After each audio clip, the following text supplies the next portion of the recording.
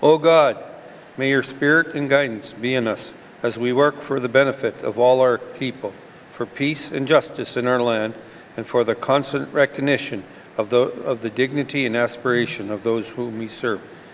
Amen.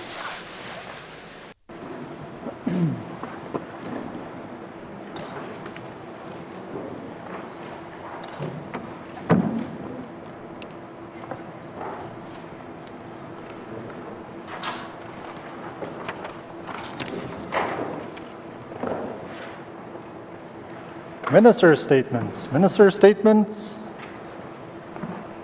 Member statements. Member statements. Member for Hay-River South. Thank you, Mr. Speaker. Mr. Speaker, we have a number of Crown and quasi-Crown corporations that utilize Board of Directors appointed by this government. This House has debated and voiced concern over the need to replace those current boards made up of senior bureaucrats with persons from the private sector or general public. Mr. Speaker, we cannot expect and should not expect our senior bureaucrats to accept additional obligation and responsibilities that take away from their departmental responsibilities. If this government does not see that, then it is not fulfilling its responsibility to the residents of the Northwest Territories. The reason Crown corporations exist is to achieve the public policy objectives set by this government while being insulated and allowed to operate at arm's length. This can be a daunting task at best, and expecting to achieve it by placing senior bureaucrats to oversee such a corporation is make-believe and a fantasy. Mr. Speaker, we have the Northwest Territories Power Corporation, a body that provides an essential service to the residents and businesses of the NWT. In 2016, the independent board was replaced based on cost-saving initiatives. The corporation is now in the process of possibly becoming the provider of electrical power to the community of Hay River. The reason that is about to happen is because of the promise by the NWT Power Corporation of cheaper power to Hay River residents and businesses. Mr. Speaker, the cost of power is one cost that inherently impacts our residents, and if not controlled, can result in our residents choosing between feeding their children and paying their utility bill. It is therefore important that Crown corporations, such as the Northwest Territories Power Corporation, be provided the tools that will work to lower costs to its consumers. And an experienced board of directors is part of the tools required to ensure efficiency while meeting this government's strategic objectives. Mr. Speaker, in 2016, this government identified cost as a deterrent to using independent directors.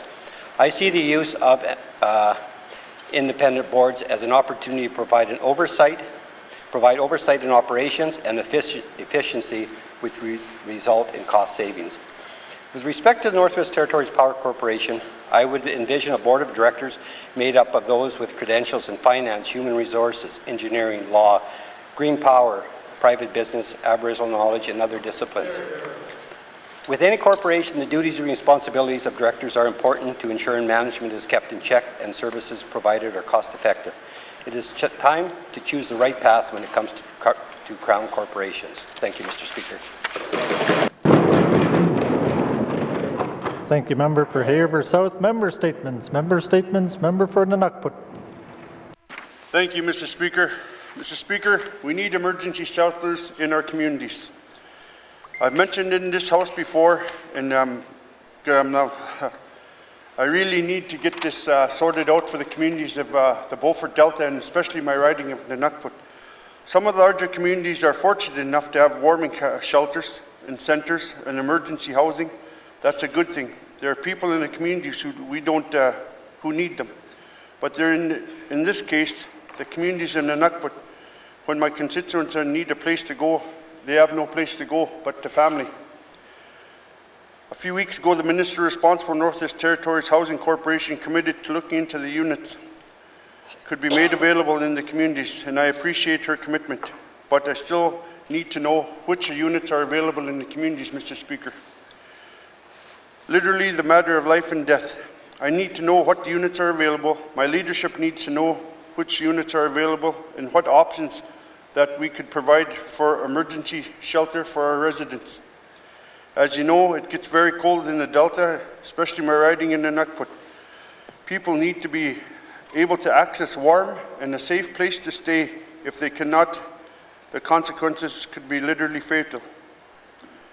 Mr. Speaker, I will have questions for the Minister of Health and Social Services. I'll have questions for the Minister responsible Northwest Territories Housing Corporation. Thank you, Mr. Speaker. Thank you, member for Nunukput. Member statements, member statements, member for Thabacha. Mr. Speaker. Mr. Speaker, my member statement today is about the need for our NWT Corrections Services to focus on the successful social reintegration and rehabilitation of incarcerated individuals. Mr. Speaker, the Department of Justice recently completed a workplace assessment of all correctional facilities in the Northwest Territories. The results of that assessment were obvious, as it exposed several long-standing issues pertaining to staff morale, safety and preparedness, among other things. In a previous member statement, I spoke about the importance of offender rehabilitation. Today, however, I'll be focusing on some issues that offenders face along with potential solutions when transitioning from life in corrections back into the community. Mr. Speaker, the key to any successful crime reduction strategy must include solutions that address offender crime relapses among formerly incarcerated individuals. One way our government can help offenders with successful reintegration is to expand transition and through care programs for offenders. This can be done in many ways. However, the ultimate goal is to help offenders successfully transition back into society and to avoid further criminality. Our goal must be to ensure rehabilitation back into the community, and they must be able to address life with purpose. Mr. Speaker, one idea in relation to corrections programming that I think the Department of Justice should consider is to expand the level of community engagement that offenders have with where they are incarcerated. Offenders should have more opportunities to help serve and work for the communities in which they are incarcerated. For example, at the Fort Smith Correctional Complex, both sections of male and female offenders should be able to work in jobs that were previously offered to offenders in the community. They should be able to do things like help seniors in and around the community, shovel snow, do gardening, clean houses, or take courses in the Phoenix program at the high school. Offenders should be able to do this type of work and activities regularly, but that is not the case anymore. I would like to see these programs reinstated for offenders, including the option to take courses at Aurora College. I will have questions for the Minister of Justice at the appropriate time. Thank you, Mr. Speaker. Thank you, member for Thabacha. Member statements, member statements, member for Frame Lake. Merci, Monsieur le Président. Tomorrow, years of advocacy, consultation and study will culminate in a vote in the federal parliament on creation of a national pharmacare program. Bill C-213 is a rare private member's bill that actually makes it to the floor. The Canada Pharmacare Act is based on the recommendations of the Hoskins Advisory Council and modelled on the Canada Health Act.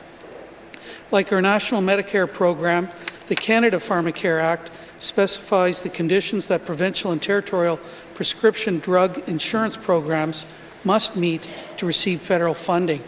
This includes tying federal funding to the core principles of public administration, comprehensiveness, universality, portability, and accessibility. The legislation doesn't prescribe a specific fiscal arrangement, but enables the federal government to negotiate with the provinces and territories. The federal cabinet could reduce or withhold contributions to provinces or territories if they don't respect the conditions of funding. The federal health minister is also empowered to create an independent drug agency in collaboration with provinces and territories.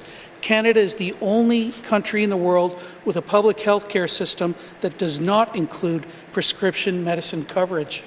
The Parliamentary Budget Office has estimated that a national pharmacare program would reduce drug costs by about 25% annually, or $4 billion. A universal national pharmacare system would cover the estimated 20% of Canadians who don't take their prescriptions now because they can't afford the costs. Canadian families will save an average of $350 per year, and businesses would get relief from the increasing costs of employee drug coverage, a $750 savings per employee per year. A national pharmacare program will save the NWT money too and improve health outcomes. I'll have questions later today for the Minister of Health and Social Services about whether our government supports Bill C-213 and what other action is being undertaken to pursue a national pharmacare program. Mussy, Mr. Speaker. Thank you, member for Frame Lake. Member statements. Member statements. Member for Great Slave. Thank you, Mr. Speaker. Mr. Speaker, February is Black History Month in Canada and throughout the world. Here in the North, we have a thriving Black community that in June organized a rally to protest racism against Black people. This rally was organized to coincide with a growing international movement in protest of rising incidents of violent acts against people of color. From this, a group was formed called the Black Advocacy Coalition Up North, or Back Up North, with the goal of providing community support to Black Northerners. Its mission is to end racism and dismantle barriers to equity in law enforcement, justice, health, housing, education, research, and media. Whether you're Caribbean, of African descent, or you're African Canadian born here, Back Up North celebrates that heritage. Back Up North supports diversity and believes in educating for progress. Part of Back Up North's work is to analyze materials young people are consuming in schools and push for changes in school curriculum and media for better representation of Black experiences and history. Back Up North also empowers the Black community by sharing stories and experiences of members in the Black community and educates Northerners about Black culture, heritage, and diversity. The issues that Back Up North advocates for are also a reality for a lot of Indigenous people living in the North.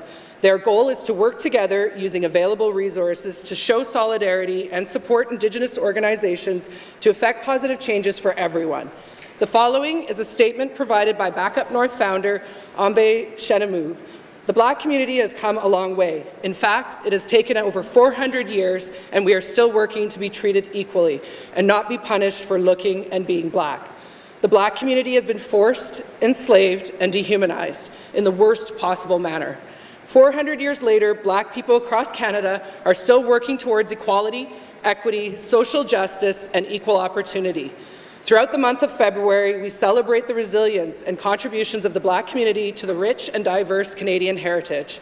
Just this month, some Black Northerners were among those recognized by Premier Cochrane for their contributions in the public service and recipients of the Premier's Award for Excellence. Black people are making a difference across our territory, and we call on government to work with and support the efforts of Back Up North and other local organizations in making the North a better place for us all. Thank you. Thank you, member for Great Slave. Member statements. Member statements. Member for Detroit. Mussy, Mr. Speaker. Mr. Speaker, my member's statement reflects the abuse suffered by the most vulnerable population of elders and in small communities. Mr. Speaker, elder abuse is a single action or repeated action or lack of action that causes harm or distress to an older person.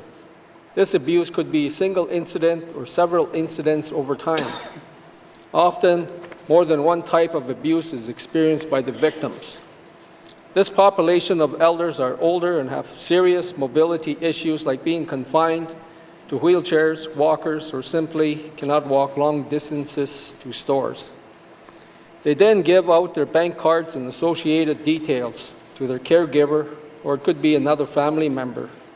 Mr. Speaker, more than likely, it is someone they assume they can trust. Another form of abuse I have been hearing about is neglect. When a family member is tasked with caring for their elderly parent at their home, they usually leave the elderly parent at a friend's home while they go out of town, and sometimes up to several days, with the elder's bank card. Mr. Speaker, this form of abuse to the elderly population is most likely prevalent in many small communities, as it is in my community. I will have questions for the minister responsible for seniors at the appropriate time. Mussy. Thank you, member for Detroit. Member statements. Member statements.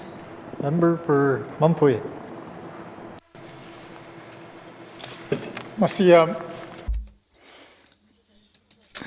Thank you, Mr.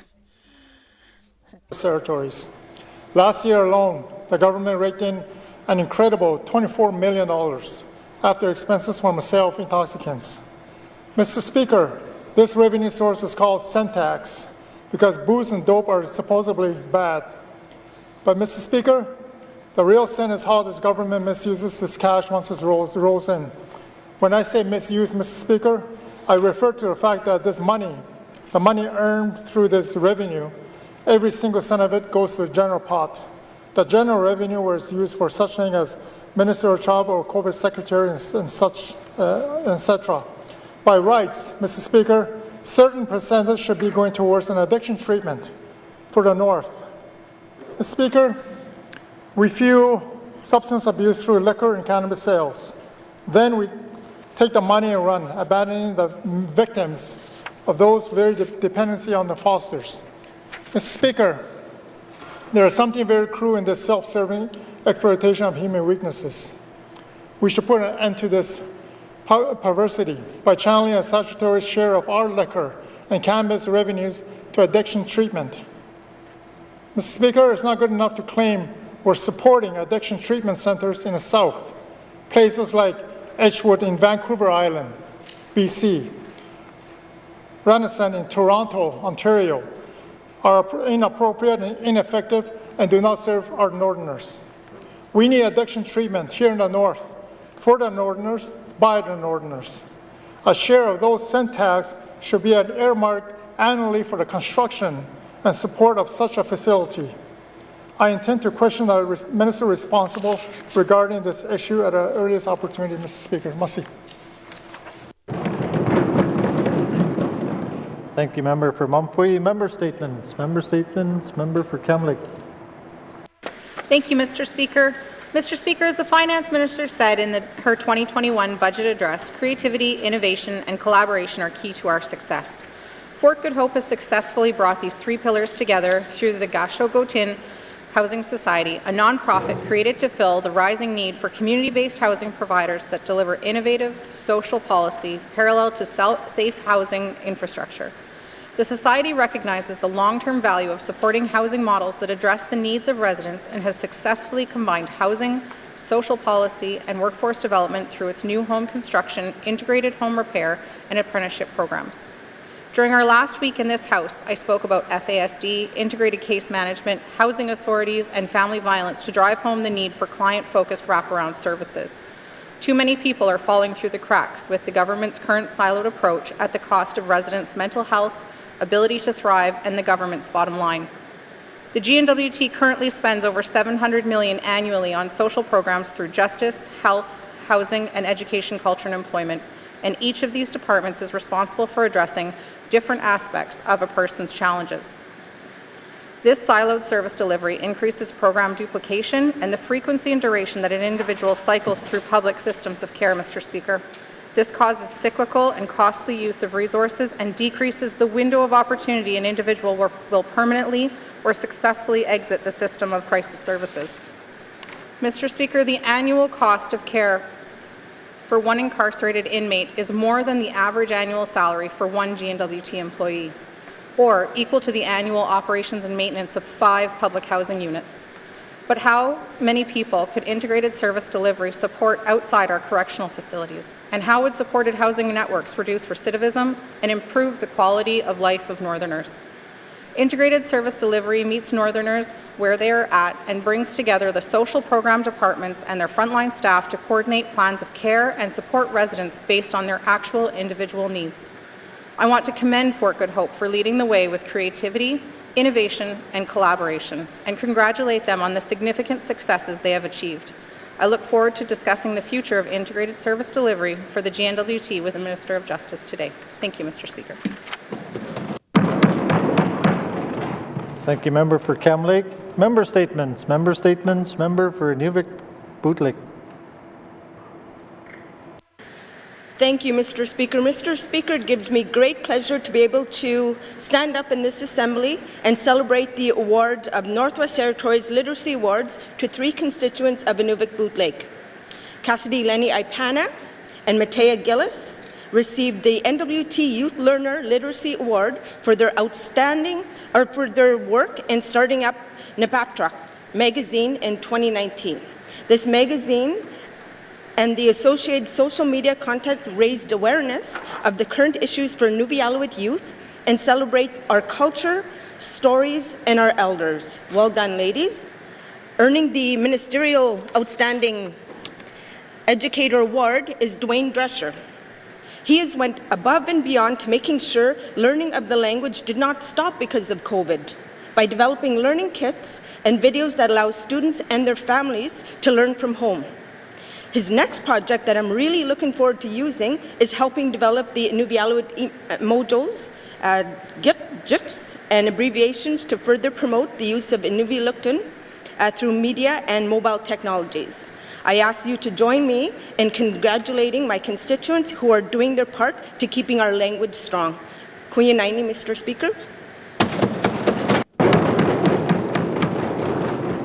Merci, member for Nunavut Lake. Member statements. Member statements. Member for Yellowknife North. Thank you, Mr. Speaker. I would like to join the MLA for Great Slave in acknowledging those working to further Black History Month, both here and across the globe. Mr. Speaker, our territory is home to hundreds of Black individuals living and contributing to our communities. And if current trends are any indication, that number will only continue to grow as Yellowknife continues to become a truly diverse capital city. In Canada, we often compare our history to our neighbors in the South, and we think we are not so bad. But anti-Black racism exists, and systemic racism in many forms continues to be part of the history we are currently living. While we celebrate Black History Month in our schools, the NWT has much work to do in acknowledging its histories. For decades, Black and Indigenous people were pushed out of white spaces, with bars and restaurants segregated well into the 1960s. Mr. Speaker, the Northwest Territories doesn't have a lot of Black history to share, but part of the reason for that is history often has a narrow lens that leaves the stories of minority populations out of it. I hope going forward we can frame our territorial history as a place that welcomes everyone. I'd like to give praise to Back Up North, the Black advocacy group formed in the wake of global protests and rallies challenging anti-Black racism after Minneapolis police officers killed George Floyd. Every day this month, they have been sharing Canadian Black history and media and are regularly amplifying Black Northerners in their endeavors. Thank you for the work they do. They are doing the work to write the history of the NWT. This territory is no stranger to the plague of racism. We must be an ally in this fight, an ally in deconstructing systemic racism in all its forms and celebrating our diversity. Black History Month is an opportunity to acknowledge the past and lift up voices for the future. Thank you to everyone doing this work to make sure our history and our future is both honest and inclusive. Thank you, Mr. Speaker. Thank you, member for Yellowknife North. Member statements. Member statements. Member for Nunavut Twin Lakes. Thank you, Mr. Speaker. Mr. Speaker, I would like to send my condolences to the family of Darius Elias, who served as MLA for the Vantetquichin riding in the Yukon for 10 years. He started his political career very early, and I was very saddened to hear of his passing. The Beaufort Delta, as many know, and the Yukon have a very close relationship and very many family connections. When I was elected, he called me and he provided me with some advice, and I'll always remember that. The words that he said to me: always stay true to the people who elected you. Prayers and strengths to the family at this time, to our former MLA of the Vantetquichin, Darius Elias. Thank you, Mr. Speaker. Thank you, member for Nunavut Twin Lakes. Our thoughts and prayers are with the community of Old Crow and the family, and also the Legislative Assembly of the Yukon. Merci. Member statements. Member statements. Member for Nahende. Thank you, Mr. Speaker. Fred Diamondsey was born on February 14, 1946 in Fort Liard to Edward and Laura Diamondsey. Unfortunately, his mom passed away when he was a young boy. His dad later met Pauline Eaton, and they got married on August 18, 1954. Edward and Pauline raised Fred and his siblings in Fort Liard and Bouvier Lake. This started Fred's love for going out on the land. One summer, Fred and his siblings were home from residential school. Fred went for a walk to Hay Lake with his little brother John. John said his legs were sore, so Fred put his little brother in his backpack and packed him home. Upon arriving at home, he told his mom that he shot a bear. His mom told him to put the bag in front of her and open it up. John's head popped out. That was Fred's humor. If you knew Fred, he was always happy, and his siblings said he would never argue with him. In his teen years, he went to residential school in Yellowknife with his brother Ernest. He mentioned that all the students that went to residential school with him were like brothers and sisters. During his life, Fred had many jobs, but the ones that seemed to make him very happy was when he was a prospector and did surveying.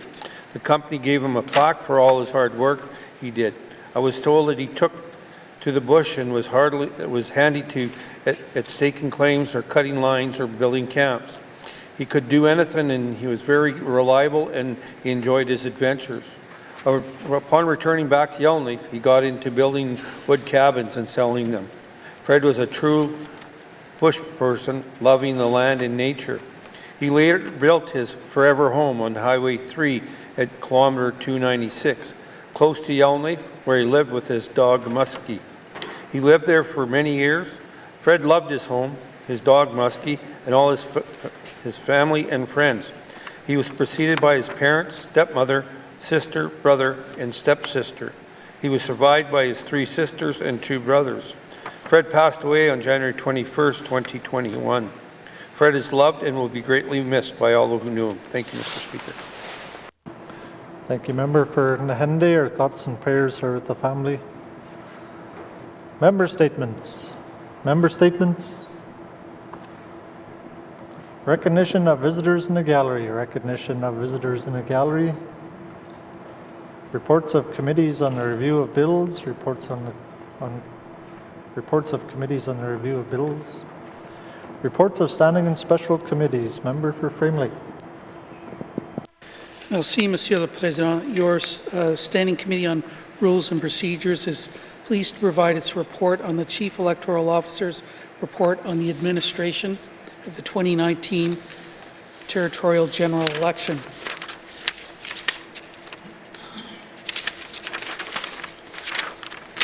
Executive Summary. The Standing Committee on Rules and Procedures is pleased to report on its review of the Chief Electoral Officer's report on the administration of the 2019 Territorial General Election. The Elections and Plebiscites Act requires the Chief Electoral Officer to present a report on the administration of the election within 6 months of the election.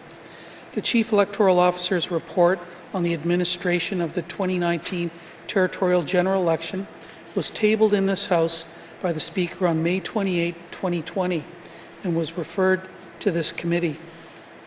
During its review, committee has held 4 public hearings during which they heard from the Chief Electoral Officer, Dr. Alexander Essex, Dr. Nicole Goodman, MLA Julie Green, David Wasilsiu, and Open NWT.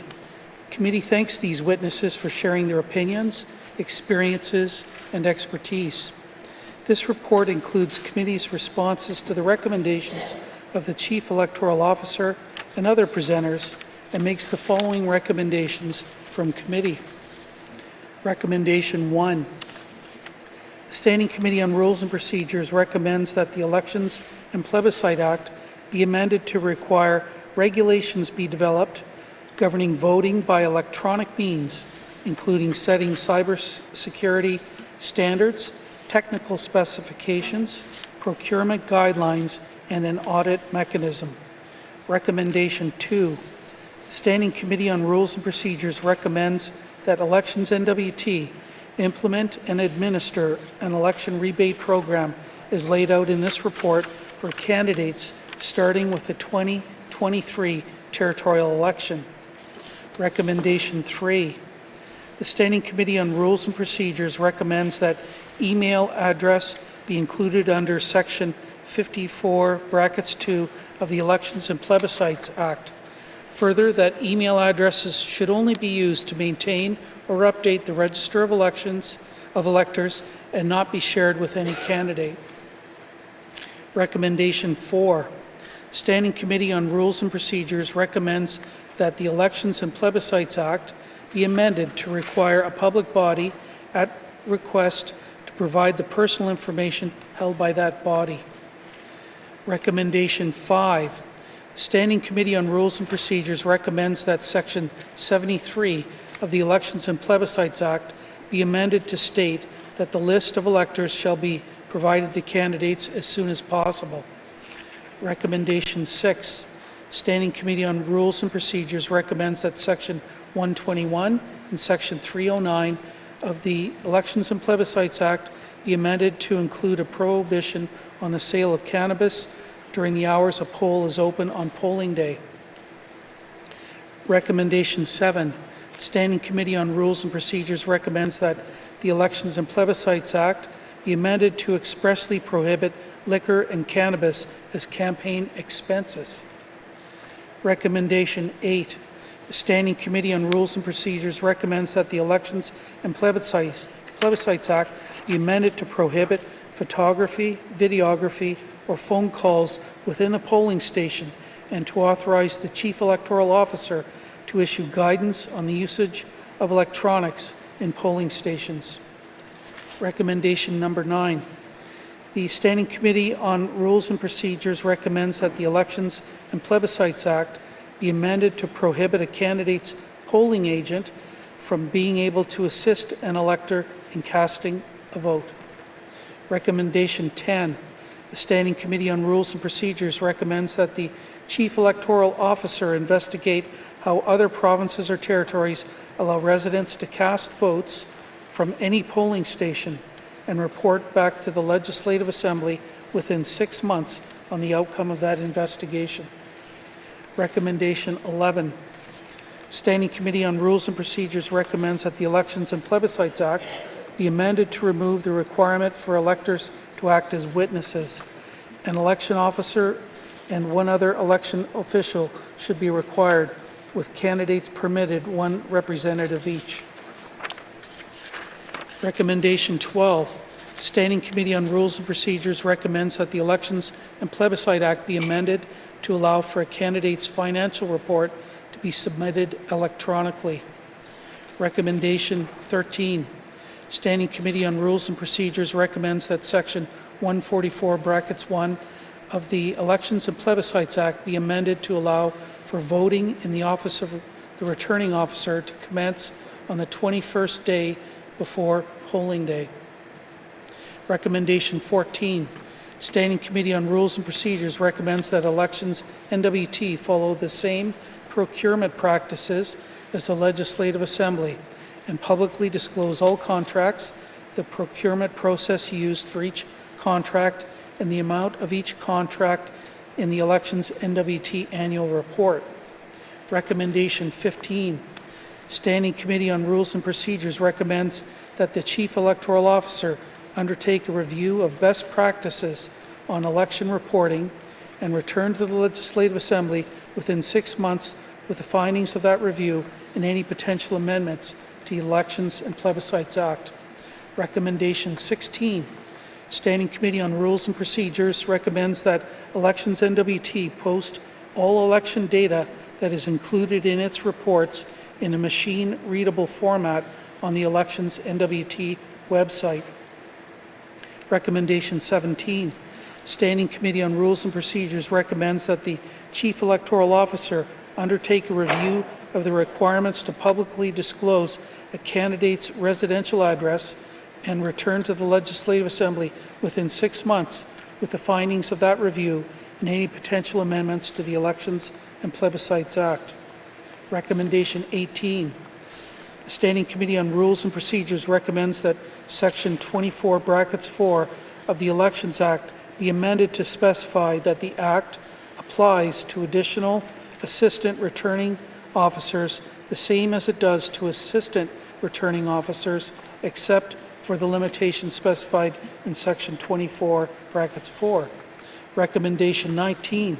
Standing Committee on Rules and Procedures recommends that the Elections and Plebiscite Act be amended to fix references to other clauses and to reflect current electronic management of the list of electors in the polling station account.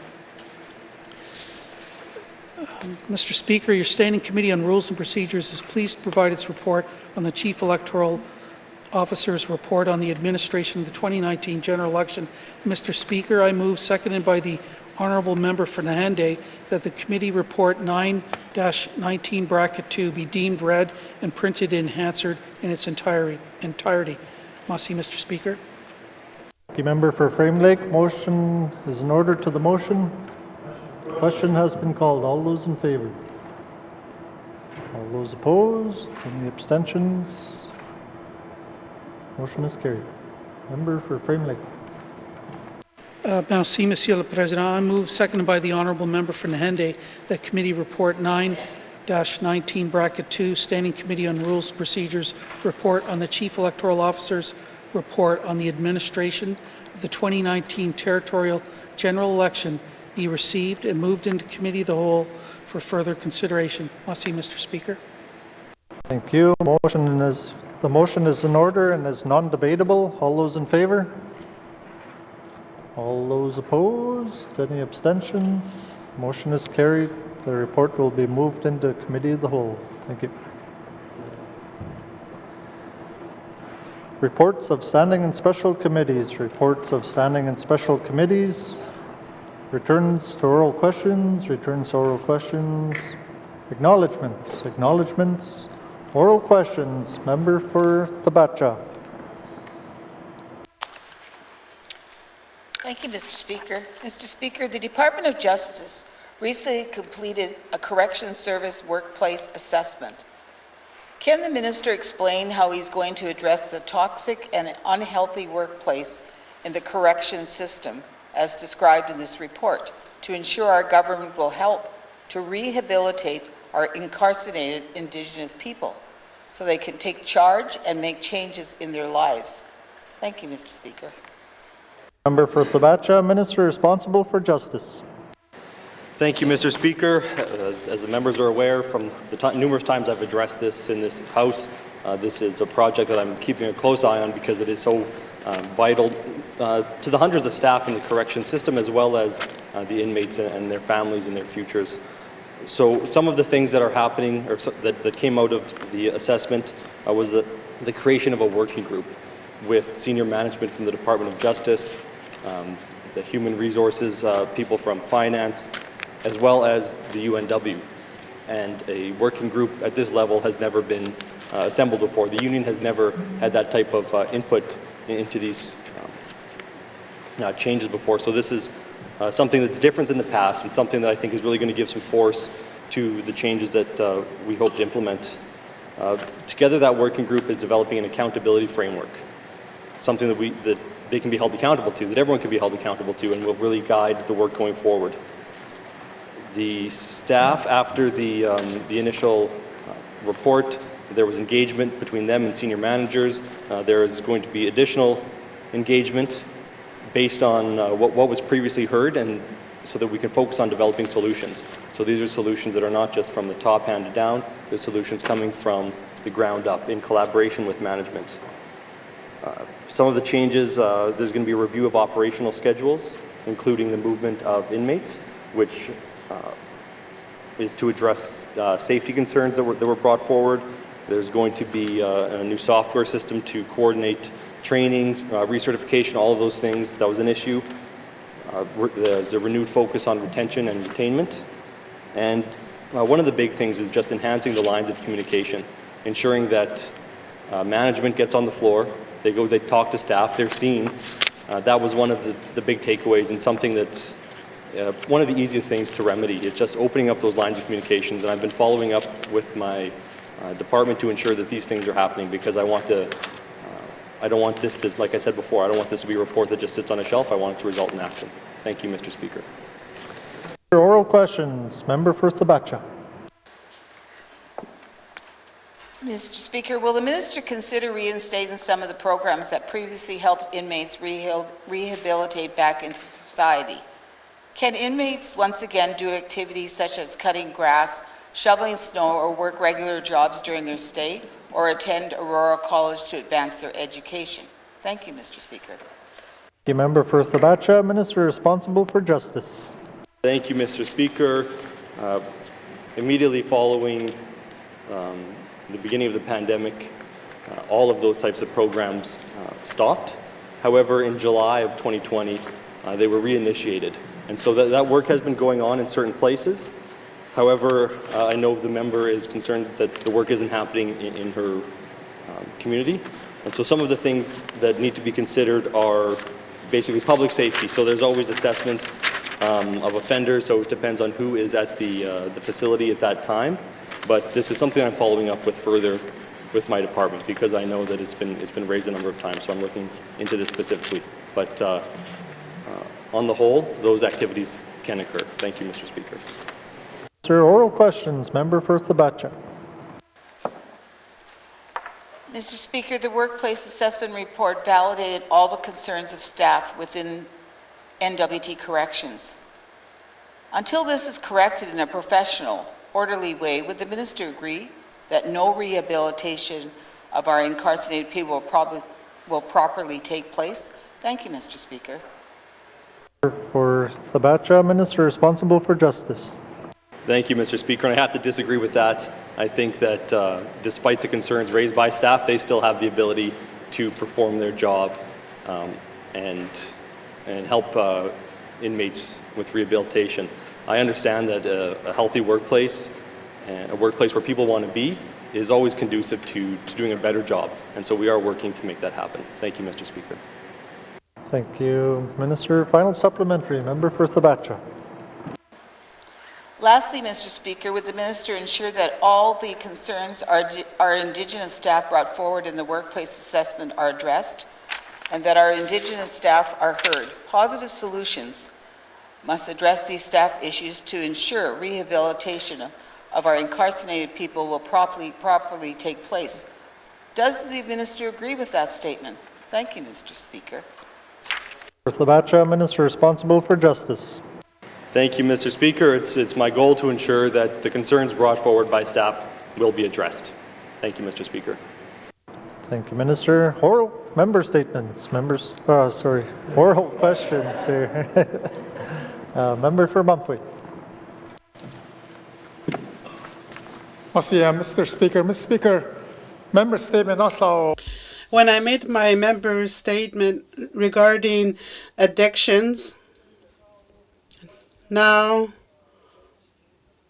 the government is making money from alcohol and all that money goes to the GNWT.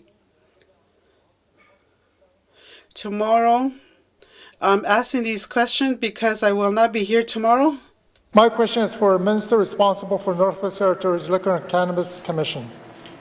Mr. Speaker, how can this government reconcile benefiting financially from the substance abuse that was enabling through its $57 million in the annual liquor and cannabis sales of this territory? Mr. Speaker. Thank you, Member for Mumfway. Minister responsible for Finance. Thank you, Mr. Speaker. Mr. Speaker, the Consolidated Revenue Fund is the entirety of the budget of the Northwest Territories. That's the money that is spent to do all of the things that the government of the Northwest Territories does, including funding health and social services, including funding addiction services, including funding housing. It's not misuse. That is really the money that we all then come together and decide what we want to do and where we want to allocate it through the budgeting process. So, Mr. Speaker, to the extent that there's concerns about the budgeting process as we do the reviews for, in this case, particularly Health and Social Services that has primary responsibility for addictions, perhaps the Department of Justice with respect to the rehabilitation of those who may have run in contravention of the law, well, then that's the opportunity that we all have as members to evaluate and review where we want to spend our money. Thank you, Mr. Speaker. Thank you, Minister. Oral questions. Member for Mumfway. Mr. Speaker. Mr. Speaker, what's done in the... Mr. Speaker, if we take a look at the money that's coming in, it's in the millions. Every year, the money goes to the government. We need to take a closer look at contributing some money towards addictions. To the minister is, why doesn't this government link its addiction treatment spending directly to the millions it rakes in from the retail sales of these intoxicants? Has the minister considered allocating a certain percentage, possibly 1 or 2% of the revenues earned on an annual basis towards addiction programming or aftercare program. Merci, Mr. Speaker.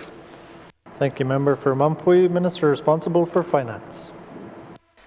Thank you, Mr. Speaker. Mr. Speaker, I certainly do appreciate the attempt to solve what is obviously a huge problem for the Northwest Territories.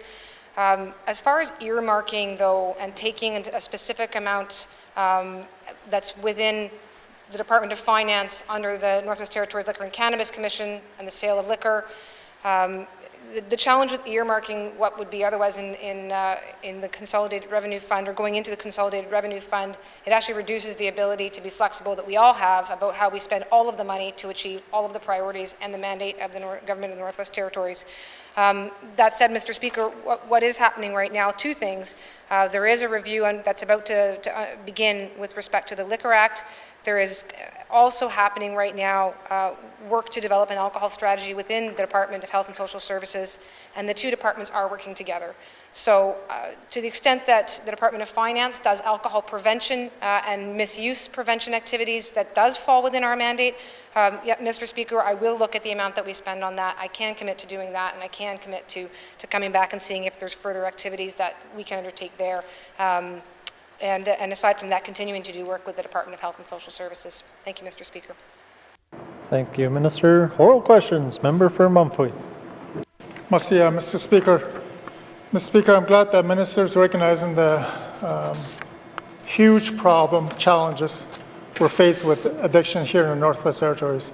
It's a real issue, and we need to be dedicating our resources, allocating funds towards that, meaning we should be taking a certain percentage out of the revenue generated on an annual basis.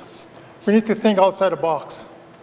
And we've always said this government is doing things differently. Well, show it. Show to this territory if we can do that. Mr. Speaker, what has the minister learned from those more enlightened jurisdictions? Other jurisdictions are allocating a certain percentage that dedicate statutory share of liquor and cannabis profits to addiction treatment. Why couldn't we follow those best practices that are already in place in other jurisdictions, Mr. Speaker? Merci. Member for Mumfui, Minister responsible for Finance. Thank you, Mr. Speaker. Mr. Speaker, we are on track to deliver on a pricing review about the structure and of the pricing of alcohol in the Northwest Territories. That is, as I say, it's on track. It's coming back in March. As soon as I have the information put together, that will demonstrate what in fact is happening in other jurisdictions, what best practices there are available, and at that point we can make a decision based on that information as to whether or not there are best practices that we aren't following, and then go forward from there. So, Mr. Speaker, at this point, again, if we were to earmark a certain percentage, my concern, of course, being, are we giving the right amount to Health and Social Services to do their work in terms of alcohol prevention?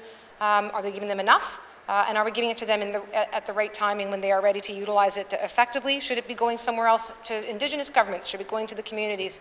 Mr. Speaker, having it part of the budgeting process that we're here right now is the best way for us to all have that conversation and have that debate about where and how much to spend. Thank you, Mr. Speaker.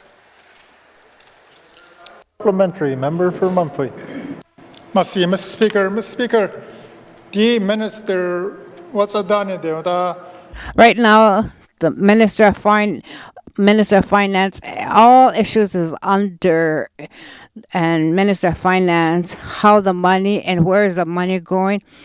And it's that person that make a major decision. So this is the reason why I'm asking Minister of Finance. Right now, under Canada with alcohol, money that we are getting, all that funding we do get, I would like to see and see this, the percentage in each department, how far and how much can we get for each department regarding the addiction money that we'll get from finance. Responsible for Finance.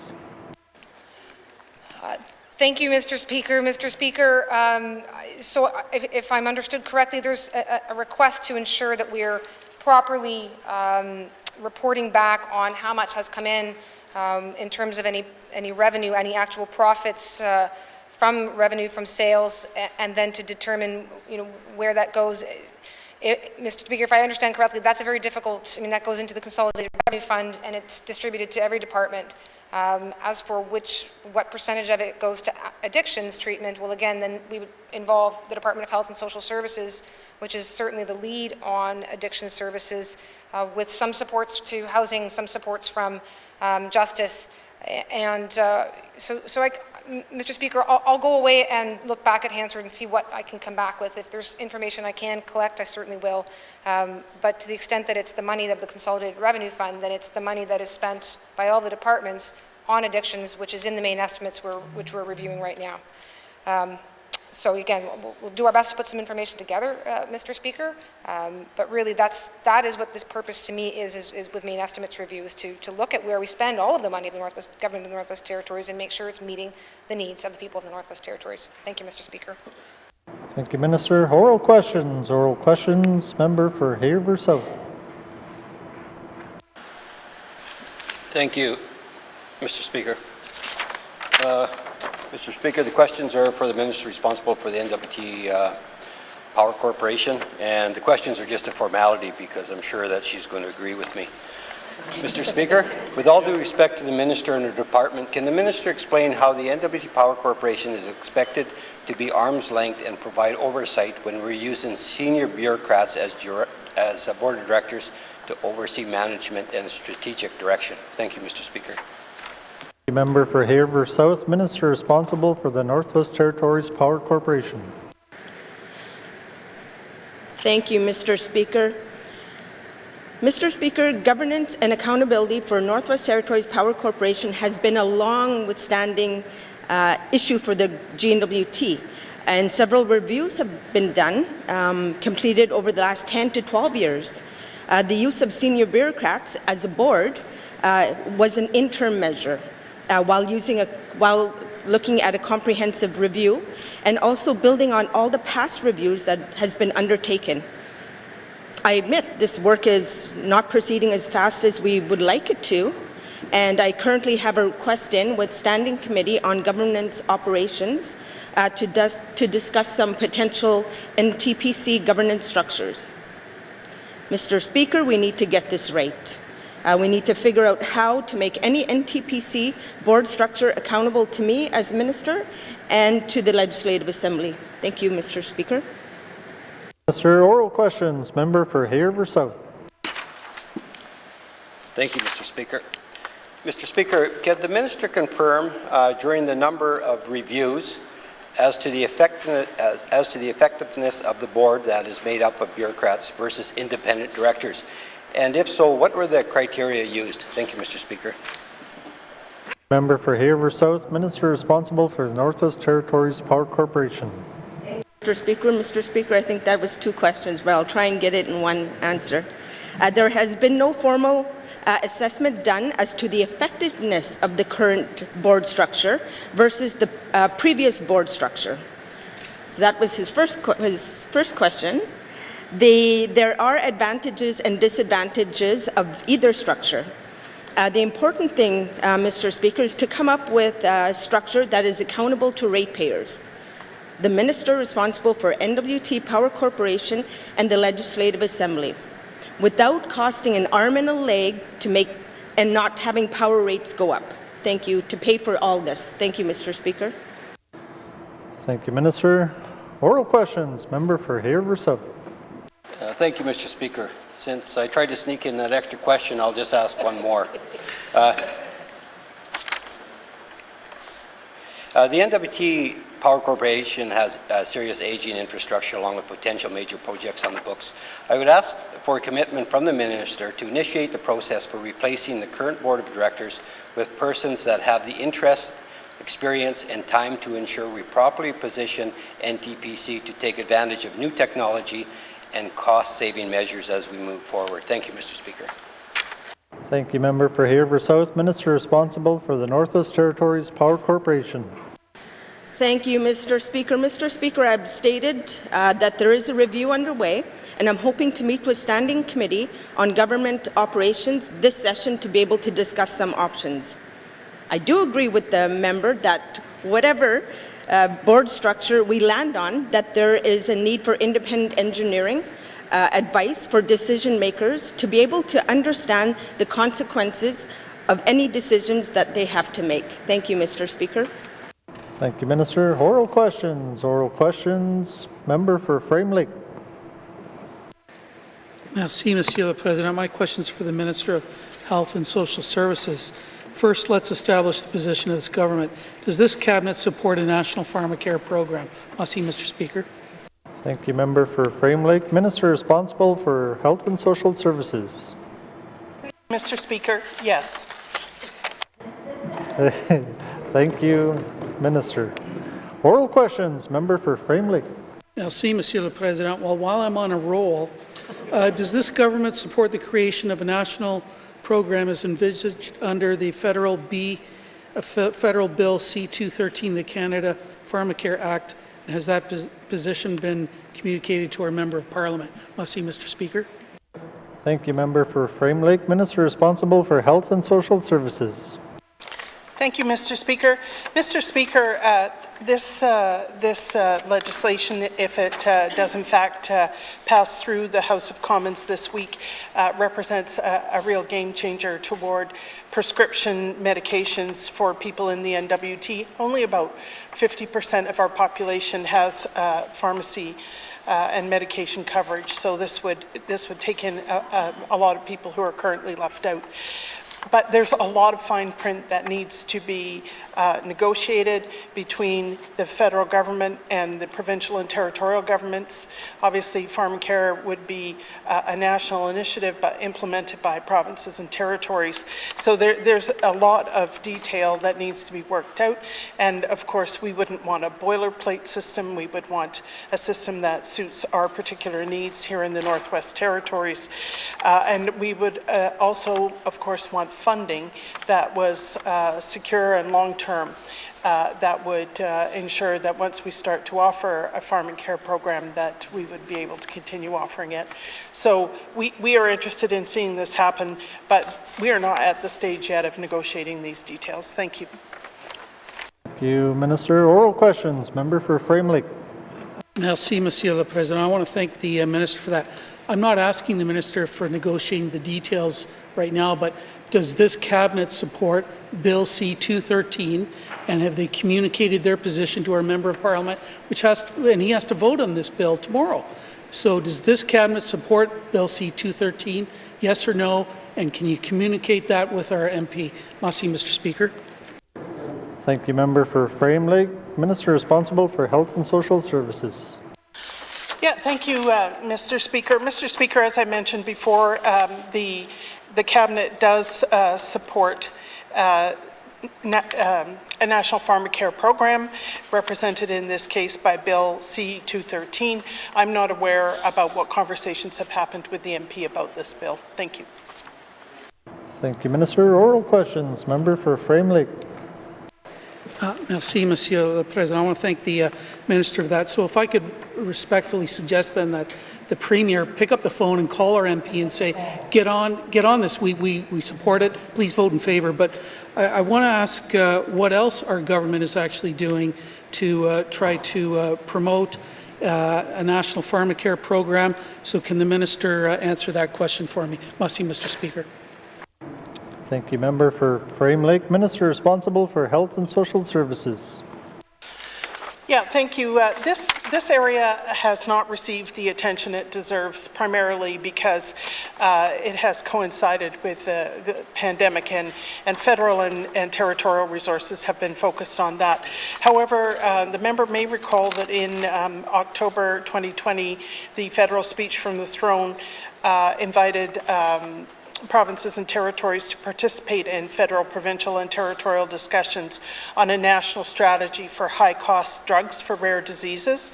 And in fact, the NWT has been participating in that dialogue. There is a public engagement going on now on high-cost drugs for rare diseases, and it continues until March the 26th. A second FPT forum that we've been involved with has to do with increasing our participation in the Pan-Canadian Pharmaceutical Alliance. This is an alliance that negotiates with pharmaceutical companies on volume purchases of drugs in order to reduce the costs. Thank you. Minister. Oral questions. Member for Detroit.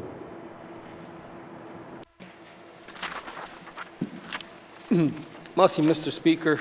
Mr. Speaker, the issue of what we term as elder abuse has been going on for years. It seems that there's no end in sight. That is, if we can actually do something about the situation the elders are facing regarding elder abuse, whether it be financial or caregiving. My question to the minister responsible is, can she provide the resources required to stop this elder abuse? And I term it as a pandemic. Merci. Thank you, member for Detroit. Minister responsible for seniors. Yeah, thank you, Mr. Speaker. Mr. Speaker, elder abuse is a real and frightening problem in our territory. We are very concerned about it. All of us are concerned about it. What to do about it is not as easy as putting money into a program.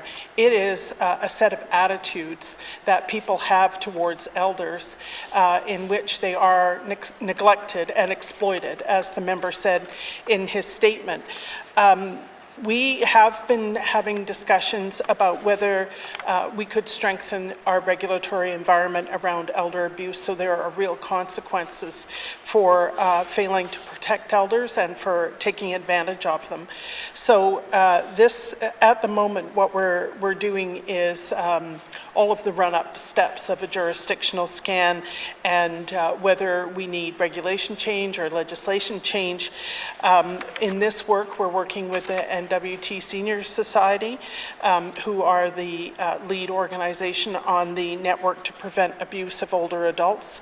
So we are working with them on the potential to provide regulation and or legislative change which would provide for real consequences for people who are engaged in elder abuse. Thank you.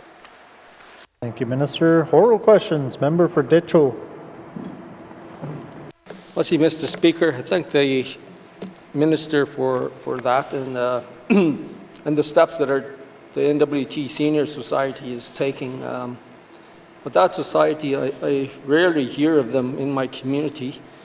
I was speaking with an elder in my community, and they were stating that there was a meeting last fall in Fort Providence, an elder abuse awareness session, but there were no elders in attendance, especially the ones being abused financially and mentally.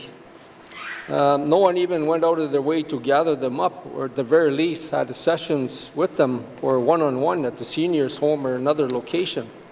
Can the minister responsible for seniors provide resources to ensure every elder is interviewed in total confidence regarding elder abuse? Merci. Thank you, member for Detroit. Minister responsible for seniors. Yeah, thank you, Mr. Speaker. As I mentioned, the NWT Senior Society is the lead on the Network to Prevent the Abuse of Older Adults, and they offer a number of workshops called Creating Safer Communities for Older Adults throughout the NWT. And the community of Fort Providence invited the NWT Senior Society to present this workshop in September of 2020. The workshop was attended by 5 elders, I'm told, a home support worker, a justice worker, and the elder coordinator. Both the chief and the RCMP also attended part of the workshop. What they try to do in these workshops is emerge with a plan for how they're going to address the specific elder abuse that exists in their community. And it's my understanding that that plan is now in development, and that it will be taken back for the elders to review to ensure that it is meeting their needs. So that's the plan for Fort Providence. Thank you. Thank you, Minister. Oral questions. Member for Detroit.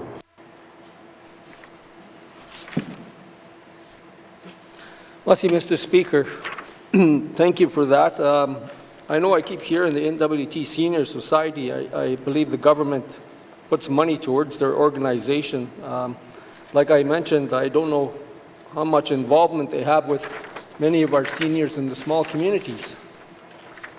We never see representatives in those communities because there's serious problems here. I've just been talking to people in my community this past week, and there's people that work on the ground with them, and they have serious reservations about what anybody is actually doing to help the seniors because they're facing them almost on a daily basis, and they don't know where to go, who to turn to help them address these issues of elder abuse, especially the finances and everything, because everything is getting more complex now. People are starting to set up e-transfers and stuff like this and that kind of mechanisms and withdrawing. That's the stuff I'm starting to hear. And it's almost like we need someone to, I'm just wondering if the minister, can provide an advocate or an official position in the communities to assist elders to combat this elder abuse syndrome. Masi. Verdecho, Minister responsible for seniors. Yeah, thank you, Mr. Speaker. Mr. Speaker, as I say, the department has been funding the NWT Senior Society to provide these workshops, and those are ongoing. I have to tell you that elder abuse is like intimate partner violence in that the victims are often shamed, not willing to come forward to say that they've been taken advantage of. And so it can be difficult to have victims of violence come forward and say that they are in fact victims of violence, let alone to then reach out for help. So one of the things that we've been doing with our health staff is to train them to look for signs of elder abuse and to support seniors and elders to access all those same services that we provide in the case of intimate partner violence. So that would include family violence shelters, court orders, emergency protection orders, social worker assistance, restorative justice and counseling. All of those things are available to elders to cope with their situation. The bottom line here, as it is with intimate partner violence, is that we need to change attitudes, that we value our elders. We're not just talking about it, but we are walking that talk and saying that we value our elders and that we won't put up with exploitation and neglect. Thank you. Thank you, Minister. Final supplementary, Member Verdecho. Mr. Speaker, I appreciate the Minister's replies that the Senior Society is looking to address the situation and that it's not an easy fix. That's why I ask if we can get someone to go out and actually interview the elders with a translator or one of the caregivers. Because I understand that social services has been approached in my community and they refuse to assist in this regard because they are dealing mostly with child and family services that is taking children away from families, but they refuse to help in any regard. So we got two positions like that in my community, and we got nobody there to advocate for the seniors in the small communities. Because this is a serious issue, and I would like to have some resources into our communities to assist in interviewing the elders. Let's make a positive step forward in trying to address this issue. I would really appreciate that, Masi. Member Verdecho, Minister responsible for seniors. Yeah, thank you, Mr. Speaker. Mr. Speaker, I'm shocked that social workers have refused to provide service to elders who are experiencing different forms of abuse, and that's certainly something that I want to follow up. There are services available now. For example, the Office of the Public Guardian is a place that elders can go to get services to protect them and their decision-making ability. So that exists only in Yellowknife, but it is possible to make a call to the Office of the Public Guardian and ask them for help. And then we have it in Yellowknife, and I don't know where in the Decho, but I'll find out, adult social workers. So social workers perform a variety of functions and not only limited to children. So there are a couple of things that I'm going to follow up to assist the member in understanding what available help there is in his community. Thank you. Thank you, Minister. Oral questions. Member for Great Slave. Thank you, Mr. Speaker. Mr. Speaker, I'm going to take advantage of the Minister being responsible for both ECE and Justice, and as well make him answer a few questions that his colleague, the Minister of Finance, may have inputted on. My first question is, what is the Minister doing to work with local organizations such as Back Up North in addressing systemic racism, not only in the public service, but also the criminal justice system across our territory? Thank you, Mr. Speaker. Thank you, Member for Great Slave. Minister responsible for Justice. Thank you, Mr. Speaker, and ECE today. So I have a meeting scheduled with Back Up North. It's been on the books for some time. There were some issues, I think, finding a time that worked for everyone. So that is happening on March 15th. We have our community justice committees, which support communities to develop alternatives to the criminal justice system, such as diversion programs. We also have, that I set as Minister, annual policing priorities, and I just recently sent out letters to the Indigenous governments to find out what their priorities are so that we can incorporate those. So those are some of the things that we do to work with communities and organizations. Thank you, Mr. Speaker. Thank you, Minister. Oral questions. Member for Great Slave. Thank you, Mr. Speaker. Mr. Speaker, growing up in Western Canada, I never knew anything about Black history or the history of African Canadians in our country until, as an adult, I went to Halifax and first heard of Africville. So it's come to my attention that literature around Black history is all but absent in our school curriculums and systems. What is the Minister doing to change this in our educational institutions in the North? Thank you. Thank you, Member for Great Slave. Minister responsible for EC&E. Thank you, Mr. Speaker. And I had a similar experience as the member. We didn't really learn Black history in school here in the territory. So right now, the NWT Grade 5 Social Studies curriculum introduces students to the experiences of the Black population in Nova Scotia, both historically and today.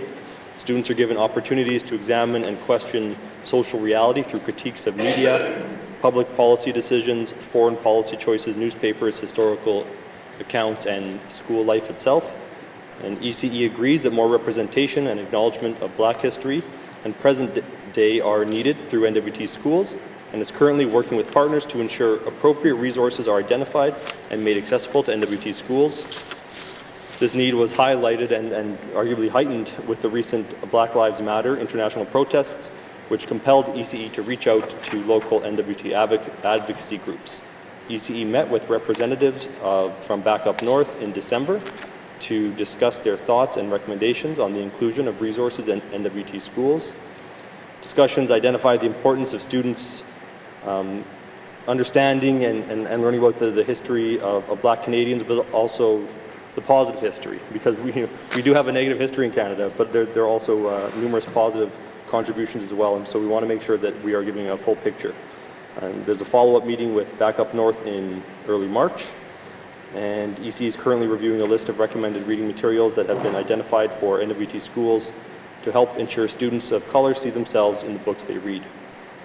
ECE will ensure that copies of these recommended books are distributed to all NWT schools by the beginning of the upcoming school year. Thank you, Mr. Speaker. Thank you, Minister. Oral questions. Member for Great Slave. Thank you, Mr. Speaker. Mr. Speaker, I'm really glad to hear that, and particularly the idea of critiquing things that have happened in the past and looking at things through a new lens.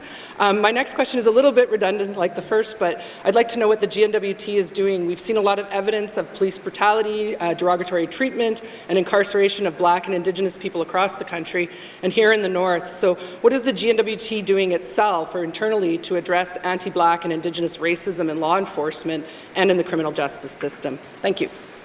Thank you, Member for Great Slave. Minister responsible for Justice. Thank you, Mr. Speaker. And I recently met with the commanding officer of the RCMP, and he had also met with Back Up North, and he was very open to working with them, continue to work with them, and providing them support in any way he could. And I know that the RCMP also here in the territory undertakes some cultural training and community integration that I don't think is they do elsewhere in Canada. So in that sense, they're ahead of other jurisdictions. In terms of what we do to address some of the issues surrounding Indigenous people in the justice system, there's the integration of Indigenous culture with input from elders. We have traditional liaison officers. I know in the South Slave, in the SMCC, there are some amazing programs, and those are going to be rolling out to other correctional facilities in the future.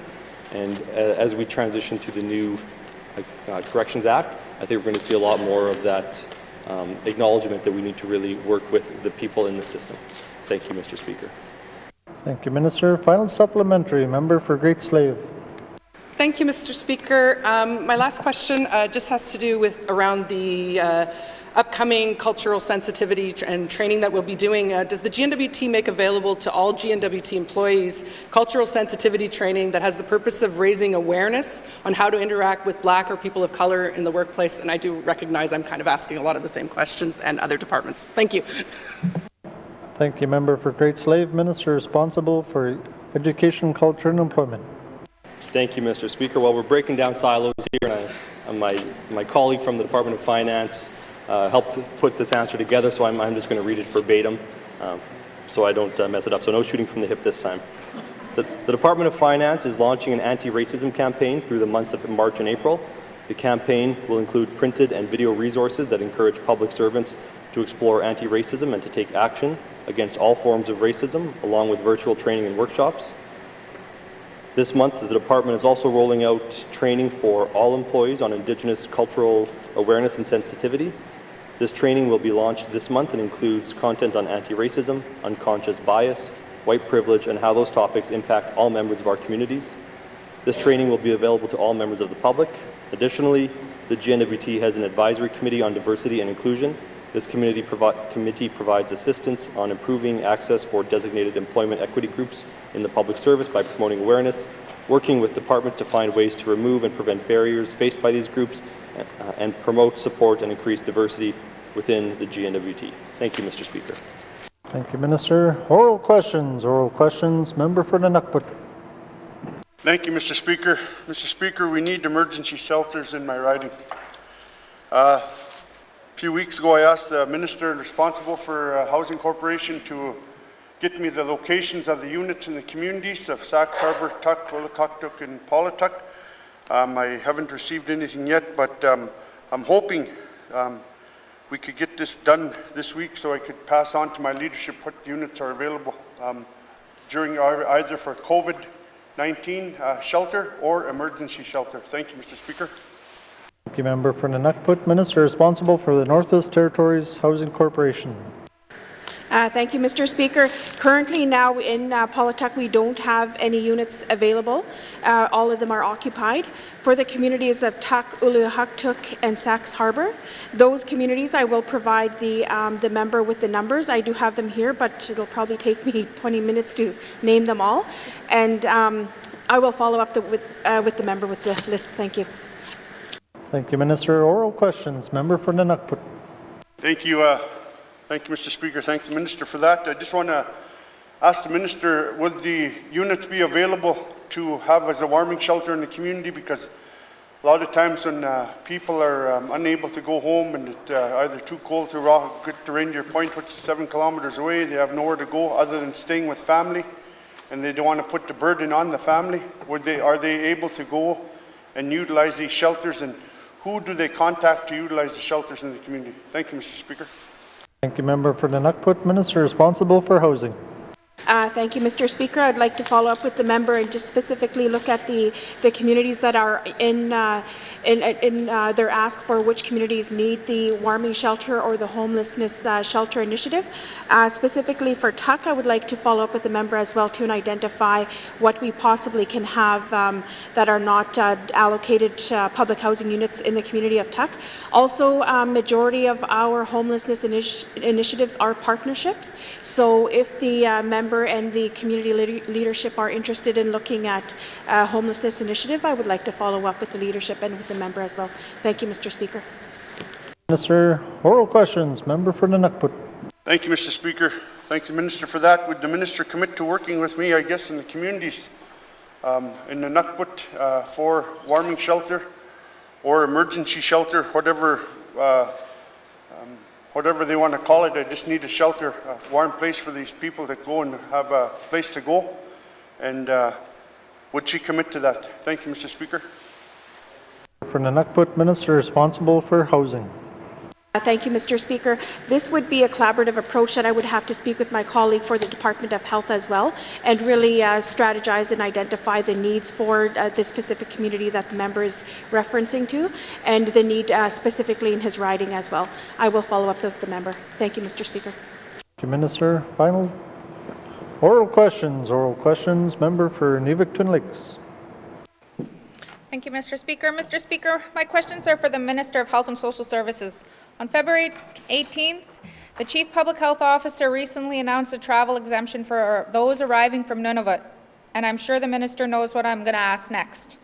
Can the Minister confirm if there's discussions with the Yukon for an NWT Yukon bubble, as this was on the table before Yukon opened to BC on July 2020? Thank you, Mr. Speaker. Thank you, Member for Nivik Twin Lakes. Minister responsible for Health and Social Services. Yeah, thank you, Mr. Speaker. I can't say I'm surprised with that question. I knew as soon as that news release came out, the Delta crowd would want to know about getting to the Yukon. So what I can say is that those discussions are not happening at my level. I am aware that the people in the Delta would like to be able to travel to and from the Yukon without the 2-week isolation. And I am also aware that the situation is different now because Yukon has its own isolation protocol. It doesn't have the open border that it had before Christmas. So what I can commit is that I will raise it with the CPHO at my regular weekly meeting with her. Thank you. Thank you, Minister. Oral questions. Member for Nivik Twin Lakes. Thank you, Mr. Speaker. Mr. Speaker, since November 20th, the Yukon has halted its bubble with BC, has put in place designated corridor for Alaskan residents traveling to the rest of the USA. Those were the things that were in concern when we discussed it in June. So I will ask again, will the Minister continue to have this discussion sooner than later with the CPHO? Thank you, Mr. Speaker. Thank you, Member for Nivik Twin Lakes. Minister responsible for Health and Social Services. Yeah, thank you, Mr. Speaker. Mr. Speaker, I'm very happy to have this conversation with the CPHO. My next meeting with her is this week on Wednesday, and I certainly will raise it with her at that point and find out the status of the discussions that are going on around this. So I just want to highlight that what we have with Nunavut is not a bubble. If people from the NWT go to Nunavut, they have to isolate. If people come to the NWT from Nunavut, they don't have to isolate except in very specific circumstances. So it's not a two-way open process. And so what I think the people in the Delta want is a bubble where there's free movement across the border without isolation in either jurisdiction. So that's what I need to ask the Chief Public Health Officer about when I meet her this week. Thank you. Thank you, Minister. Oral questions. Member for Nivik Twin Lakes. Thank you, Mr. Speaker. Again, Mr. Speaker, the Dempster Highway is a vital lifeline for the Beaufort Delta and access to essential services they cannot get in the NWT by road, and it's too expensive by flight for most families. Will the Minister consider exemptions for members traveling to Yukon, as there has been exemptions for NWT people traveling into Yukon? So according to what the minister responded to last. We're looking for exemptions. We're looking for anything, Mr. Speaker. Thank you. Thank you, member for Inuvik-Twin Lakes. Minister responsible for Health and Social Services. Yeah, thank you, Mr. Speaker. Mr. Speaker, I'm looking forward to the member inviting me to drive down the Dempster to Whitehorse. I've never had the pleasure of doing that. The thing about travel restrictions is that we can only control our own border. The Yukon can put whatever conditions in place they feel they need. We put our conditions in place to meet our own circumstances. So it's not as easy as just throwing the border open and saying, look, it's all going to be good. The Yukon needs to decide that it is good for them. And I recognize the member's passion for this, that she would like this corridor to open as soon as possible. And I would like to tell her that it will open, but there is a process here that we have to follow. Thank you. Thank you, Minister. Final supplementary, member for Inuvik-Twin Lakes. Thank you, Mr. Speaker. Mr. Speaker, with the large community uptake in Moderna vaccine in the Beaufort Delta, and we've heard from most of the communities that we've had high uptakes of the vaccine, and first and second in most, can the minister tell us if this will assist or increase the possibility of any decisions on a Yukon NWT bubble? Thank you, Mr. Speaker. Thank you, member for Inuvik-Twin Lakes. Minister responsible for Health and Social Services. Yeah, thank you, Mr. Speaker. Mr. Speaker, it's my understanding that having a fully vaccinated population, or almost fully vaccinated population on both sides of the border, would be very helpful in this situation. I'm aware that Yukon has a similar number of doses available as we do, with the same kind of timing and goals for vaccination. So I think that will be useful in making the case to make free travel available between the two jurisdictions. So this is a live issue. We hope to have all of our vaccine rolled out by the end of March. So I'm hoping to be able to ask the CPHO, as I mentioned, this week, and have the good news prepared for the end of March. Thank you. Thank you, Minister. Oral questions. Member for Kamloops. Thank you very much, Mr. Speaker. Mr. Speaker, my questions today are for the Minister of Justice. It's no secret, I think, at this point that I am definitely a supporter of integrated service delivery, and I know that we've heard it mentioned time and again in this House, but I want to better understand what the goal is of this Cabinet during this Assembly for integrated service delivery and what timelines we can expect to see. Thank you. Kamloops, Minister responsible for Justice. Thank you, Mr. Speaker. Mr. Speaker, the idea of having a full government approach to integrated service delivery and rolling this out across the GNWT it's a big aspiration, and it takes a lot of work. It's an entire culture shift. It's not something that can be done overnight, although I wish that I could snap my fingers and have it done. I share the member's passion on this. So perhaps I can talk a bit about what's been done and some potential timelines. In January, the Territorial Director for Integrated Service Delivery engaged with over 100 GNWT staff to provide information on the fundamentals of integrated service delivery to start getting the information out there. As well, the Territorial Senior Management Committee, which is comprised of senior managers from the various departments, are advocates for integrated service delivery within their departments.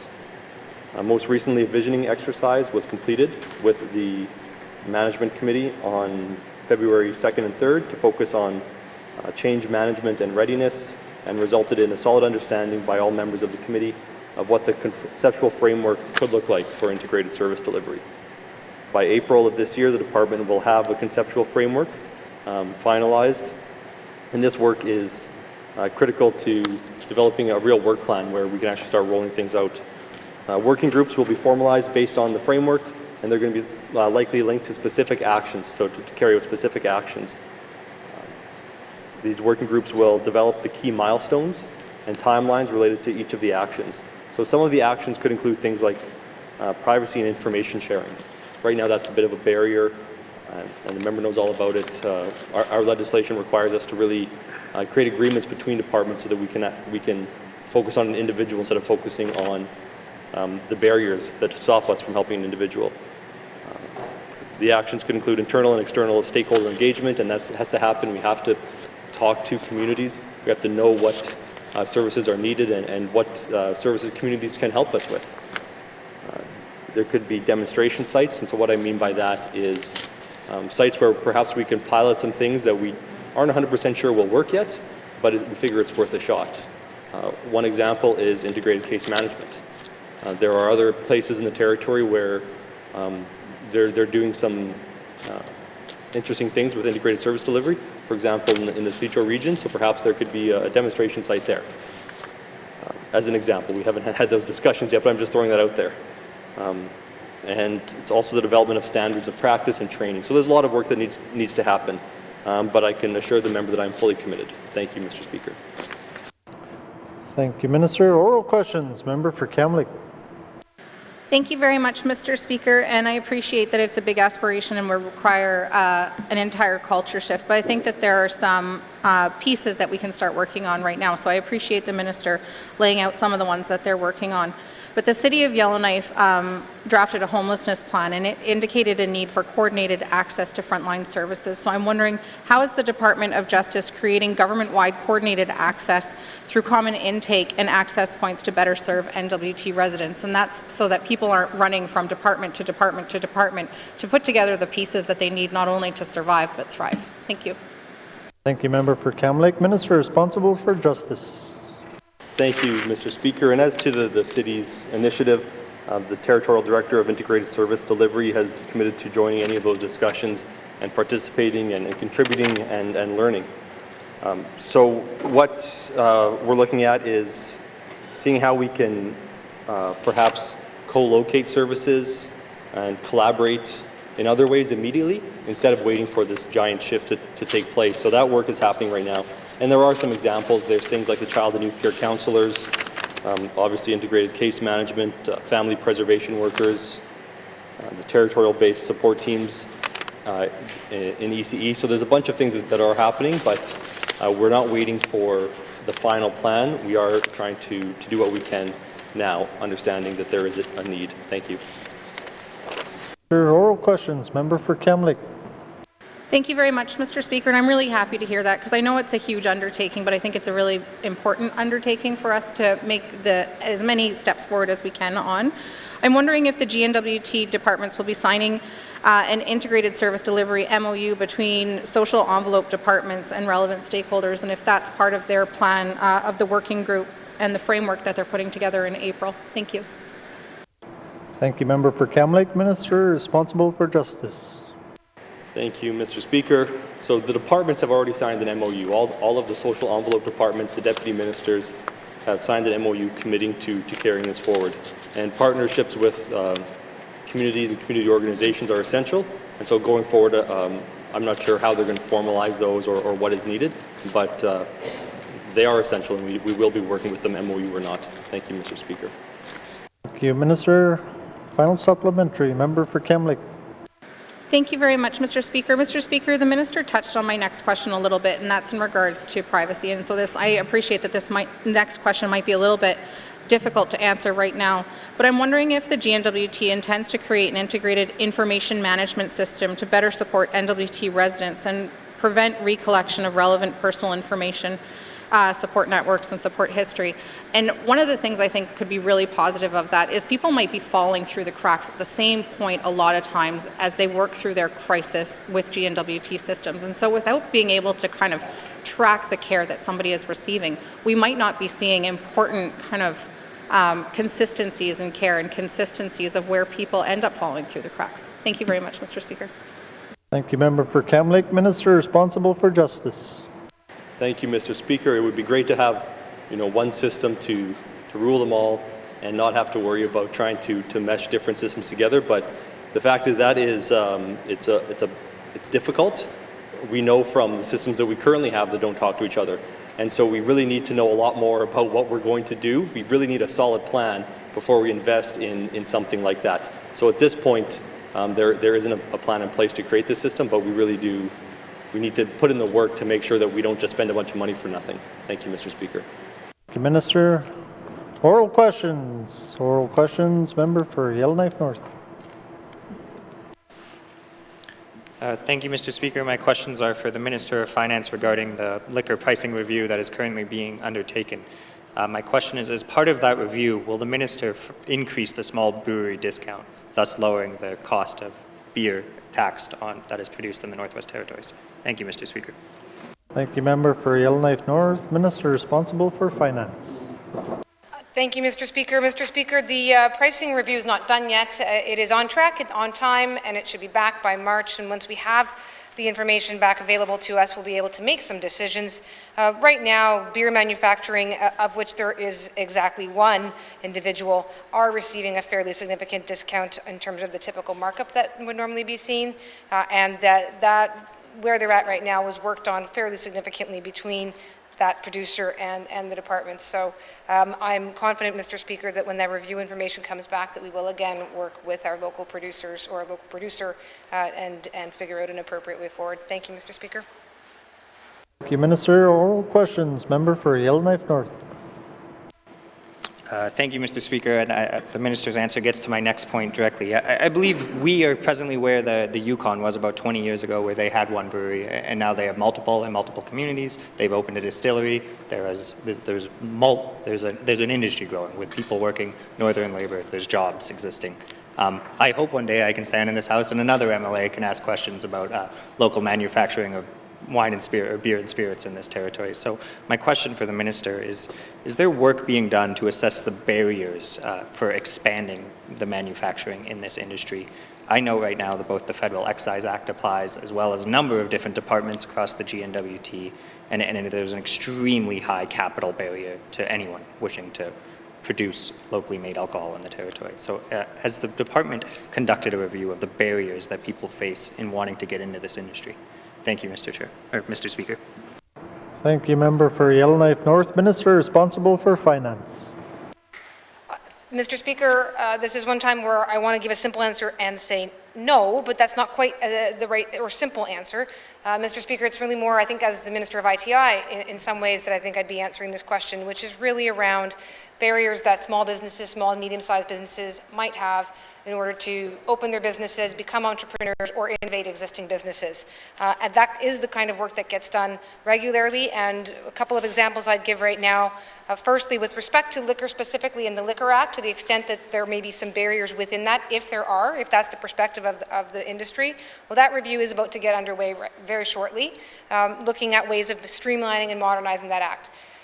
Second one, Mr. Speaker, is the red tape review. So there's a red tape review undergoing work right now, and I would strongly urge anyone who says that there's a barrier to this industry to respond into that effort so that they are well aware of, in fact, what barriers there are so we can reduce them. Thank you, Mr. Speaker.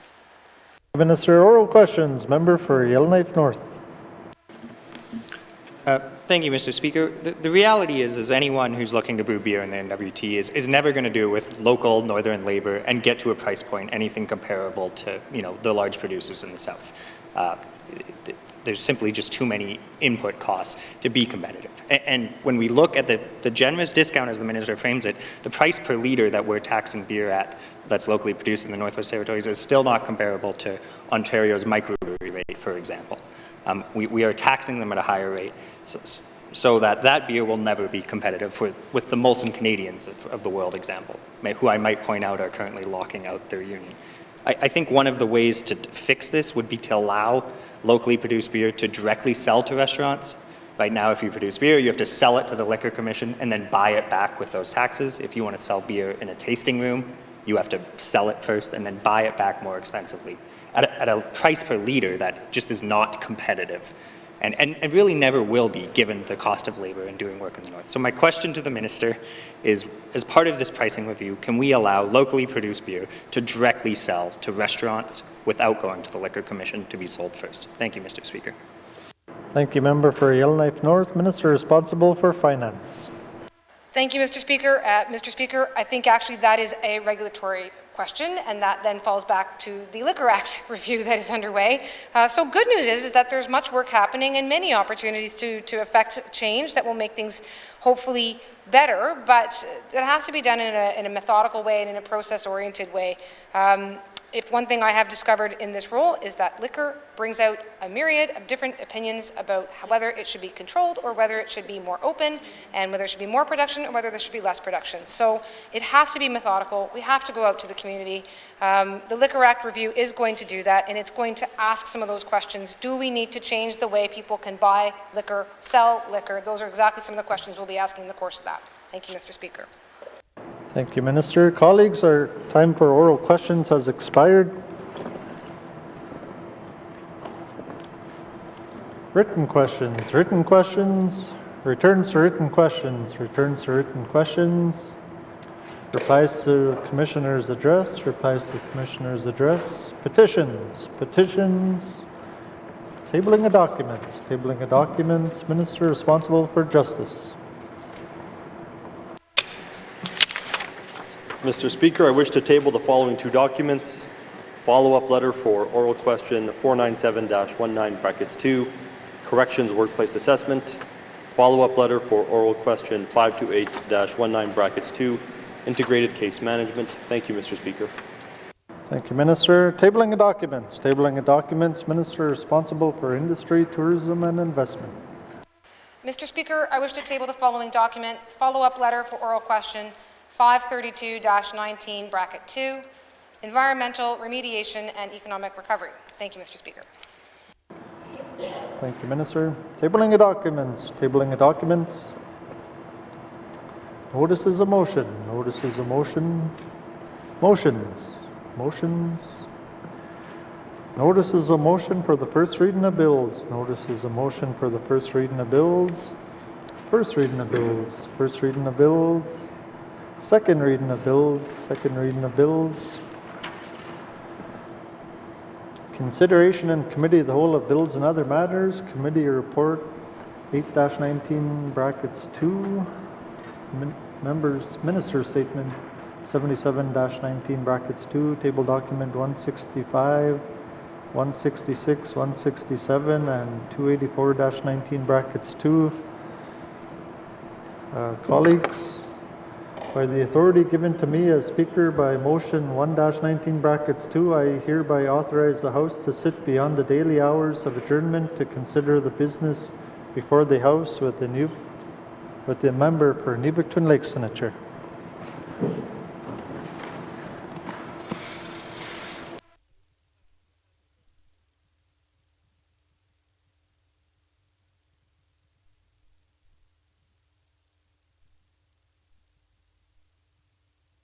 Call Committee of the Whole to order. What is the wish of committee, Mr. Norn?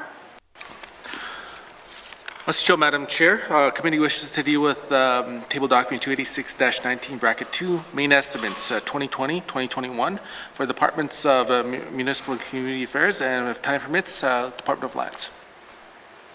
Thank you. Does committee agree? Thank you, committee. We will take a short recess and resume with the first item.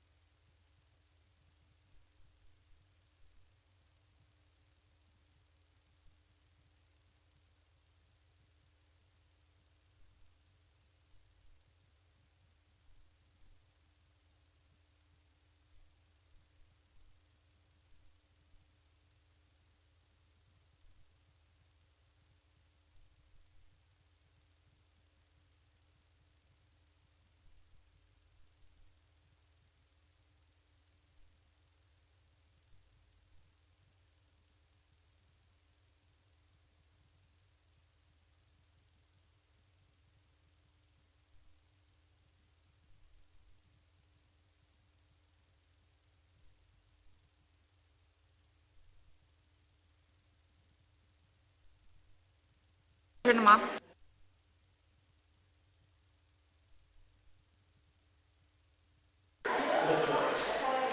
I'll now call Committee of the Whole back to order.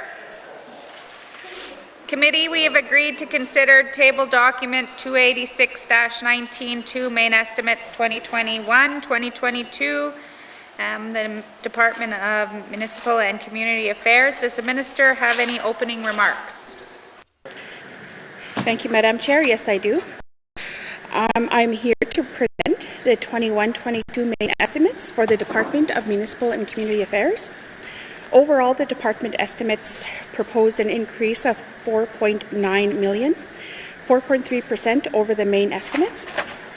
2021, these estimates support the mandate objectives for the Department of Municipal and Community Affairs, while continuing to meet the Government of the Northwest Territories' fiscal objectives to prioritize responsibilities and strategic spending. Highlights of these proposed estimates include initiative funding increase of $3.3 million to increase the municipal funding for community governments. This funding will support both the capital and operations and maintenance funding needs of the community governments. Forest growth increase of $1.4 million for grant in lieu of property taxes, programs to support new government infrastructure in the communities of Fort Smith, Hay River, and Nuvik. Forest growth increase of $199,000 to support continued implementation of the Delaunay-Gotin Self-Government Financing Agreement. These estimates continue to support the priorities of the 19th Legislative Assembly. Taking action to reduce the municipal funding gap with the investment in this budget, our government has made strong advancement towards the goals of reducing the municipal funding gap by $5 million within the lifetime of this government. Supporting the goals of Indigenous governments who have achieved self-government agreements by meeting our commitment under the Delaunay-Gotin Government Financing Agreement. Providing communities new opportunities to raise additional revenues by advancing a process for the transfer of lands within the municipal boundaries, or to those communities who wish to take greater control of land management. The department's main estimates reflect progress on MACA's key mandate objectives. I look forward to the discussion during the detailed review. That concludes my opening remarks. Merci. Have witnesses to bring into the House?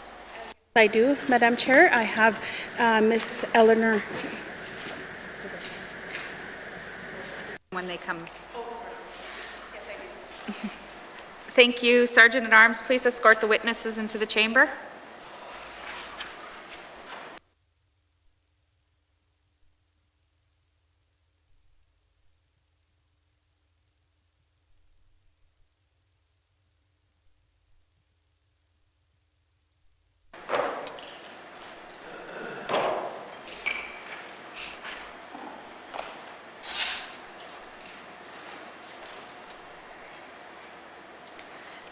Minister, would you please introduce your witnesses?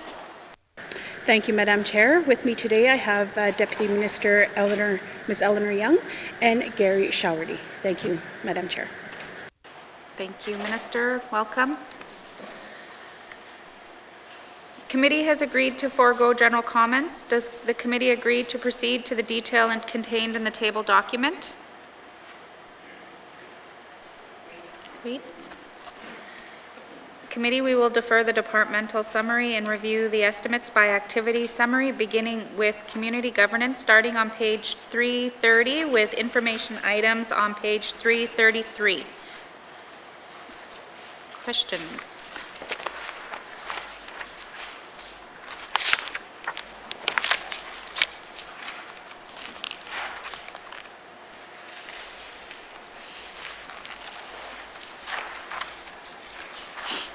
Are there any questions under community governance? Seeing no questions under community governance, please turn to page 331. Municipal and Community Affairs, Community Governance, Operation Expenditure Summary 2021-2022 main estimates, $2,118,000. Does committee agree? Agree. Thank you. We'll now move to community operations, beginning on page 334 with information items on page 337.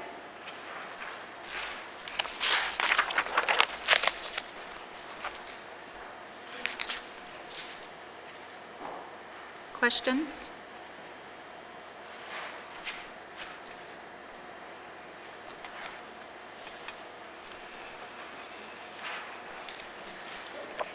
Seeing that there are no questions, please turn to page 335. Municipal and Community Affairs, Community Operations, Operations Expenditure Summary, 2021-2022, main estimates, $2,277,000. Does committee agree? Thank you, committee. And we will now turn to the directorate, beginning on page 338 with information items on 341.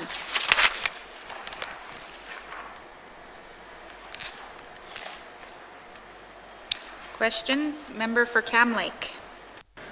Thank you very much, Madam Chair. Madam Chair, I see under the policy and planning line that the dollar figure between 2019-2020 actuals and the main estimates for this year, that the financials have actually come down. So I'm wondering if the minister can speak to why the policy and planning division dollars have come down and what that division intends to accomplish this year. Thank you. Thank you, Member. Minister of Maca. Thank you, Madam Chair. We do have the discussion of our legislation amendments under review right now. I will have Ms. Eleanor Young comment and reply to the member. Thank you. Thank you, Minister. Deputy Minister Young.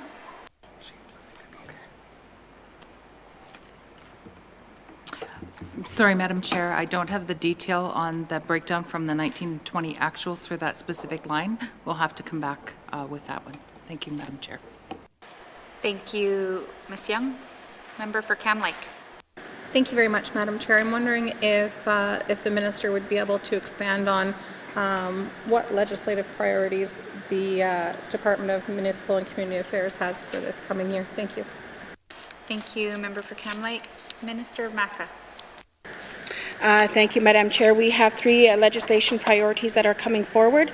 I will have Ms. Eleanor Young just reply on to where we're actually sitting at that with those amendments coming forward for review. Thank you, Madam Chair. Thank you, Minister. Deputy Minister Young. Thank you, Madam Chair. In the coming year, the focus will be on three specific pieces of legislation. First of all, under the Property Assessment and Taxation Act, we are breaking that work into two components, with the first component being administrative changes that we can bring forward early in the life of this Assembly. And then there will be a phase 2 of that legislation brought later in the Assembly on some of the more difficult or complicated areas of that legislation that require more consultation with our stakeholders. We are also beginning the engagement with stakeholders on Part 2 of our Fire Prevention Act legislative review, which focuses primarily on the plan review and inspection component of the Act, and that conversation. And then we are also picking some work back up on the seniors and disabled property tax legislation and planning to bring that work forward. So those are the pieces of legislation. Two other minor things that I'll mention. On the policy side, we had committed to doing work on all of our funding policies over the life of this government, and for this coming year, that focus will be on our water and sewer services funding policy and updating that policy. And then, although not under our legislation per se, but we are working with the Department of Justice on the implementation of the ATIP Act, and so that involves working with our stakeholders for an implementation component of the community government aspect of that Act. So in total, 5 different areas that will be focused for legislation in the coming year. Thank you, Madam Chair. Thank you, Ms. Young. Member for Cam Lake. Thank you very much, Madam Chair. No, there's some really exciting legislative work being done in MACA with a lot of potential for this year, from rolling out ATIP to funding policies, which is definitely top of mind for communities, as well as the much anticipated Fire Prevention Act. And so I'm just wondering if the Minister feels that this is an accurate budget to be able to get that work done. Thank you. Thank you, Minister. Thank you, Madam Chair. Thank you, Member, for your question. With all of the planning that we had put forward and looking at the amount of the capacity that we do have within municipal and community affairs to looking at our policy and planning, I do feel confident that we do have the resources to see those legislations and policies coming forward. Thank you, Madam Chair. Thank you, Minister. Member for Cam Lake. Thank you very much, Madam Chair. I'm wondering if there are timelines associated with each of the first 3 acts that the Deputy Minister referred to, that being the Property Assessment Act, the Fire Prevention Act, and the Seniors and Disabled Property Tax Act, if there are deadlines that the department is working towards in order to have those through to this side of the House. Thank you. Thank you, Minister Maca.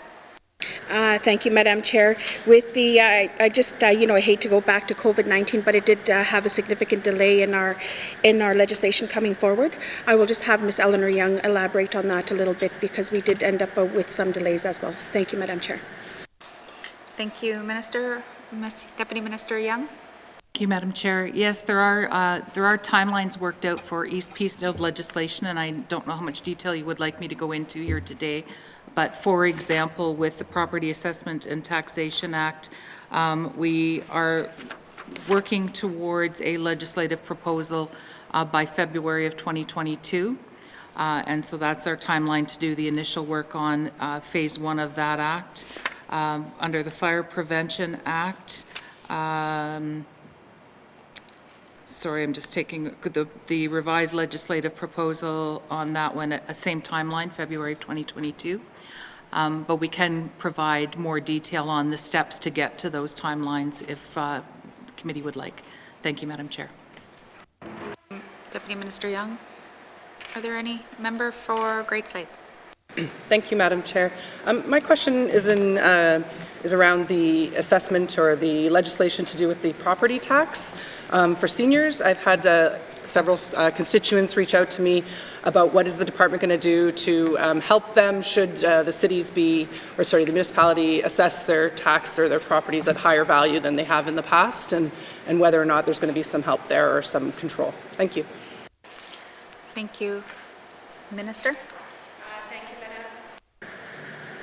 Thank you, Madam Chair. I'm looking at the specifics of the changes of this act and how that we will be working with the town specifically, not looking at the communities right now, but I will have we are looking at all municipalities throughout the territory, but then just recognizing that the municipalities do have their own bylaws and how they administer, and looking at the mill rate. I will have Ms. Eleanor Young elaborate on the response. Thank you. Thank you, Minister. Deputy Minister Young. Thank you, Madam Chair. And yes, we'll actually engage organizations such as the Senior Society as we do part of this work. But one of the real focuses of this work is to get fairness and equity across this act and across different types of communities, because as it currently stands, there's some significant differences in the way that the act is applied in different types of communities. So that is one of the big things we want to do, is make sure that the act is both fair and transparent, but also equitable across the types of communities. So we'll be working with community governments, seniors organizations, et cetera, to finish this work so that we can try to strive to that kind of support for our seniors population. Thank you, Madam Chair. Thank you, Deputy Minister. Member for Great Slave. Thank you, Madam Chair. Is there a move to be implementing income testing for seniors across all MACA programs, or a variety of MACA programs in the upcoming year? Thank you. Thank you, Minister. Thank you, Madam Chair. I'm not too sure if we're going to be looking at income testing, but I'm looking at the mill rate. I've been concentrating on that, but I'll have Ms. Eleanor or Mr. Gary Showerty just elaborate on the response. Thank you. Thank you, Minister. Mr. Showerty. Thank you, Madam Chair. As we continue our work on researching options for the Seniors and Disabled Property Tax Relief Act, it would be our objective to try to be as consistent as possible with how seniors programs are being looked at across the spectrum within the government of the NWT. There's considerable interest in supporting elders to age in place within their own homes. So we're live to the issue that we want seniors to stay in their homes for longer periods of time. So ultimately, at the end of the day, any discussion about means testing for the tax benefit on this would be done within a comprehensive review consistent with other seniors programs within the government. Thank you, Madam Chair. Thank you, Mr. Showerty. Member for Great Slave. Thank you, Madam Chair. Madam Chair, would the department or the minister characterize that the trend is going across all those programs towards income testing, or what is their feel that that's going to happen? Thank you, Member. Minister. Thank you, Madam Chair. If the member could clarify all programs, is that just for the property taxation for seniors? If she could just clarify. Thank you, Madam Chair. Thank you, Minister. Member, can you clarify? Yeah, let me rephrase. And I'm sorry I don't have your position right, but the departmental staff indicated that it would be consistent with all the other seniors programming across the Northwest Territories government. So is the trend across all the Northwest Territories government towards income testing for seniors, and is that something that the minister is looking at for her department specifically? Thank you. Thank you. Member. Minister. Thank you, Madam Chair. Within the lifetime of this government, we're looking for consistencies throughout the programming that we do offer. And I also want to say that looking at the other portfolio I carry for the Housing Corporation and looking at the priority to have the seniors age in place, I'm going to have Mr. Gary Showerty elaborate on the response and for the income testing for all programs that would contribute to our changes within our property taxation for seniors and people with disabilities. Thank you, Madam Chair. Thank you, Minister. Mr. Showerty. Thank you, Madam Chair. I think our department objective would try to be as consistent as possible with seniors programming. I think the seniors want that from government. They want predictability in terms of how they're going to be treated with respect to different programming. As we go forward with review of this legislation, we're also going to talk to seniors and seniors organizations. And I'm sure that they're going to have opinions on whether means testing should be part of a legislative proposal. We're not at that stage yet with our legislative proposal or our research, so I wouldn't want to say definitively whether or not that's going to be something that's going to be part of our legislative work going forward. But we are going to talk to people and we're going to listen to them and hear from them and inform our legislative proposal accordingly. At the end of the day, the bill would be before the House for their consideration on those kind of matters. So I wouldn't want to suggest that that's going to be part of the bill at this stage, Madam Chair. Thank you, Mr. Showerty. Member for Great Slave. I don't have another question, but I'm just going to take a moment to plug for the seniors that I don't think we should do the income testing because I think they contribute in so many other ways and we do want them to stay. And as one pointed out to me, we get the $37,000 a year for them. So I'll just leave it at that. Thank you. Thank you, Member for Great Slave. Member for Trinidad-Willowday. Yeah, Madam Chair, and I'm just looking at the director on page 338 on just some of the activity descriptions on this, and you know, we have the municipal funding gap, and we have to deal with, and it just feels like we're constantly finding ways to pivot and to find some solutions to close that gap and find ways to get funds out to our 33 communities. So aside from doing things on this side of the house, what has the department been doing in terms of finding ways to streamline and to get more funds out to the communities? Thank you. Thank you, Member. Minister Maka. Thank you, Madam Chair. You know, I prepare for this briefing, and I'm thinking I've read everything that I have, and everything is in the top of my head. But we did get some additional funding this year, and it did go towards sport and recreation and operations, and with the contribution as well too of 2.5 million. Towards the municipal funding gap, but I will have Ms. Eleanor Young elaborate on that because we did do a distribution out to the communities this year. Thank you, Madam Chair. Thank you, Minister. Deputy Minister Young. Chair, and if I'm understanding the question correctly, you're looking beyond the mandate money. What else are we doing to get more money out to communities? Am I understanding the question correctly? Member for Trinidad Willowday. Yes, Madam Chair, that's correct. Deputy Minister Young. Thank you, Madam Chair. And I could talk about this quite a bit because there's quite a number of areas, but I'll try to highlight a few areas that we've really focused on. So for operating expenses within communities, we've put a lot of effort in the last couple of years on an asset management strategy and trying to support communities to put policies and procedures in place to extend the life of their assets as long as possible, and try to turn focus from emergency repairs and emergency maintenance into investing in and extending the lifespan of their assets as long as possible. That helps reduce operating costs, but it also helps extend the lifespan of the assets and reduce the amount of capital investment as quickly. So that's one area as an example. Another area that we've spent a lot of time in is trying to help community governments access federal infrastructure funding, and we've been very successful at that over a number of years. We're currently operating roughly 5 different federal infrastructure programs to communities and supporting them in every way possible to achieve the cost share, write proposals, and get access to as much federal support as possible so that they can take their CPI investment from the GNWT and stretch it as far as possible. So those would be 2 examples, but when it comes to operations, we've tried wherever possible to look at what are the cost drivers for community governments and what can we do to support them to mitigate those cost drivers, extend the lifespan of their assets, reduce their operating costs, or access additional funding. So I would say it covers all of those areas. Thank you, Madam Chair. Thank you, Deputy Minister. Member for Trinidad Willowday.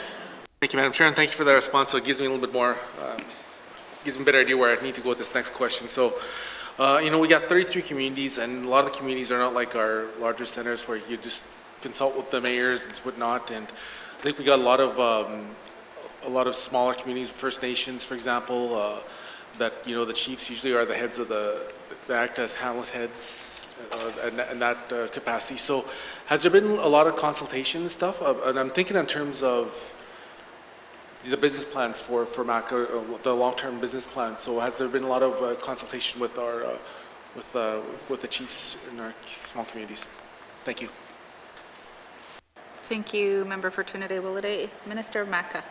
Thank you, Madam Chair. Yes, there has been a lot of consultation. We do meet with the chiefs and mayors, and since COVID-19, that communication has increased, and looking at what the significant need would be at the community level. Thank you, Madam Chair. Thank you, Minister. Member for Trinidad Willowday. Yeah, thank you, Madam Chair. Just a quick comment. Well, hopefully we could just get ahead of this is being one of our mandate items to keep picking away and keep persevering. And I'm hoping that we like I said, I think our goal should always try to leave our state of our house in a better state than it was in before. So hopefully we could make lots of headway on this. Thank you. I'll take that as a comment. Member for Yellowknife North. Thank you, Madam Chair. Can I get a timeline on when the department started work on the Fire Prevention Act? Thank you, Madam Chair. Thank you. Minister MACA. Thank you, Madam Chair. I don't know a specific date. I will have Mr. Gary Showerty respond as to when the work had started. Thank you, Madam Chair. Thank you, Minister. Mr. Showerty. Thank you, Madam Chair. Work on the Fire Prevention Act actually began in the 17th Assembly, where a legislative proposal was developed in the 17th Assembly.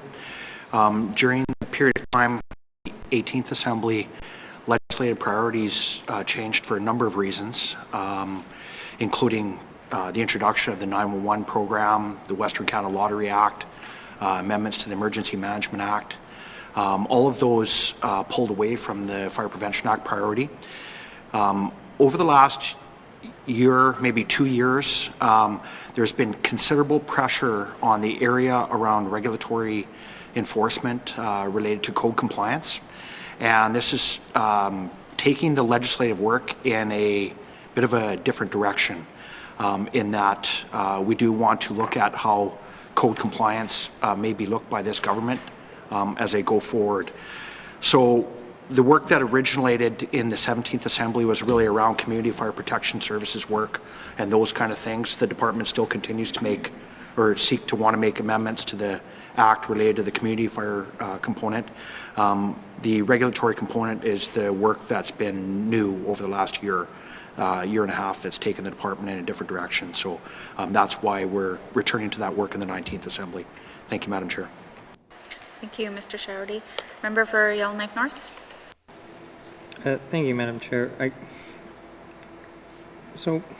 I get there's a lot of directions you can go in with the Fire Prevention Act, and this started in the 17th Assembly, but I heard the minister say that we're looking for an LP in February of 2022, and I can't help but think there's a systemic problem in the Department of Municipal and Community Affairs in getting legislation done, even if it's piecemealing it and doing it in a phased approach. I am concerned that we yet might go another assembly, 3 in a row, without seeing the Fire Prevention Act. I heard the LP is scheduled for February 2022. When can we expect to see introduction of the Fire Prevention Act? How much after the LP are you expecting to introduce the Act? Thank you, Madam Chair. Thank you, Member for Yellowknife North. Minister Maka. Thank you, Madam Chair. I just want to express to the member that this Fire Prevention Act will be brought forward to committee as well to be to have the significant changes done and passed. I make that a priority within the portfolio and within the department. I don't want to be I don't want to be the minister known that it's now the 20th Assembly and nothing has been completed with the Fire Prevention Act. So I will be making this a priority, and I will have Mr. Gary Showerty comment on that, because after the February 2022, or no, 2021, sorry, that, when would what's the next phased approach for the Fire Prevention Act, so we continue traction on the proposal. Thank you, Madam Chair. Thank you, Minister. Mr. Showerty. Thank you, Madam Chair. So we've proposed to bring forward the legislative proposal in spring of 2022. It really will depend on how long committee wants to take with the legislative proposal before they give their agreement or concurrence that the proposal is what they're supportive of. And then after that, we would have to draft the bill. So I suspect it's going to be later in 2022 or early 2023 before the department would be introducing the bill for the consideration by the House. Thank you, Madam Chair. Thank you, Mr. Showerty. Member for Yellowknife North. Thank you, Madam Chair. I caution the department. Early 2023 means there's a couple sittings and then an election. It's very hard to get legislation passed early 2023. And I think with this one specifically, getting an LP in 2022, if it's not going in the right direction, we're at risk of not passing this once again. One of those directions, as has been repeatedly asked by the NWT Association of Communities, is that this actually be a Building Standards Act. And we look at the work of developing a Northern Building Code. We look how the GNWT good building practices apply to the Northwest Territories. We look at accessibility standards, how disability legislation applies. I can't emphasize the amount of work that is. I believe the Department of Infrastructure's GNWT good building practices is over 400 pages of architects, engineers, builders, every community involved in building it. And I don't see that capacity in the Department of Municipal and Community Affairs. I question whether the department should even have the Fire Prevention Act in the first place, given the scope of work. So I guess my first question is that is the Fire Prevention Act LP we are expecting to see going to be a Building Standards Act? Thank you, Madam Chair. Thank you. Minister of MACA. Thank you, Madam Chair. I want to be very clear on the Fire Prevention Act because since I've had the portfolio as Minister of Municipal and Community Affairs, we have had a lot of situations that have occurred where the Fire Prevention Act would need those significant changes. But I'm looking to acquire the differences within that act as well. But then I want to be very clear on what the proposal is like coming forward as well. And I know that the building codes as well really puts the Northwest Territories in a different state when we're looking at it could become very complicated. I'm going to have Mr. Gary Showerty just elaborate on that a little bit more. And just, I don't want to confuse the members as well, and I do not want to see this piece of legislation carry over into the next assembly. I want to make sure that we are very clear and we are going to see this passed and going forward. And I would also like to see it before January of 2023. Thank you, Madam Chair. Thank you. Mr. Showerty. Madam Chair, the member is correct. It is a complicated piece of legislation, and there is a wide variety of stakeholders that will have interest in this work. Part of the reason why we want to make sure that we take the requisite time before we bring forward a LP or a bill for this House is that we do need to take the time to talk to our key stakeholders like the Architects Association, the Engineers Association, and certainly the infrastructure departments within the government of the NDP that build infrastructure pursuant to the code. So with that in mind, there's a lot of viewpoints that we need to make sure that we document in order to bring forward a fulsome LP that is representative of the interests of all the stakeholders. Thank you, Madam Chair. Thank you, Mr. Showerty. Member for Yellowknife North. Thank you, Madam Chair. I guess when I look at the Seniors and Disabilities Property Discount Act, sorry, I believe I got the name wrong there, the Fire Prevention Act and the Property Assessment and Taxation Act, all scheduled for later in this assembly. MACA is not introducing any legislation in the next year. I don't understand why the department doesn't grab some low-hanging fruit and bring forward a piece of legislation. You know, there's been requests for the Fire Prevention Act for years. There's simple little changes you could carve off. I believe the appeals mechanism is not working. It should probably have a ministerial appeal mechanism as one. There's numerous clauses that the municipalities have expressed with the Property Assessment Taxation Act. I am concerned that I just want to see some confidence that MACA can bring forward a piece of legislation, even a small little change to one of these acts, not to mention the City, Towns and Villages Act and the Hamlets Act and all the other legislation I would love this department to catch up on. Is the minister willing to, I don't care which one it is, I don't care if it's a phased approach or how you do it, to bring forward a piece of legislation in the next year? Thank you, Madam Chair. Thank you. Minister MACA.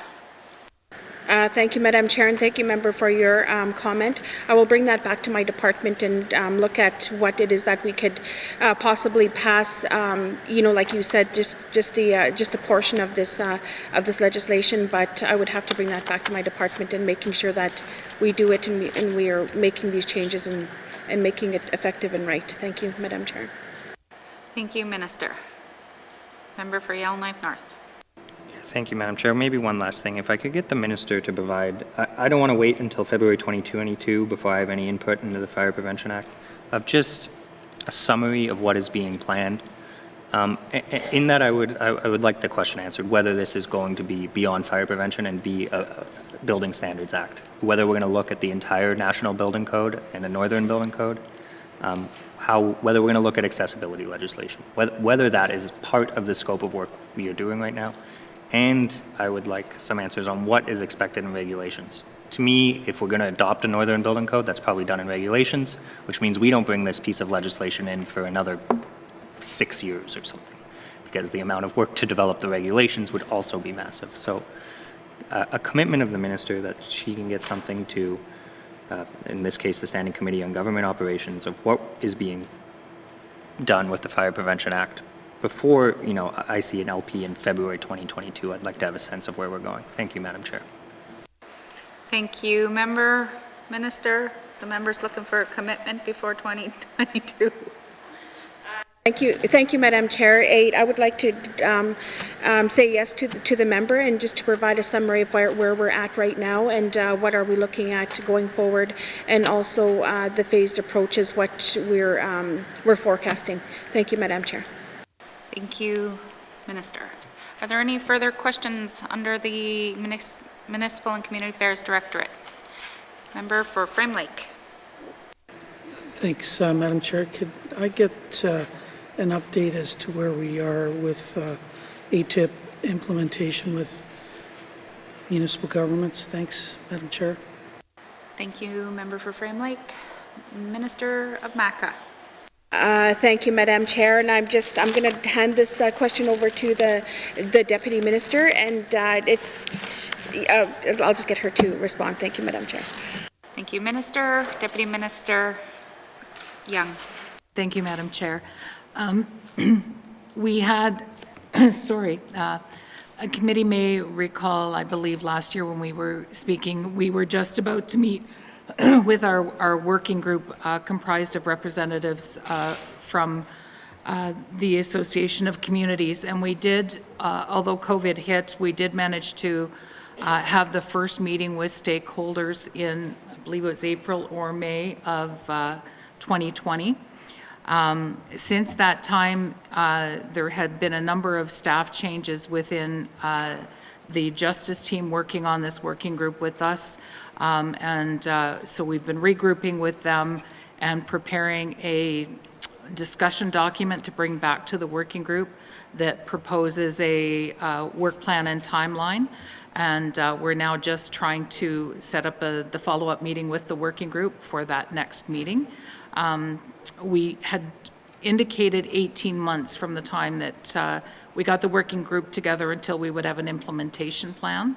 And although we were delayed at the beginning of this, I believe we still can accomplish the implementation plan conversation, because what we're trying to do is do some of that research as part of our own work to bring forward ideas to the working group instead of starting from scratch with them, so that it should facilitate the conversation a little bit easier.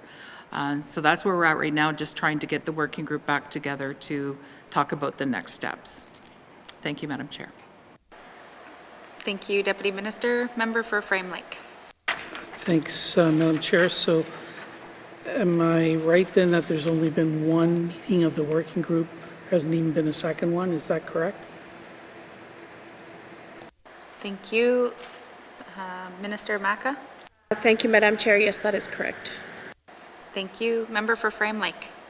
Yeah, thanks, Madam Chair. Yeah, I'm just a little bit, more than a little bit worried about the pace of this. I was in the last assembly. We passed the changes in August of 2019. That's like more than a year and a half ago now. And I know COVID has obviously slowed things down, but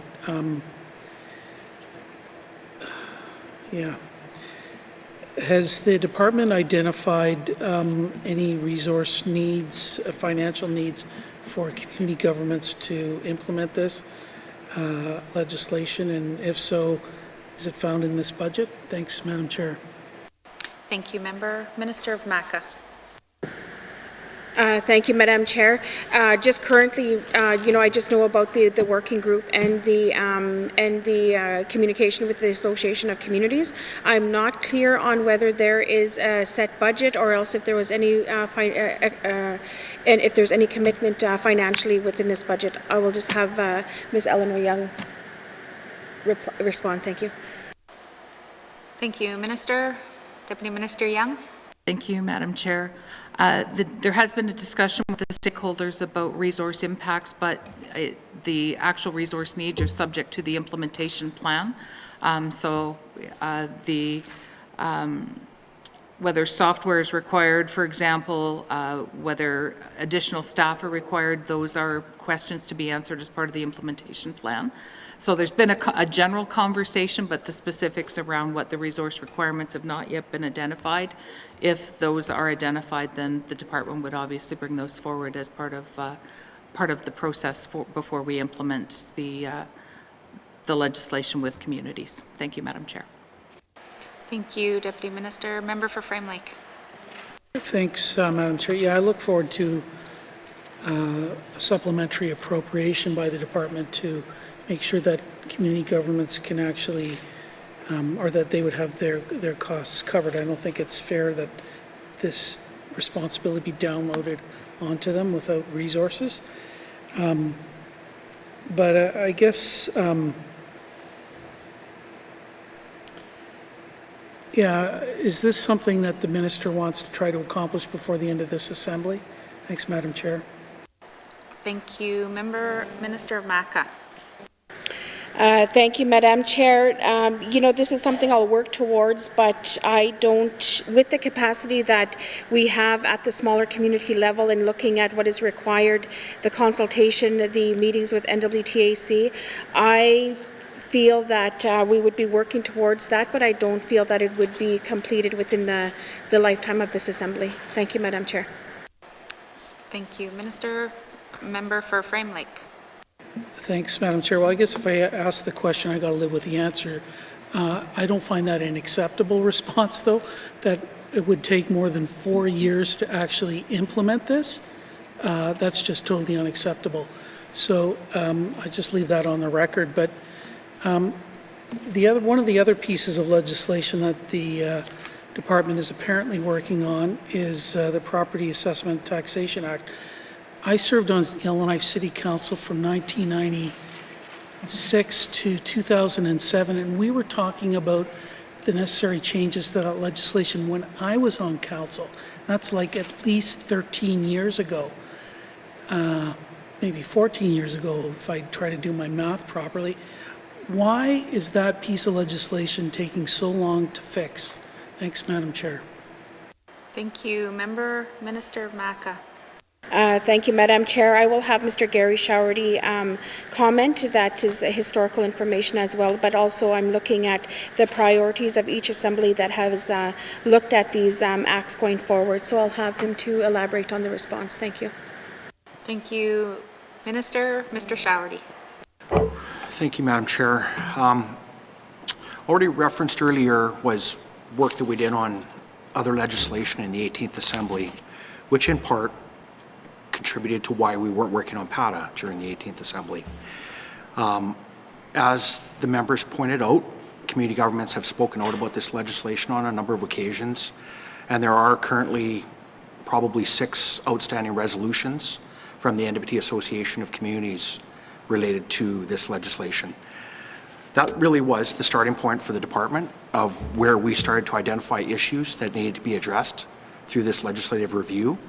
As we've continued to conduct our research, we've identified plenty of other things that could be improved in the legislation as well, beyond those that have been raised or put into writing by community governments. So the reason why we're taking our time again with this legislation is that when we open it up for purposes of amendments, we want to make sure that we bring it up to date and change as many things as possible. So issues that have been raised by community governments have been part of answering that question. We've also been conducting comprehensive research right across the country in terms of how the business of assessment is being completed in all jurisdictions in order to help modernize the Act. So in part, we're pulling all of that work together to help inform the LP. Thank you, Madam Chair. Thank you, Mr. Showerty. Member for Frame Lake. Yeah, thanks, Madam Chair. This is be the last comment for me. I'm hoping that the Premier's listening because I don't know what the problem is with departments bringing forward legislation, but 14 years to develop changes to the Property Assessment Taxation Act, 4+ years for bringing the amendments to the Access to Information Protection of Privacy Act to cover municipal governments, even start with the city, towns, and villages. This is just totally unacceptable. I just don't understand why we as a government can't move forward with legislation more quickly. I got elected here to make change, but that change relies on the other side of the House actually bringing forward legislation. 14 years is just totally unacceptable. Four plus years for the Access to Information Protection of Privacy Act, unacceptable. I just don't know what else I can say. Premier, you got to go out and find the resources to get the departments moving on this legislation moving forward. Thanks, Madam Chair. Thank you, Member for Frame Lake. Minister of Maca, did you have any comment? Thank you, Madam Chair. I hear my colleagues on the other side as, you know, we need to see these legislations come forward and the significant changes to be made. I will be providing a summary and an update and looking at the phased-in approach that we have planned within the department, and I will look at the presentation to committee. Thank you, Madam Chair. Thank you, Minister. Do we have any other questions from members for Municipal and Community Affairs Directorate? Seeing none, please turn to page 339. Municipal and Community Affairs Directorate Operation Expenditure Summary 2021-2022. Main estimates $3,942,000. Does committee agree? Thank you, committee. We'll now go to the Department of Public Safety, beginning on page 342 with information items on page 345.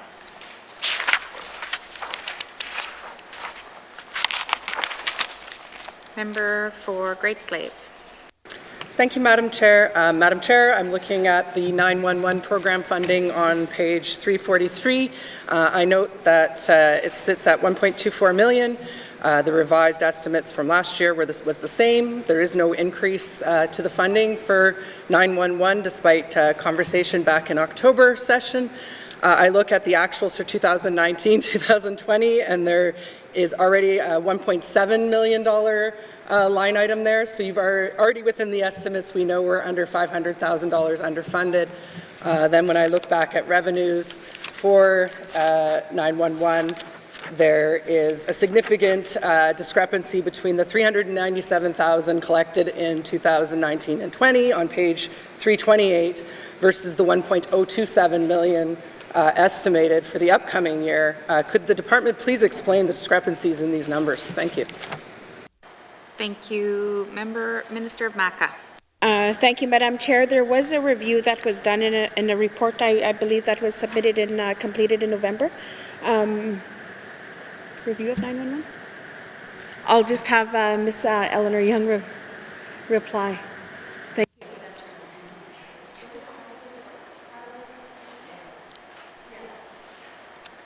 Deputy Minister Young. Thank you, Madam Chair. And sorry, I think I've just confused the minister when I was looking over. We did submit our annual report in the fall, which is a requirement under the Act. When we presented earlier to committee, we spoke about doing an evaluation this year to inform future changes. So although the member is correct, you know, you're noting that we have spent more than what the budget is there. We have been dealing with staff shortfalls through variance at this point in time until we can complete the evaluation and determine exactly what the staff requirements are to be able to go forward. So the plan is to complete an evaluation and come back with the results of that evaluation to inform what the appropriate level of funding to ongoing staffing for 911 would be. So at the current time, the department's managing this through variance, and that's what you're seeing in the main estimates and versus the actual expenditures. Thank you, Madam Chair. Thank you, Deputy Minister. Member for Great Slave. Yeah, thank you for that explanation. I think that the hiring of relief staff, I'm not really sure how much you need to analyze the fact that you need relief staff and you need to have other management requirements that are not currently being met. So I'm not really sure that another study on what's lacking, it's my understanding the department actually has quite a good understanding of what's missing in this department. from a staffing requirement. Has the department looked at potentially moving med response out of 911, since there seems to be a lack of communication or working together there, over to 811 to start the implementation of a public safety department, and instead transferring the $1 million that med response gets to 911 to properly fund it? Is that something that the department has looked at? Thank you. Thank you. Member Minister Maca. Thank you, Madam Chair. I will have Deputy Minister Ms. Eleanor-Young respond. Thank you, Madam Chair. Thank you. Deputy Minister Young. Thank you, Madam Chair. At this point, MedResponse is a Department of Health funded portion, so that isn't part of my budget and something that I would have the conversation about. Obviously, as part of the evaluation, the operating model will be part of what we'll be looking at and whether that is working moving forward. I know that we've described the differences between what's currently in 811 and versus what 911 does, and 811, whether that continues past the COVID arrangement, again, is a conversation I think we all need to understand what the go forward is for 911, 811, to be able to make a fully informed decision.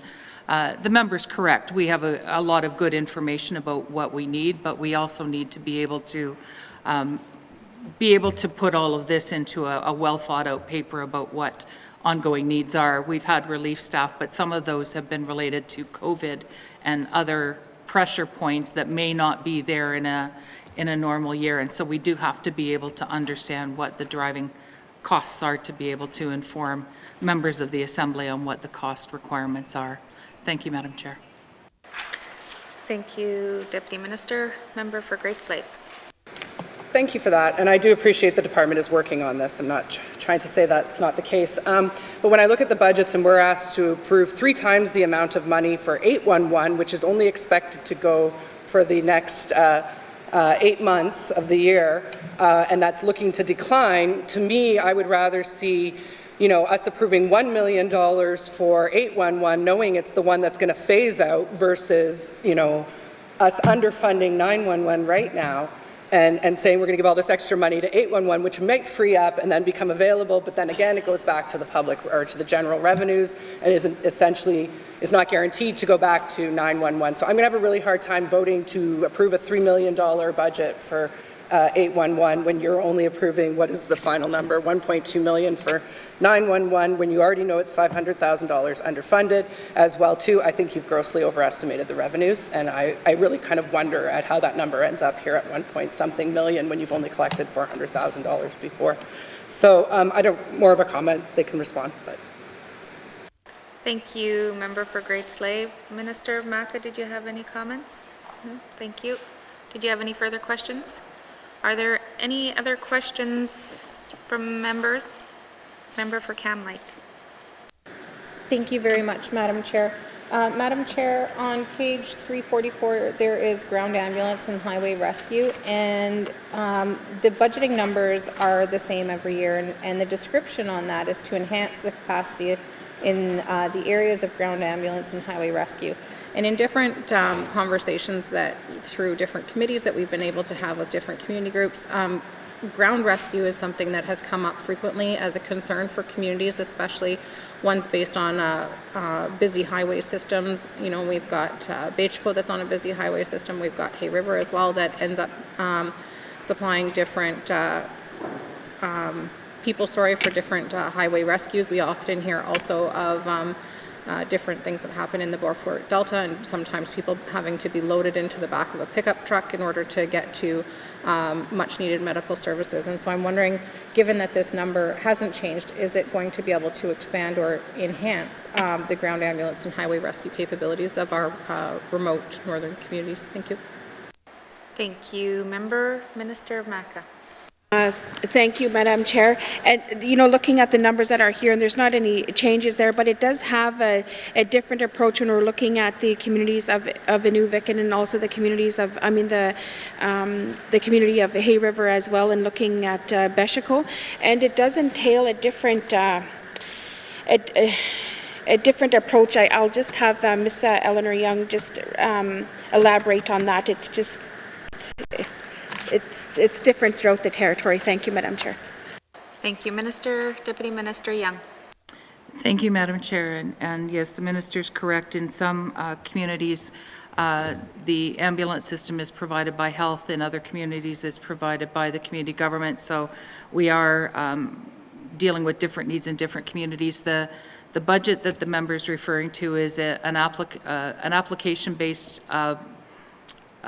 program, which is a support program. It doesn't fully cover the costs. It's a program for training and small equipment needs that the department has had for a number of years. And the department's very close to coming back forward with a more fulsome conversation on ground ambulance highway rescue. It's been also, tied to the conversation about Ingram Trail and what emergency services are provided outside community boundaries, the cost of those, and how to pull all of that together into a department-supported initiative more fully. So we're hopeful to be back in front of you with a more detailed approach on how we're going to move forward with this in the near future. What's here in the budget is just the current grant program until we have that broader conversation about where we go more comprehensively with ground ambulance, highway rescue, and emergency services. Thank you, Madam Chair. Thank you, Deputy Minister. Member for Cam Lake. Thank you very much for that, thank you very much, Madam Chair. I look forward to that review and to a report or a proposal coming forward. Just looking at the $185,000, that divided by 33 communities, which I know is probably not divided evenly, but even so, that's just over $5,000 per community, and so it won't go very far, and probably doesn't go even as far as communities would like it to go. So I definitely welcome that, and I would like to request that as part of that report, if possible, that it include cell service on our highways. That's something that we discuss quite a bit, and I know that that is a Department of Finance item, but I think that that also plays a huge role in public safety for people to be able to access things like 911, and we can't control, what portion of the highway we unfortunately have devastating accidents on, and so people being able to access life-saving support is crucial. So if cell service can be included in that, it'd be much appreciated. Thank you. Thank you, Member Minister. Thank you, Madam Chair. Thank you for your comment and looking at the extension of cell services amongst the highways that we do have. I also think about the winter roads that we do have throughout the territory, but looking at spot devices and OnStar satellite phones, we look at those landlines and cellular connections, I guess, and it's limited throughout the territory, but the department does work with the residents to try to find an alternative solution, but it's not something that we really we don't take into fund those approaches, but then we try to educate and work with the residents of finding alternative solutions in the time being. Thank you, Madam Chair. Thank you, Minister. Member for Cam Lake. Thank you very much, Madam Chair. No, I appreciate that there are different systems out there. I think what I'm asking for the minister to do is to lobby her colleague at the Department of Finance to to put in some added cell towers and make cell service accessible on all of our highways. Thank you. Thank you, Member Minister. Thank you, Madam Chair. I will have the conversation with my colleague. Thank you, Madam Chair. Thank you, Minister. Are there any further comments? Okay, Member for Yellowknife North. Thank you, Madam Chair. As is my favorite question, can I have an update from the Minister on status of fire services for the Ingram Trail? Thank you. Thank you, Member. Minister. Thank you, Madam Chair. This is the famous question that I've been getting a lot of comments on and whatever, like looking at the approach that we're going to be taking with Ingram Trail. I will just have the Deputy Minister Young Gary. Sorry, Madam Chair. I will have Mr. Showerty respond. Thank you. Thank you, Minister. Mr. Showerty. Thank you, Madam Chair. We are very close on finalizing an engagement approach for residents on the Ingram Trail and lining up our communication materials on this.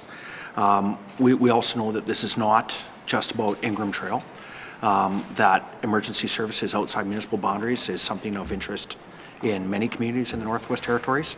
So our communication, our engagement approach I anticipate that it will include opportunities for all residents to feed in on this issue.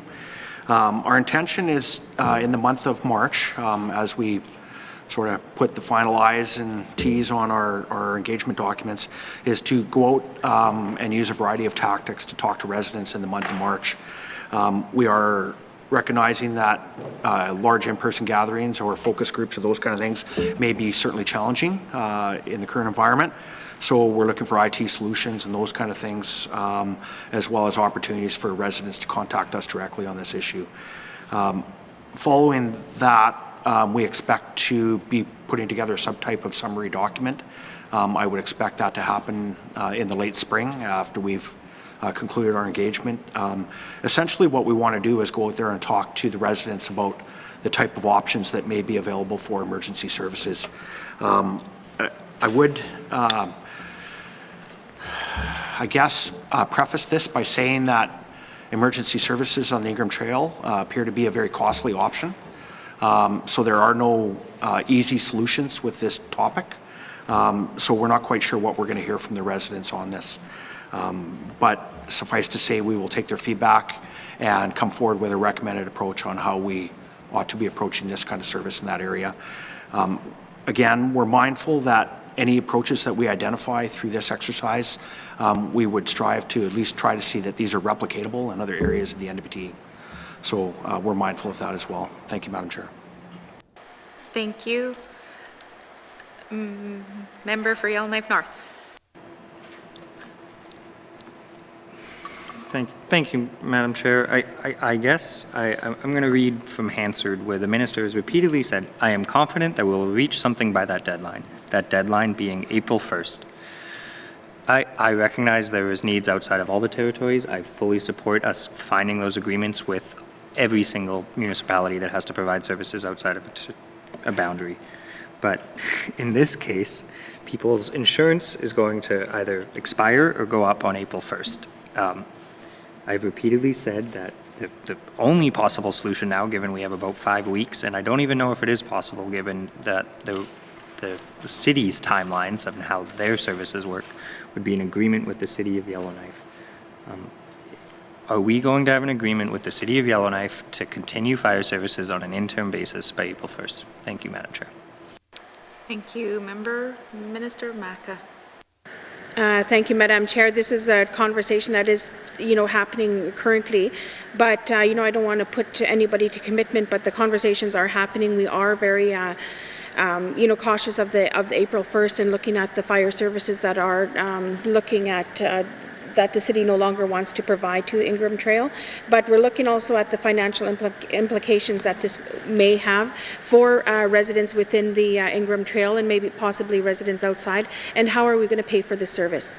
And looking at the numbers that we're going to have to be combining and putting that together, but also recognizing this is outside of a municipal boundary, and looking at the training and the equipment and all that needs to be entailed with the fire services. There's, and there was also the conversation of having fire services provided out of DEDA for Ingram Trail as well too. But we also looked at the timing of fire rescue, the length of the time that it would take to get out there, the training, the commitment, the equipment, and we're working with Ingram Trail, and like Mr. Showerty had said, is that we're looking at the consultation to happen with the people that are at Ingram Trail right now. Thank you, Madam Chair.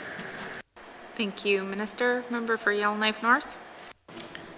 Thank you, Madam Chair. I'm going to quote again the minister in answer. There was consultation that was just recently completed. I should be able to provide an update to the member by the end of February. We're in the last week of February here, and I'm hearing that an engagement plan is just going to be started, and then we will consult. Can I get the minister to correct the record? Was there actually any consultation with residents of the Ingram Trail? Thank you, Madam Chair. Thank you, Minister. Thank you, Madam Chair. Yes, that is a correction. There was no engagement that had been done yet, and that I'll have Gary just elaborate on where we are for that current status. Thank you, Madam Chair. Thank you, Minister. Mr. Showery. Thank you, Madam Chair. It is our intention to go out and publicly engage with residents during the month of March. with some idea of where we want to go in April with the recommended approach. Thank you, Madam Chair. Thank you, Mr. Shardy. Member for Yellowknife North.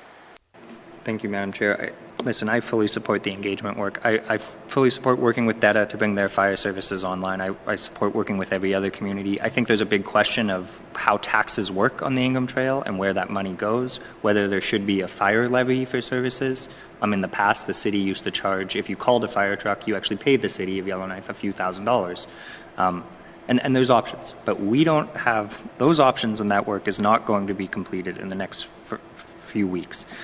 And there's no way that this continues without agreement from the City of Yellowknife. So I guess my question is, has the Department of Municipal and Community Affairs made an offer to compensate the City of Yellowknife to continue fire services on an interim basis, pending all of that other work? Thank you, Madam Chair. Thank you, Member for Yellowknife North, Minister of Maca. Thank you, Madam Chair. As of today, that the City of Yellowknife continues to support and offer fire services to Ingram Trail, but as of April 1st, like the member had said, that that date is coming up very closely. He stated within 5 weeks, but looking at those fire services, also looking at the options, we are going to be looking at the consultation to be done, and my department will have something to propose to the residents of Ingram Trail. But I also want to really elaborate as well too, like the implications that we're going to be looking at for the fire services to be offered, and I really want to emphasize on the education and training. I just also want to look at the fire department here in Yellowknife, and also looking at the fire department in the smaller communities. And we need to find people that are committed to offering these fire services, and that are committed to be educated and trained, and also looking at the certifications that they do follow, and equipment as well. So it's really not a decision that could be just made overnight, and I know that I've made the commitment that we will find a solution by April 1st, and I'm confident that my department has been working diligently with Ingram Trail, and I'm confident for them to get out there and get their consultation done and really have those options available to the residents. And I really want to speak about the financial implications as well too, whether the people at Ingram Trail would be in favor of with those additional taxes and those additional financial requirements that are going to be needed from the residents at Ingram Trail to be paying a certain amount to the city. Thank you, Madam Chair. Thank you, Minister. Member for Yellowknife North. Thank you, Madam Chair. I don't want to waste every single member of the Legislative Assembly's time on this, but I've asked this repeatedly, and I've repeatedly been told that by April 1st we have a solution. I am not hearing anything that leads me to believe that is now true. What I'm actually looking for is the conversations that I've had with the City of Yellowknife. As the City of Yellowknife said, yes, we'll do this for $100,000, and we decided that was too high. Has the City of Yellowknife said, no, there's a risk assessment, and there's no way we'll offer this? Have we not even made an offer to the City of Yellowknife? I'm not worried about the larger consultation that has to happen. I just, in the next 5 weeks, want to understand what has happened with the City of Yellowknife and what will happen with the City of Yellowknife. Thank you, Madam Chair. Thank you, Minister. Thank you, Madam Chair. That's a conversation that we've been having with the city. I will provide an update to the member to let the member know where we currently are sitting at with those conversations and what the city has actually committed to, and that information will be provided to the member. Thank you, Madam Chair. Thank you, Minister. Member for Hay River South. Thank you, Madam Chair. Just looking at ground ambulance and highway rescue, can the minister tell me, are they two separate things, like ground ambulance? Is that one category, and highway rescue something different? Thank you, Madam Chair. Thank you, Minister of Maca. Thank you, Madam Chair. I will have Mr. Gary Showerty respond to the question. Thank you, Madam Chair. Thank you, Minister. Mr. Showerty. Thank you, Madam Chair. It's one program. Thank you, Madam Chair. Thank you. Member for Hay River South. Thank you, Madam Chair. I guess this issue it's been ongoing, and especially for Hay River. Like Hay River, you know, we have Highway 1, 2, 3, 5, and 6 in close vicinity. So we've got, you know, a good length of the highways to look after. You know, in the Northwest Territories, we've got 2,200 kilometers of all-season and 1,400 kilometers of winter roads. You know, and I look at the $185,000. That's, you know, $84 per kilometer for the all-season, and if you take them all, it's $51 per kilometer, which is really not a lot of money. So I'm just wondering if, you know, we've been talking about it, and, you know, I listened to the questions from the MLA from Yellowknife North, and, you know, we don't seem to be getting any further ahead in addressing the issue of ground ambulance and highway rescue. So I'm just wondering, I'd ask the minister, like, you know, are we making any headway, or are we expecting to make any headway with addressing ground ambulance and highway rescue throughout the Northwest Territories? It seems like we spin our wheels, and it's just not this this assembly, it's past assemblies as well, so it's not like it's a new issue. So that's I guess the question, are we making any headway with this?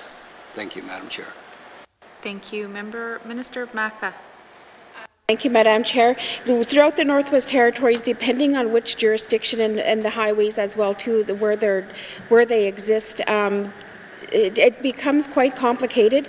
I'm going to have Mr. Gary Showerty elaborate on the current statuses throughout the Northwest Territories and how we administer the highways within Hay River, Inuvik, and in Fort Smith, and looking at what MACA is responsible for, and looking at the partnerships we have with the communities and with the Department of Health. Thank you, Madam Chair. Thank you. Mr. Showerty. Madam Chair, the department began the review of the ground ambulance program approximately 2 years or so back, where we hired a exterior consultant to support engagement with all of the different municipalities that deliver this service. Through that work, a number of different facets of the program were reviewed, including governance, chargebacks, areas of the road that different municipalities would be responsible for. There was at one point a plan to identify all of the highways across the NWT and which communities would respond on that, although there was never final agreement by all communities on that. The minister is correct. A community like Hay River does have highways going in a number of different directions. It doesn't mean that they're rolling hundreds of kilometers down the road in 5 different directions, which is part of what that strategy was intended to look at, was a fair approach to how highways would be covered. Much of that work was we were getting ready to bring that back for discussion with members, as the deputy referred to in her earlier answer. And this work has been somewhat sidetracked by the discussion around Ingram Trail. We didn't anticipate that the municipality would make a decision regarding their level of service. You know, nonetheless, that challenge was given to the department to try to address. Emergency services, fire protection services outside the municipal boundary had many of the same issues and concerns as ground ambulance outside municipal boundaries had.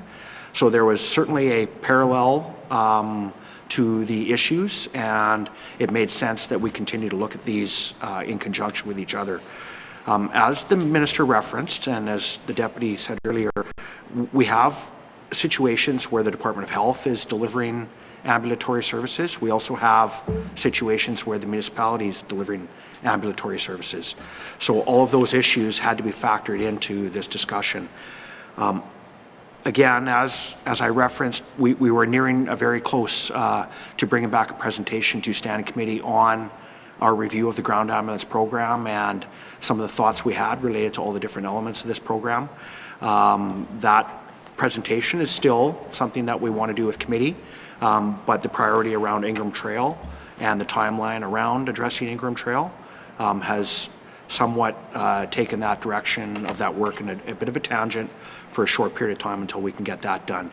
At the end of the day, the work that we're putting into addressing how we're going to deal with fire prevention services on the Ingram Trail will help to inform the larger discussion around emergency services outside municipal boundaries. So thank you, Madam Chair. Thank you, Mr. Showerty. Member for Hay River South. Thank you, Madam Chair. I guess that, that's all fine and dandy, I guess, but at the end of the day, the reality is that we've been waiting and waiting and waiting, and we don't seem to be making it, a lot of headway. And, in Hay River, again, like I say, there's no way that the town of Hay River is going to say, no, we're not going to go on an emergency call. You just do it because it's the right thing, doesn't matter, what the cost. And, until you've actually had somebody, that required it on the highway, that service, and I have for one of my children. And, it's so valuable, but we seem to fight, or we seem to, look at the cost, and there's a reason for that. But at the same time, we have to make some decisions because, we have to deal with it. On Highway 1 and 3, we have, I'm not sure how many trucks rolling down that highway between end of March or middle of March or January to March, like, 10,000. Like, there's, the potential for accidents and that. So it's very important, and I'm hoping that, when we come back next time, we actually hear something positive, that some agreements are in place. No more of this, while we're looking at it, we're engaging, we're reviewing. Like, we spend, if we took some of that money and put it into this, maybe we would have these agreements in place by now. Thank you, Madam Chair. Thank you. Thank you, Member for Hay River South. If you have no other further questions, then I'll move on to Member for Nunavut. Thank you, Madam Chair. Just in regards to the ambulance services on the Tuk-Inuvik Highway, that we don't have any. Something should be really looked at. Ambulance services that we do have in the ridings in Nunavut, it's all in the back of a RCMP truck, in the back of a F-150 Ford, and that's unacceptable. And I'm thinking that if we could even send us your old ambulances from down here and buy yourself new ones would be good. That's how bad we need it in the community. What we should be doing is really working with the Hamlet and the SAO, Senior Administrative Officer, to try to get ambulance services into the Nunavut communities and for the Inuvik-Tuk Highway. That service is needed really bad. It's more of a comment because I'm picking up where Mr. Simpson is speaking to, but I think it should be done quicker rather than later and invest a little bit of money. Thank you, Madam Chair. Thank you, Member for Nunavut. Minister Maka. Thank you, Madam Chair. I appreciate the comments coming forward, and I could, looking at the ambulance services, it's kind of a really foggy approach. I want to say is that, we don't have the commitments to be looking at this type of service to be offered. I honestly want to say that, we do. I want to put into comparison that we provide the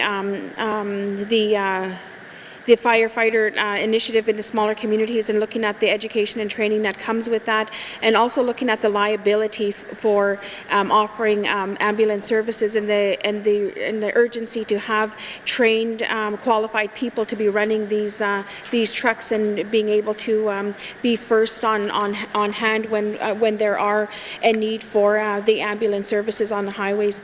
And I also want to say that out of the budget that we do have, 83% of our budget does go out into the smaller communities, and MACA does provide that extra that support for the communities on future planning, capital planning, and what is it that they're wanting to intend in the next few years. So I'm going to bring this back to my department, and I want to bring this to standing committee as well too, so I could really have a more provide a more clear understanding as where does MACA sit with this, and looking at the $185,000 that we do do have it within this budget, and that's mainly for equipment and training of the ground ambulance and of the for the communities to support them that way.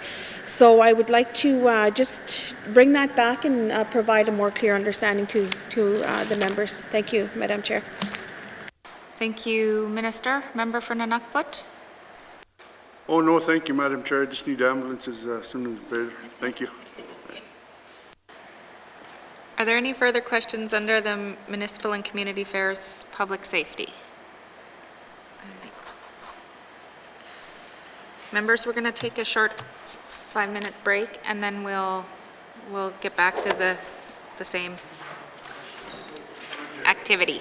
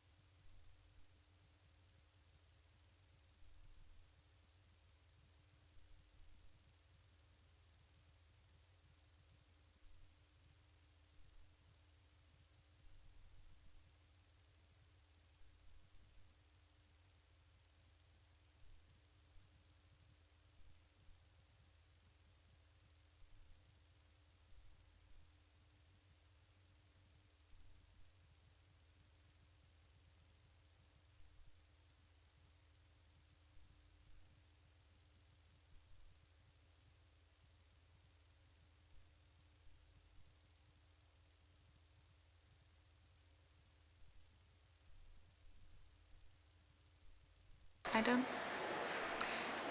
We'll call committee back to order, and we will carry on with member from Frame Lake.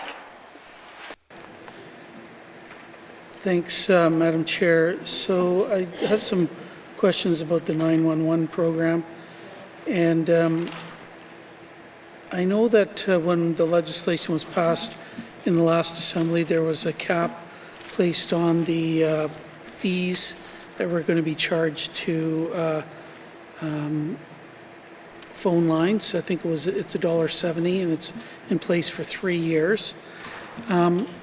What happens if those fees, and the fees clearly are not covering the cost of the program?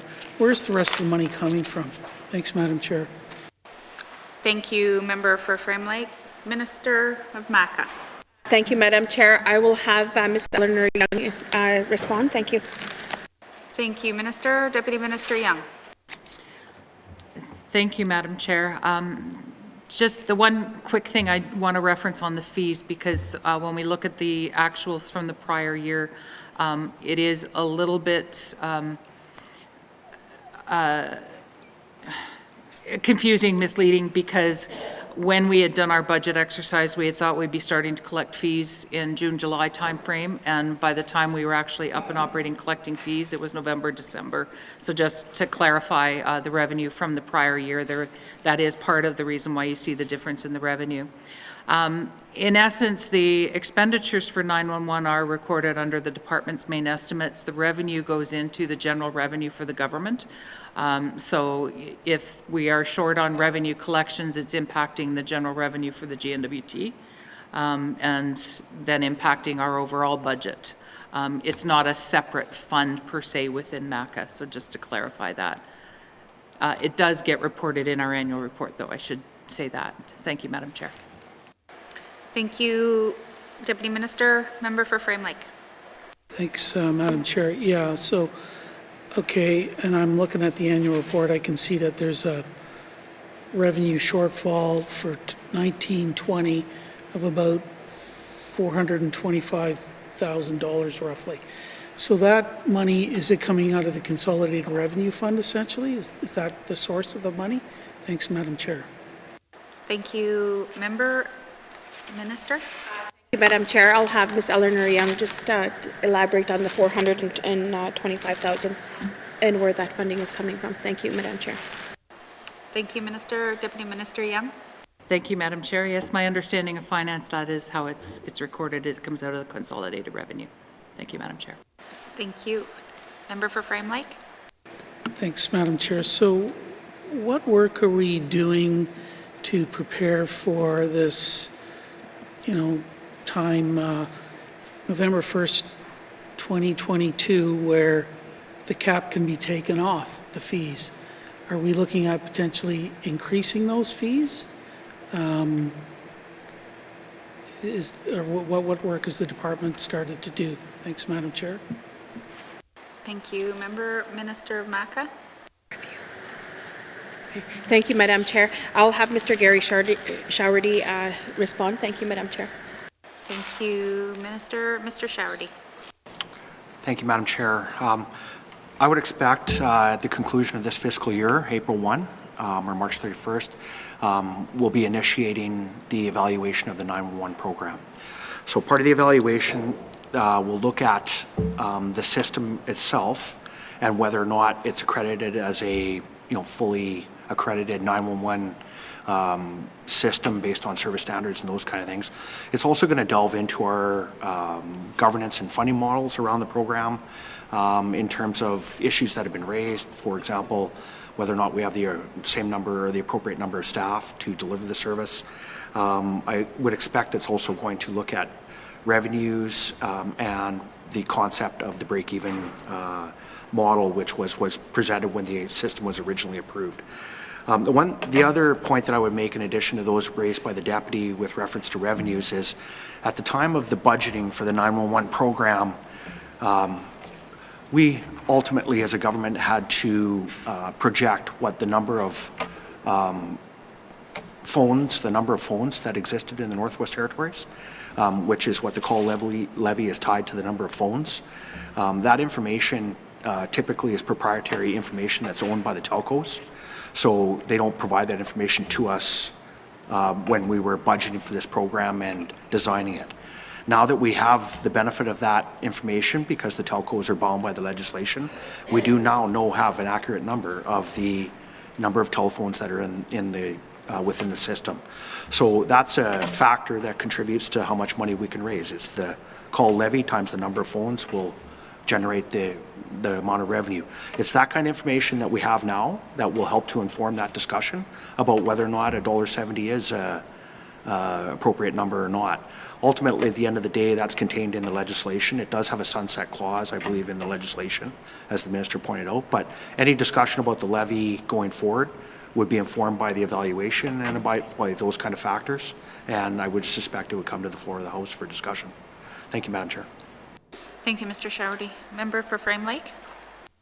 Thanks, Madam Chair. Yeah, that's good to know. Is there money in the budget for the actual evaluation?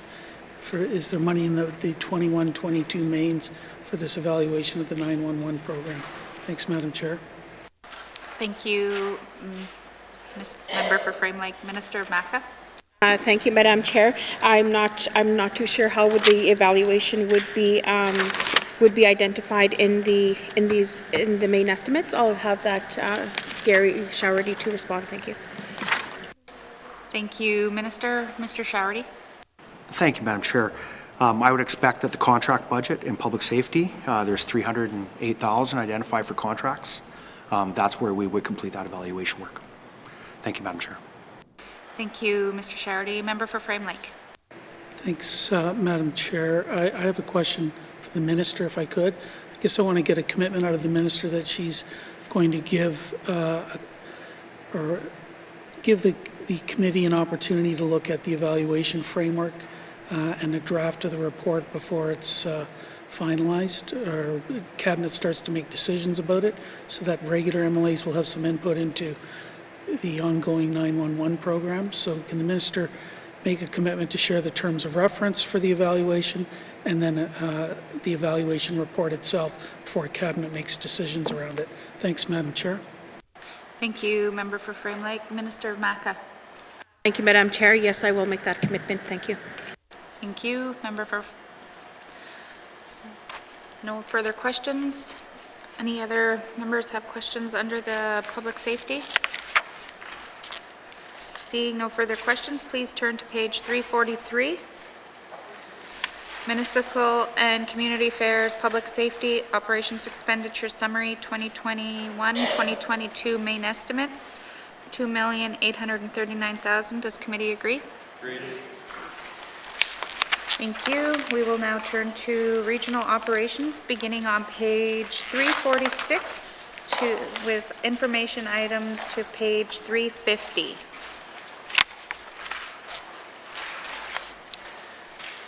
Member for Tabacha. Thank you, Madam Chair. My first question, I guess, is first of all, I was just listening to a lot of the comments that were made so far today with these estimates, and you know, a lot of consultants use a lot of reviews, a lot of reports. I just wonder how anything could get done if we're always waiting for a report, a consultant's deadline, a consultant who probably doesn't even understand any of us here in the north, probably. How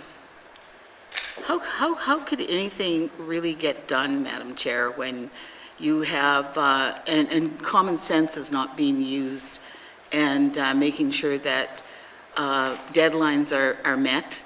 And, you know, just observing everything today was mind-boggling. My first question, Madam Chair, is we spend a lot of money on consultants, reports, lack of deadlines, and not enough on common sense and making sure that we do have a decision and meeting deadlines. I want to know how the department deals with that. Thank you, Madam Chair. Thank you, Member for Tabacha. Minister Maca. Thank you, Madam Chair. I will have my department, Mr. Gary Showerty, to respond, as I would like to know that with the reports and the evaluations that are done, if they're done in-house or if they're done by a consultant. Thank you, Madam Chair. Thank you, Mr. Showerty. Thank you, Madam Chair. I'll speak to the 911 evaluation, which is the most recent one that I just referenced. When we develop an evaluation framework, we do that in conjunction with the Department of Finance through their management board secretariat and the evaluation folks that they have in their department. These are people that are specially trained in evaluation that could help guide the design and the development of the evaluation framework. They're also mindful that when we do evaluation, we want to do it properly within government. And when departments, one of the cautions that I've heard is when departments go and do evaluation on their own without working through a coordinated approach, we end up with 15, 20, 30 different types of evaluators out there evaluating things, and it just leads to more confusion. It's been this practice of the department to work through the evaluation unit within the management board secretariat to complete our evaluations for a number of years now. In addition to designing the evaluation framework, the Department of Finance has already pre-reviewed evaluators who have the competency and the ability to evaluate for government purposes. So there are pre-approved evaluators that the department can use to implement this work. A good chunk of this work is done, again, to underline the consistency so that we're looking at programs the same across all of government. So that's a big part of the reason why we're conducting the 911 evaluation the way we are. We're also very early in the years of that program. We're 1 year in, and there's a lot of questions about how the program's been set up and how it's being resourced. And I think members of this House and our government is interested in completing this evaluation so that we can inform answers to those questions. So that's a large reason why we're working within that system and why we're using exterior evaluators to help inform that question. Thank you, Madam Chair. Thank you, Mr. Showerty. Member for Tabacha. Well, that was a big explanation on something I never asked about, really. I wasn't worried about the other section. I was just making a general comment. But anyways, first of all, the travel on page 347. Last year actuals were 250,000 and now we're up to 566,000. Is that just to cushion the budget, or what is that? Is it, I just want to know exactly what that is. I want my answers to be very precise and short, because we used up over half of my time just with that one question. Please, Madam Chair. Thank you, Member for Tabacha. Minister Maca. Thank you, Madam Chair. I'll make sure that my responses are very right to the point. I want to say that the 566, there had to be a COVID impact of our department getting into the smaller communities, and I'll just have Ms. Eleanor Young elaborate quickly. Thank you. Thank you, Minister. Deputy Minister Young. Thank you, Madam Chair. And the number you see there is 1920. So in part it's COVID, but this is regional office travel into communities. So it is determined primarily by engagement with communities and working with them to schedule visits in. And wherever possible, we also look for other sources of funding to pay. If we've got a good year with federal money, then we pay for some of our capital planning travel, for example, out of federal infrastructure money instead of using our internal budget. So travel budgets do vary up and down depending on needs and staff, I think is the fairest way to put that. Thank you, Madam Chair. Thank you, Deputy Minister. I think the member was looking for why it's doubled over this since 1920, but member for Tabacha. Community government funding remained the same all the way through. Is that done by per capita with 33 communities, Madam Chair? 1,853,000 on page 348. Minister Maca. Thank you, Madam Chair. I will have Mr. Gary Showerty respond for municipal services. Thank you. Mr. Showerty. Thank you, Madam Chair. The operation and maintenance funding, the $49,853,000, is distributed according to the municipal funding formula. The municipal funding formula, and I'll be brief, it takes into consideration the total value of the assets, municipal assets in the community, and what it would cost to operate those on an annual basis. So it really comes down to the assets on the ground in the community and the operational cost for those, which is all standardized right across the government, or right across all communities. Thank you, Madam Chair. Thank you, Mr. Showerty. Member for Tabacha. For clarity, I asked a question. I wanted to know if it was for all 33 communities per capita. Thank you. Minister? Thank you, Madam Chair. Like Mr. Gary Showerty had mentioned, is that this is based on infrastructure that is in that we do have in the smaller communities, and this is all for all 33 communities based on the infrastructure. Thank you, Madam Chair. Thank you, Minister. Member for Tabacha. Further to that question then, if you're going per capita and according to communities, and it's all 33 communities, including the capital, that doesn't leave very much for small communities and regions. So I'd like to know the breakdown of the regional centers, the capital, and then the rest of with the small communities. Thank you, Madam Chair. Thank you, Member. Minister? Thank you, Madam Chair. Just for the member to clarify, is this for funding available to smaller communities, and you want to have a list of how much MACA provides for each community annually? Thank you, Madam Chair. Thank you, Member. There's 33 communities, okay? And that includes the capital. I want to know how much the capital gets, how much the regional centers get, the three regional centers or whatever, and the rest for the small communities as totals. Because there's a big disparity within the regions and small communities. So I'd like to see the disparity in numbers. For Tabacha, Minister? Thank you, Madam Chair. I will have to follow up with the member because we do have additional funding that is provided besides what is offered territorially to all communities throughout the territory. Thank you, Madam Chair.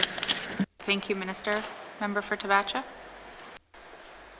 I thought I was, Madam Chair, I think I'm making myself very clear of what I want, okay, with that line. I'm not talking about any other line.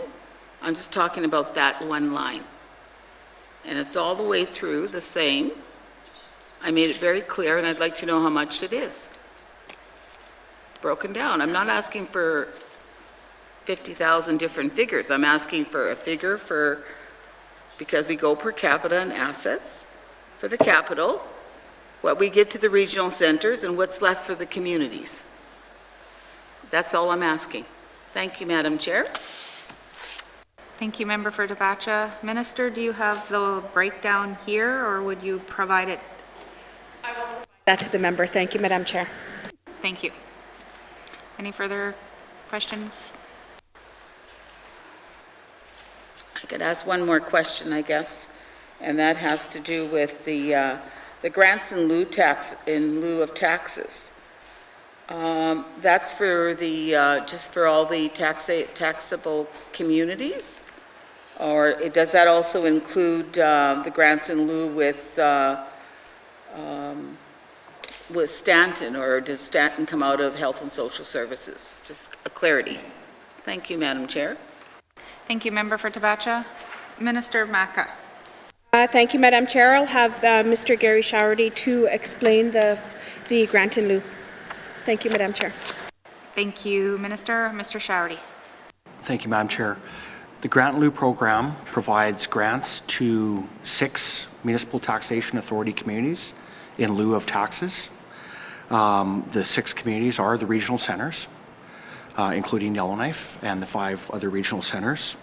The amount of money in here includes all government assets in those communities that are eligible for payment according to the policy. Within that envelope of funding includes an increase this year of $1.4 million, and those are for facilities located in Fort Smith, Hay River, and Inuvik, are the additional assets that came on board this year, which we're paying for now. Thank you, Madam Chair. Thank you, Mr. Shardy. Member for Great Slave. Thank you, Madam Chair. Madam Chair, I just wanted to get a bit more information about the on page 348, the water and sewer services funding. Maybe could the department explain, is that for operations and maintenance of water and sewer services, or is there any new projects or any capital that ends up out of this budget? Thank you. Thank you, Member. Minister Maca.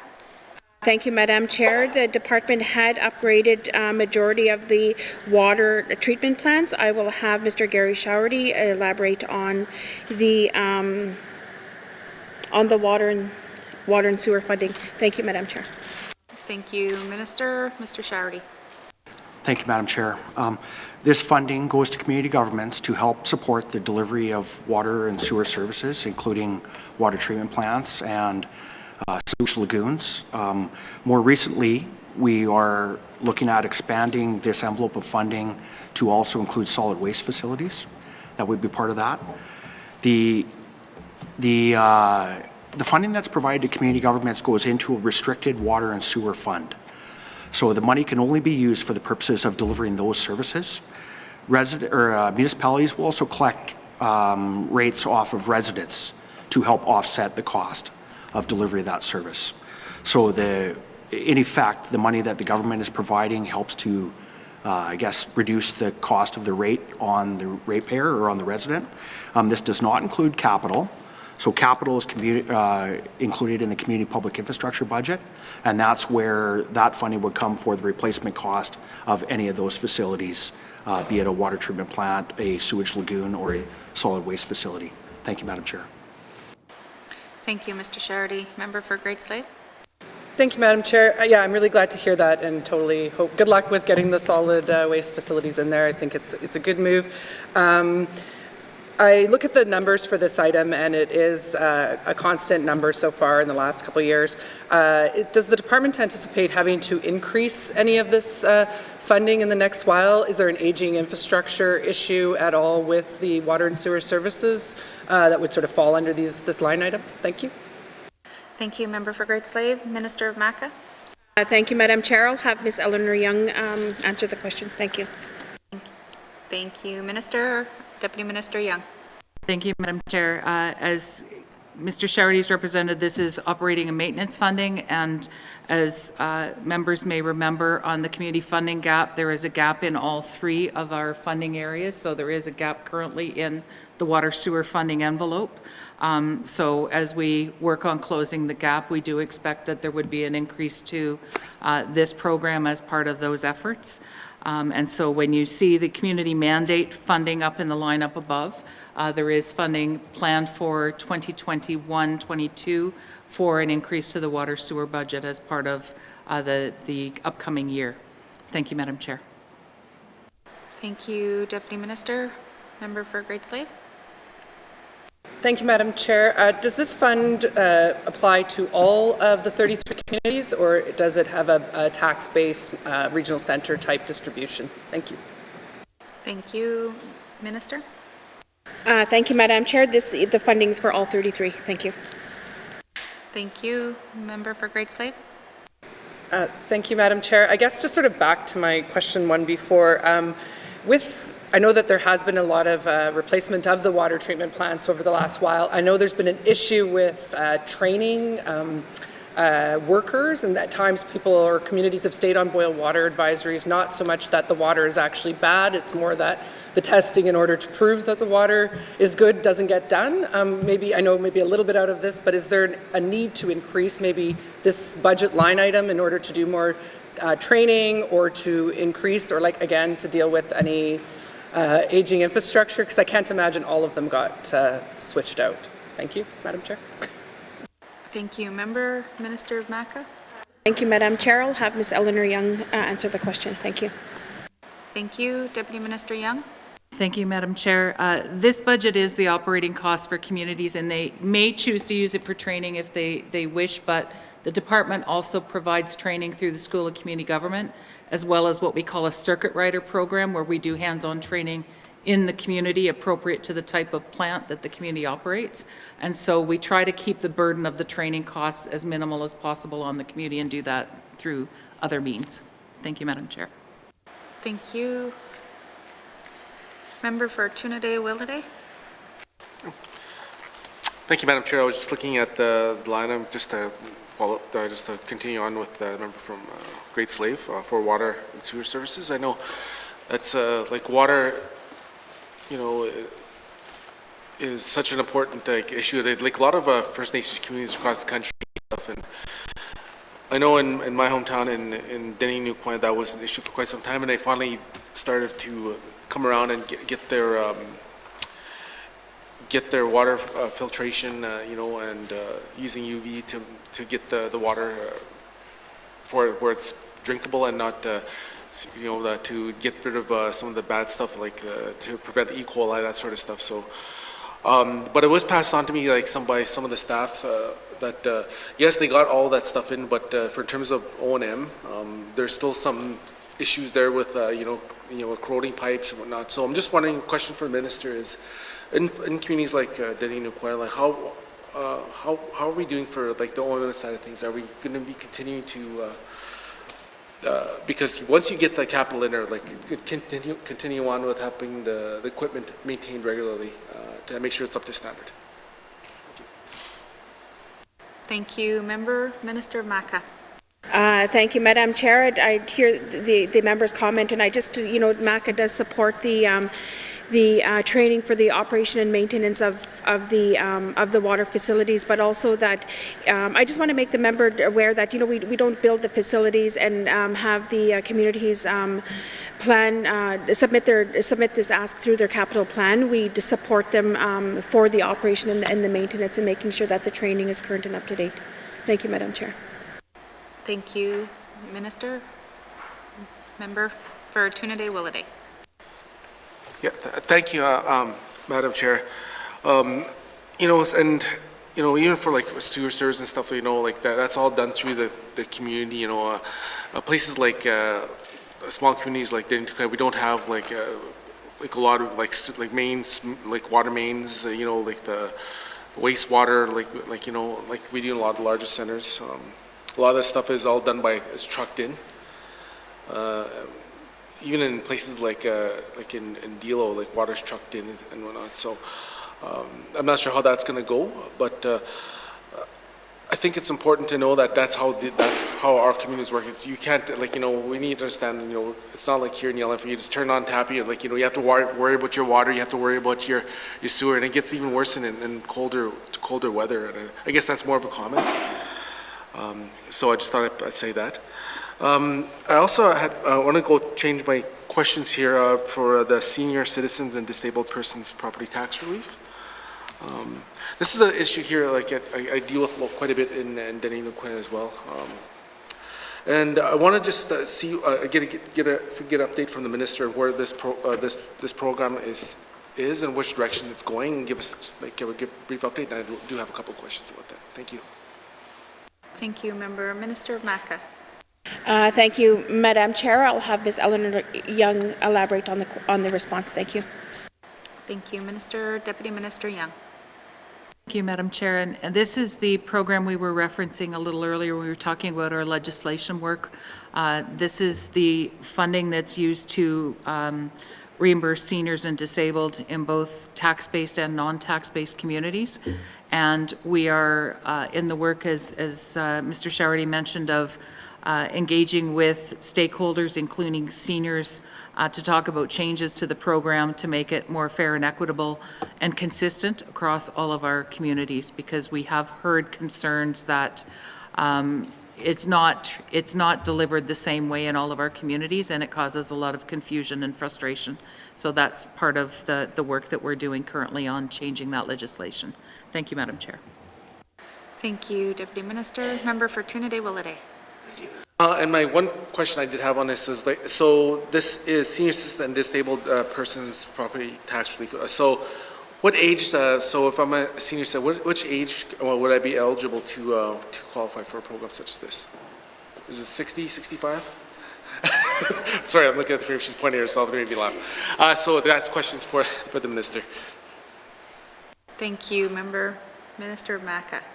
Madam Chair, 65. You have a long way to go, member. Thank you, Minister. Did you have any further questions? Member for Trinidad-Willowday. Thank you, Madam Chair. Sorry, Madam Paper, I tried.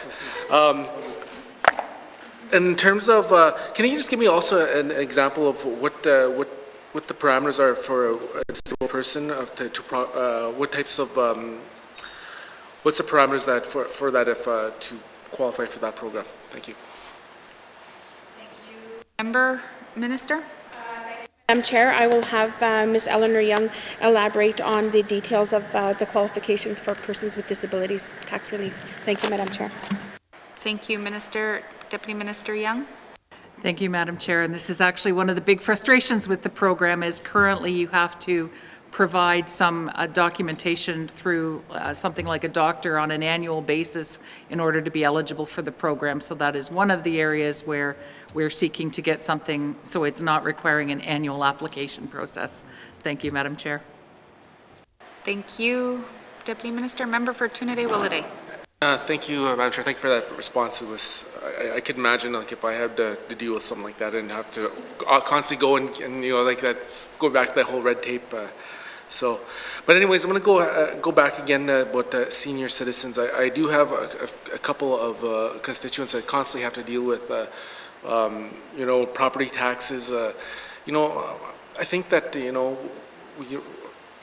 when you're working through, if you're running a business or if you're paying taxes all your life, I think once you hit a certain age, I think, you know, you've paid the house, for lack of a better word, throughout your life, and I think they've earned it. You know, they've earned that right to get some of these tax breaks, and it goes to their mandate item. I think someone mentioned about, you know, aging in place with dignity for our senior citizens and our elders, you know, our knowledge keepers. And I just wanted to make a comment, and I have no further questions. Thank you. Thank you, Member for Trinidad-Willowday. Do we have any further questions, comment under regional operations? Member for Nunavut. Thank you, Madam Chair.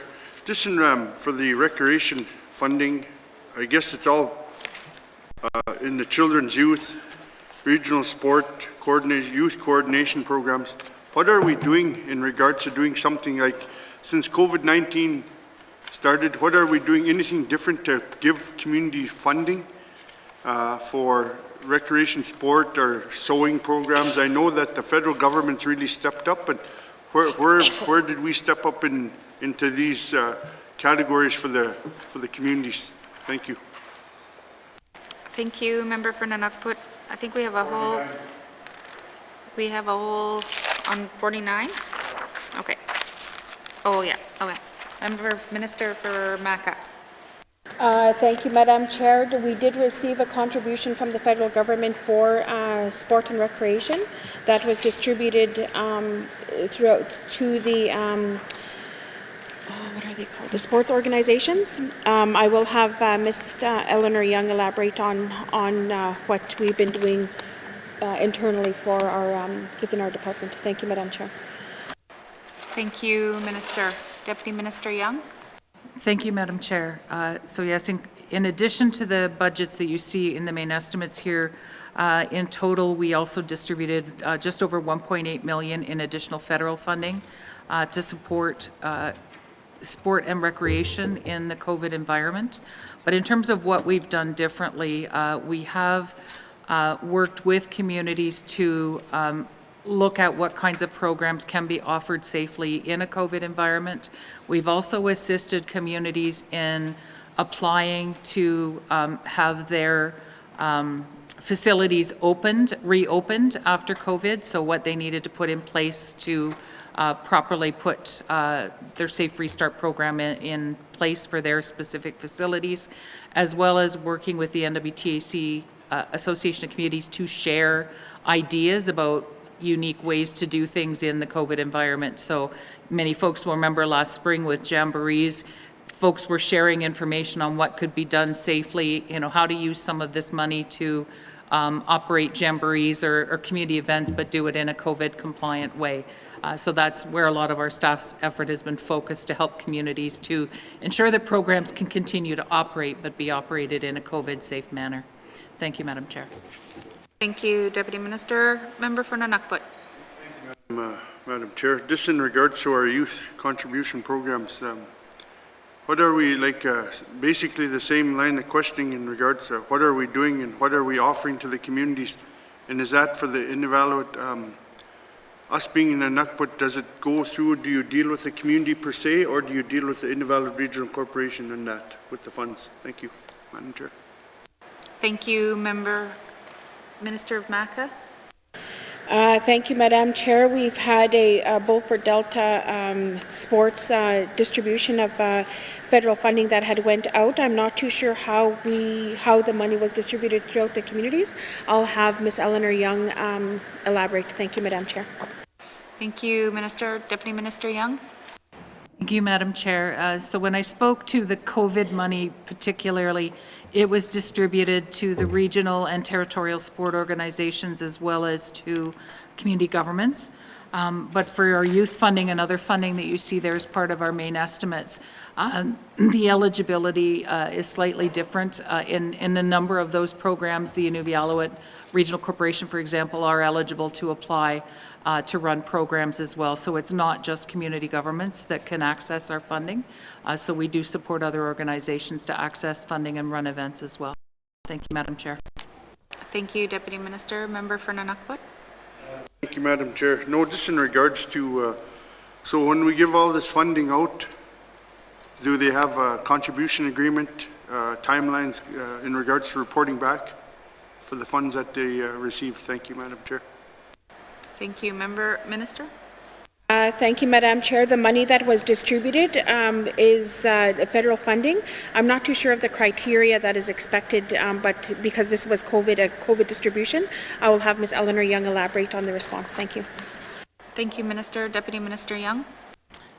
Thank you, Madam Chair. So for the COVID support money we received from Sport Canada, the reporting requirements are very minimal. It's something the department can do just on who we gave the money to and what kinds of events they were going to operate. For our own departmental programs, we do have financial reporting requirements that we ask organizations to complete, and we do support them in completing those reports. Thank you, Madam Chair. Thank you, Deputy Minister. Member for Nunukput. Thank you, Madam Chair. I just have a comment in regards to all the funds that I guess with the federal government and the territorial government have been giving. I see a lot of it in my community. It's all positive with all the different little programs that they're doing with the sewing programs and with the youth initiative programs that they do have. And I just, thank them for that. And then whatever, just making sure that my riding of Nunukput's getting its fair share too. Thank you, Madam Chair. Thank you, Member for Nunukput. Minister of Maca. Thank you, Madam Chair. Yes, I could reassure that the member that Nunukput is receiving adequate funding for youth and recreation. Thank you. Thank you, Minister. Any further questions under regional operations? Seeing no further questions under regional operations, please turn to page 347. Municipal and Community Affairs, Regional Operations, Expenditure Summary, 2021-2022 main estimates, $101,516,000. Does committee agree? Thank you, committee. Committee, we will now turn to the School of Community Governance. beginning on page 351 with information items on up to 354. Questions? Member for Tabacha. So, Madam Chair, School of Community Government, I agree with the concept, but I think we're going towards the concept of the Polytechnic University, and I think some of these funds should be geared to a program at the new Polytechnic University, and this type of funding should be going to the Polytechnic University and not in community governments. Because I know SAOs are very hard to come by, even at a regional level, even at a First Nation level. And I think that that if we combined our forces with the business management courses and everything else that's offered at a polytechnic, we're kind of duplicating what we're doing here. And if we're going with the other concept with the Polytechnic University, I think that's where some of those all this funding should be going towards making sure that every community has the proper SAOs and because there's been a lot of problems within the North. You know, forensics were going on in different communities. There's all kinds of things that happened. And sometimes expectations are not there. And we spend a lot of time trying to correct those expectations. And it's time that we evolve to the more formal training of at the Polytechnic University and stop duplicating programs. Thank you, Madam Chair. Thank you. Member for Tabacha. Did you have any comments?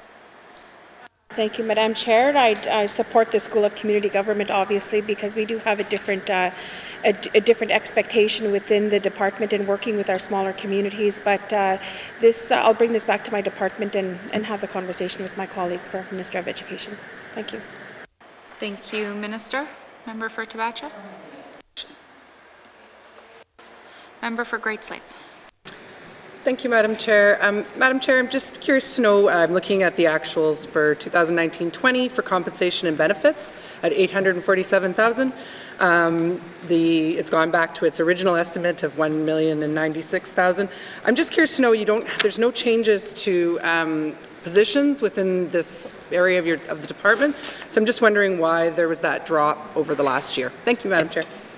Thank you, Member for Great Slave. Minister of Maca. Thank you, Madam Chair. I'll have Ms. Eleanor Young respond. Thank you. Thank you, Deputy Minister Young. Thank you, Madam Chair. I don't have the detail in front of me, but what I would expect is this is probably a situation where we had a vacancy for part of a year or something along those lines, but I can check that detail and get back to the members just to confirm why the difference exists. Thank you, Madam Chair. Thank you, Deputy Minister. Member for Great Slave. Thank you, Madam Chair. Thank you for that. It's more just me trying to learn sometimes what the budgets are and how the GNWT operates. I guess more of a comment. I just want to say that I think it's actually great to see increased budget to a Brilliant North, and I do also support the community government. I hear what my colleague is saying, but this to me seems like internal training almost for community members, or like a way to train community members on the operations of the government. Maybe I could ask if that's a correct assumption to make in this area. Thank you, Madam Chair. Thank you, Minister of Maca. Thank you, Madam Chair. I'm going to have Ms. Eleanor Young respond. Thank you. Ms. Young, Deputy. Thank you, Madam Chair. And yes, that's a correct assumption. It's designed as an executive learning program, so you may take, for example, an accounting degree at school, but then you come and you learn about municipal accounting at the School of Community Government, so the municipal application of it. That said, we are obviously very closely having conversations with the Polytech about where the Polytech evolves to and what that does to the school when it is open. So thank you, Madam Chair. Thank you, Deputy Minister. Member for Great Slave. Thank you for that, Madam Chair. I guess my next question has to do, does this organization or this area of the department support SAO development and retention? I've become aware in my time in the north of how difficult it is for SAOs to be retained in small remote communities at times, often being at the whim of mayor and council.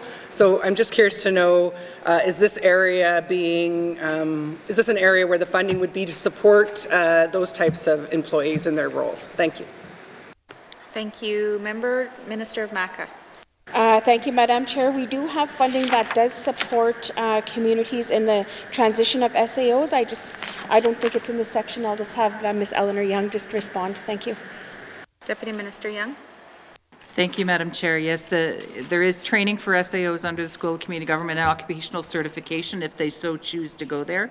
The Brilliant North funding you see there, it is really targeted to governance training and SAO training primarily right now, through a collaborative effort with the school, with NWTAC and LGANS, so the Association of Communities and the Administrators Association, help us determine where to target that Brilliant North funding. So currently it's targeted to SAOs and governance, so council training. Thank you, Madam Chair.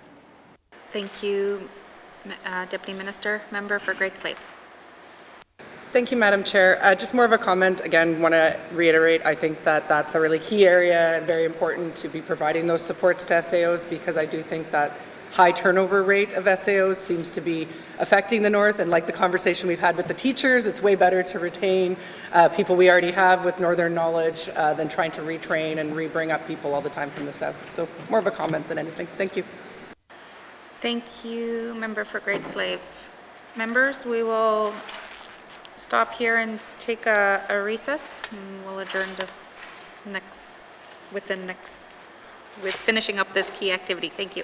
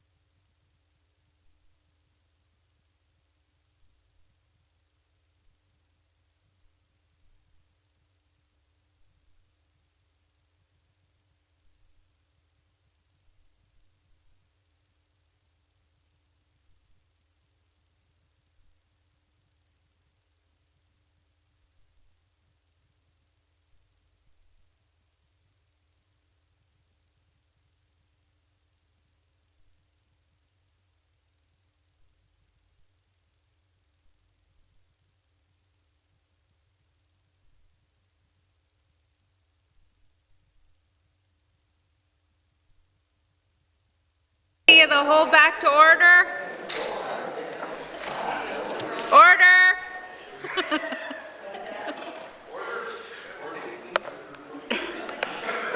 We'll continue on.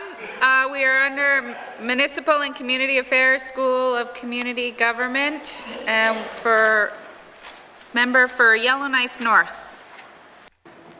Thank you, Madam Chair. I guess when I look at the School of Community Government, I've heard tangentially from a few communities that it's good, but it's $3 million of the budget that I don't really know much about.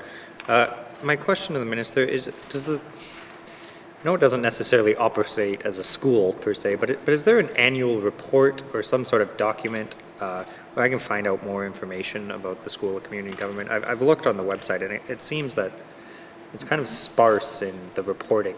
Thank you, Madam Chair. Thank you, member. Minister Maka. Thank you, Madam Chair. I'll have Ms. Eleanor Young respond. Thank you. Thank you. Deputy Minister Young. Thank you, Madam Chair. There's currently not an annual report, but we could put some information together. Essentially, we offer training in about 10 or 15 different occupations that are related to community governments, everything from senior administrative officers down to works and recreation staff, as well as council training for council. And we work with CERNAC to deliver First Nations governance training as well. And so the gamut of what would be within a community government's area of responsibility, there's different training courses tied to, but we can put more detailed information together. But to answer the question, no annual report produced. Thank you, Madam Chair. Thank you, Deputy Minister. Member for Yellowknife North. Thank you, Madam Chair. Yeah, I guess perhaps since there isn't an annual report, a review is perhaps what I'm looking for. When I look at something like we did the Aurora College Foundational Review, and we looked how many people take the courses, we got a figure out of that of the cost of, what is it actually costing to run these courses per person. Do we have any figures of, in a fiscal year, how many people take courses in the School of Community Government? I'm just trying to get a sense of the scope of this. Thank you, Madam Chair. Thank you, Member Minister. Thank you, Madam Chair. There is no report that is distributed, but it is measured by the need of the programs. I want to just I'm trying to think of an example. I'm going to say sport and recreation, that we did offer that program. We did offer the land administration program, and then we did end up looking at I don't want to say reevaluating. I want to be very careful on the choice of words that I have, but looking at the success of the programs, I guess that's how I would put it. Thank you, Madam Chair. Thank you, Minister. Member for Yellowknife North. Yeah, thank you, Madam Chair. I guess, can I get if the Minister doesn't have it now, a commitment to come back with how many people take and have taken School of Community Government courses? Essentially, I know there's lots of courses in different areas, but I want to know how much it is utilized. So the number of students, I guess they would be called. Thank you, Madam Chair. Thank you, Member Minister. Thank you, Madam Chair. Yes, I will provide that information to the member. I just want to say that the other thing too is that for the School of Community Government, it's designed to support the municipalities at the local level. I just also want to kind of explain that we do have a number of employees that work at the community level that are hired by the chief, the council. They and there's a limited amount of education that is acquired, I want to say, at the community level, but there's a lot of work experience, and that's where the School of Community Government accommodates and recognizes those years of service as well at the community level. Thank you, Madam Chair. Thank you, Minister. Member for Yellowknife North. Thank you, Madam Chair. I think perhaps once the Minister has compiled some information, and the appropriate committee should request a briefing on this. I guess also, in what I'm looking to get from the Minister is, I know this was spoken to previously, but how the School of Community Government fits in with Aurora College. If Aurora College plans to, teach Indigenous governments as one of its core courses, to me it doesn't make sense to have the School of Community Government using the CERNAC funding to have a competing course. So can the Minister speak to the plans of any changes or the role of the School of Community Government with Aurora College, or at least provide that information in writing. Thank you, Madam Chair. Thank you. Member Minister? Madam Chair, I could provide that information, but I also just want to emphasize on that with the School of Community Government and the courses that are being offered, it's recognized as work experience, where if we were to apply at Aurora College, you would have to have a certain certification and courses to get into certain programming, where the School of Community Government, it's recognized for on-the-job training. Thank you, Madam Chair. Thank you. Minister, member for Yellowknife North? Thank you, Madam Chair. I guess, is the minister willing to do some sort of evaluation, I guess, or if there has been one shared? I'm just a little confused of what we're doing. I have no sense of whether the School of Community Government is worth, $3 million, whether the 37 staff here are, giving training to 100 people a year, 400 people a year, whether this should be consumed by the college. I just want to try and get a sense of whether this is good value for money. So if there has been an evaluation of the school and all of its work, that could be shared, or if there's plans to do one. Thank you, Madam Chair. No more questions. Thank you. Minister? Thank you, Madam Chair. I'd want to offer a briefing to the committee as well to look at the School of Community Government, but I really want to bring the member back to living in a smaller community and looking at the elects of the chief and the council and the responsibility and the support that MACA provides for education and training at that level, and to also recognize that we do have a limited amount of education that is acquired at the community level, and then through this way they're able to acquire certification that is recognizable for job transfer for themselves, but it's also about building capacity as well. Thank you, Madam Chair. Thank you, Minister. Member for Yellowknife North? No further questions. Thank you. Member for Frame Lake? Thanks, Madam Chair. Can the minister tell me whether, the text here describing the activity talks about how it's local governance capacity building through partnerships with government departments, Indigenous governments, territorial organizations, professional associations, and education institutes. But it doesn't really clearly say, are the courses that are offered here, are they open to Indigenous government employees? Thanks, Madam Chair. Thank you. Member Minister of MACA?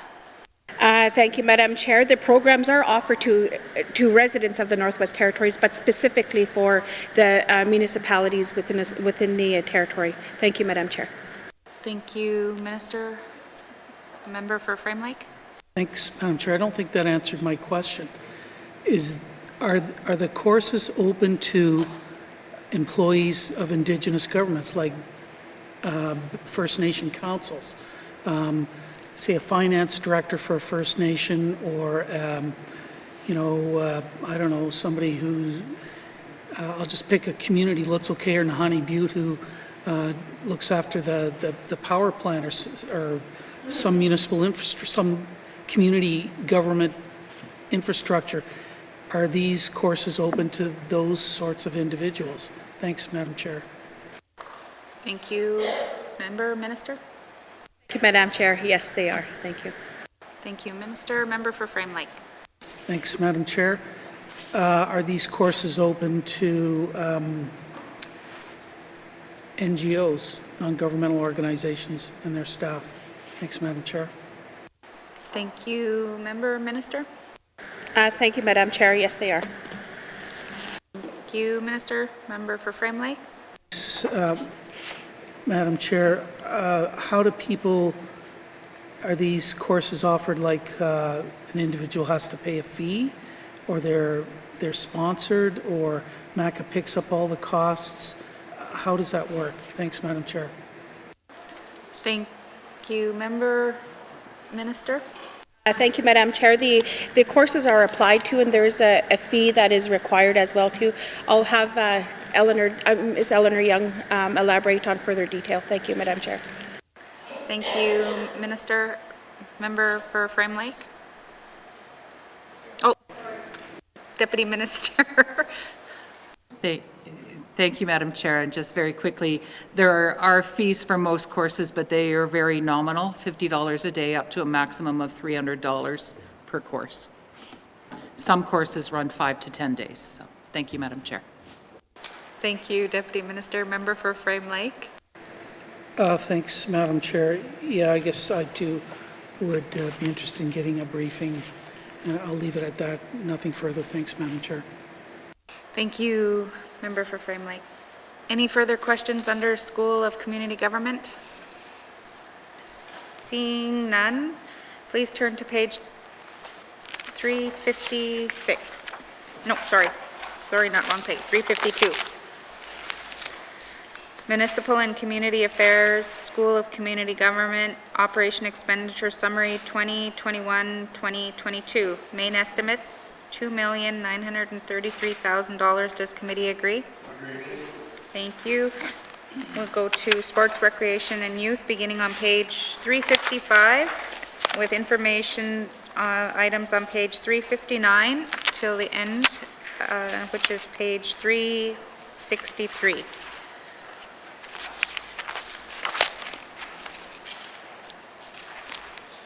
Questions? Member for Cam Lake.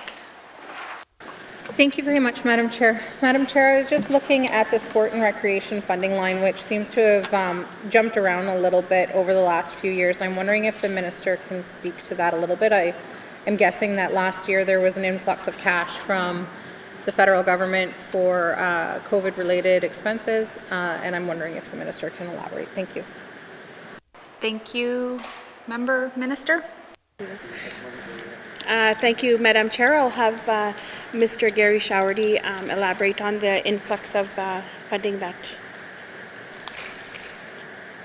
Thank you, Minister. Mr. Showerty? Thank you, Madam Chair. The change in the revised estimates from the main estimates 2021 reflects the COVID money that we received from Canada, $1.8 million. Thank you, Madam Chair. Thank you, Mr. Showerty. Member for Cam Lake? Thank you very much, Madam Chair. No, just to echo kind of the messaging, from the member from Nunakput in regards to getting our kids in communities active and making sure that kids have stuff to do. I believe that that's a huge portion of mental health, and that mental health is not just having phone numbers for kids to call. Mental health is keeping kids active and making sure that they have things to do in all of our 33 communities. And so I'm a little bit concerned when I look at, for example, the travel line item down below. That's substantially higher than our sport and recreation number up above. And so I'm wondering if the minister can speak to what exactly this sport and rec line pays for. Thank you. Thank you, Minister of Maca.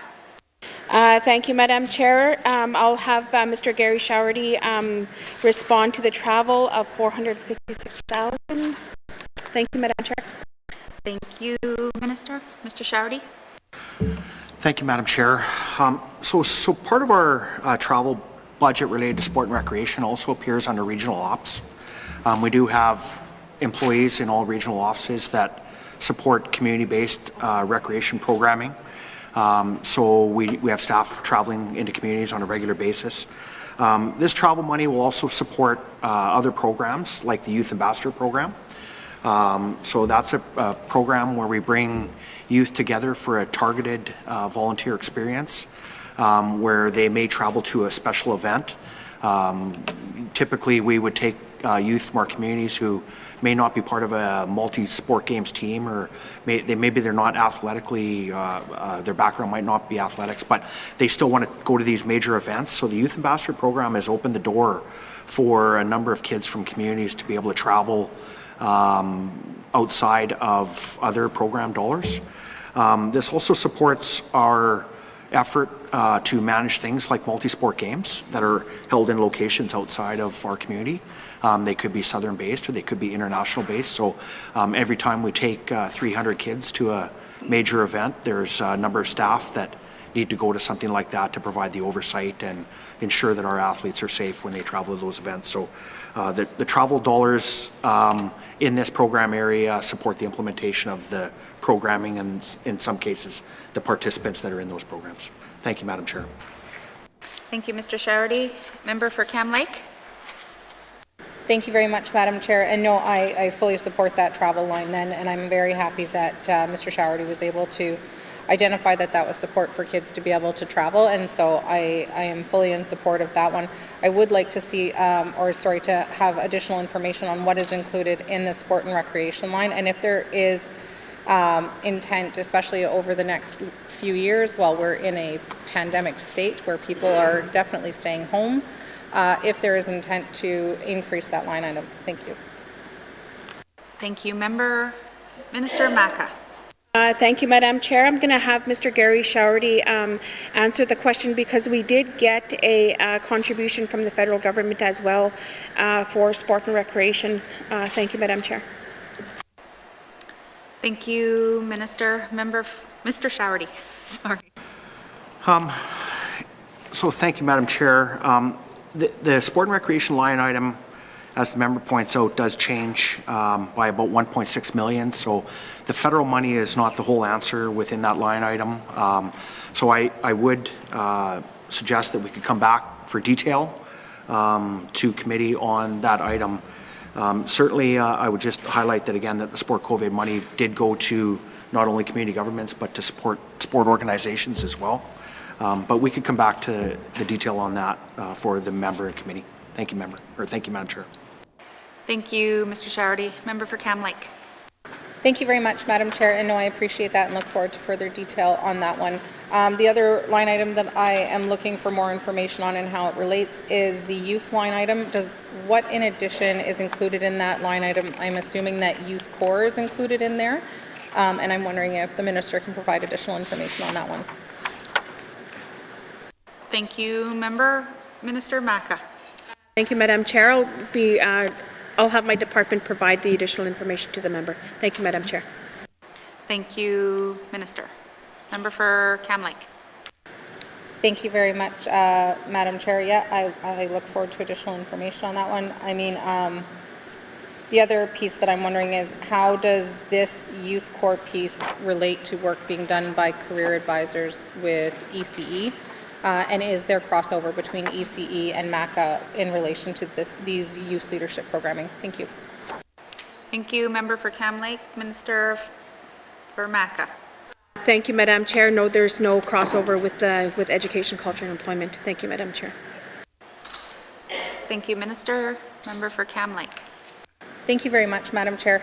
My knowledge of this program is limited, and so if I go off script a little bit, please let me know where I do. But my understanding is that this is kind of like a youth ambassador program where it brings together students from across all 33 of our territories that are interested in leadership, and it gives youth an opportunity to get to know one another and also to work on leadership projects together. So this seems like a really key area for us to be able to find out from youth more information about kind of the state of education, how to support people in communities through education, and it seems like a great place to have some crossover between growing opportunities for students in small communities, as well as creating opportunities for post-secondary. And so I'm wondering if the Minister will commit to having a meeting with her colleague from Education, Culture and Employment to see how that program can both be expanded and also leveraged a little bit more.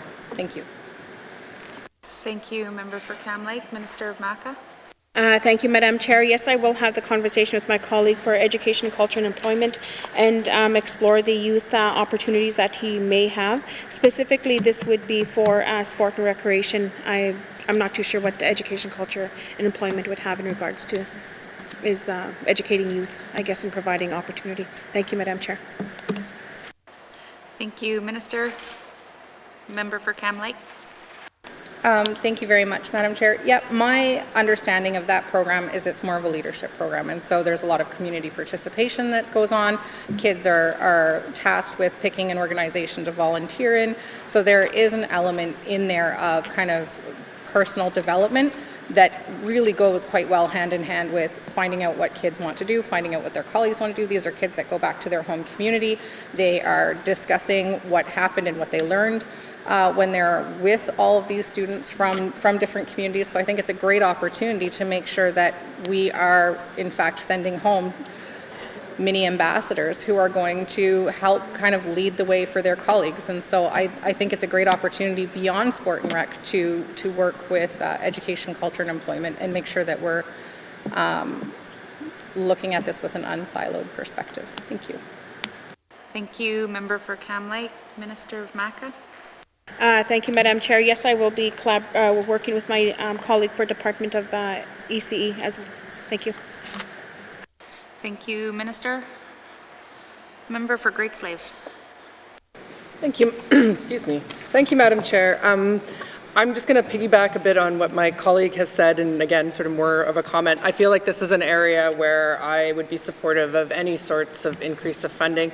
I like what my colleague was saying about the idea of using youth and sports to act as a sort of almost like mental health and wellness counselor type situations, and the crossover that could be happening between almost all of those types of departments. When I look at the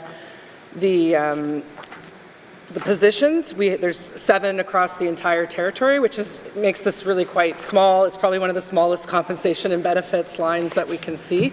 So to me, I feel like I had said to the Minister of ECE when he was up, this seems like a great way to increase employment in small communities, which is the priority of our Assembly. It seems like a way to ensure that P1s are hired because they are the people that would be in the community. They can be leading on the land programs. All of this comes back to being healthy, having healthy bodies and minds. So I guess more of a comment, Madam Chair, I just wanted to reiterate that I think that increases to the funding of any of these programs would be great, and I do also encourage the Minister to collaborate with her colleagues in order to see about crossovers of staff. So it's not just somebody focused on sports, it's, a youth care worker who's focused on sports because they provide that role anyway. So we might as well start cross-training and looking at that less siloed approach.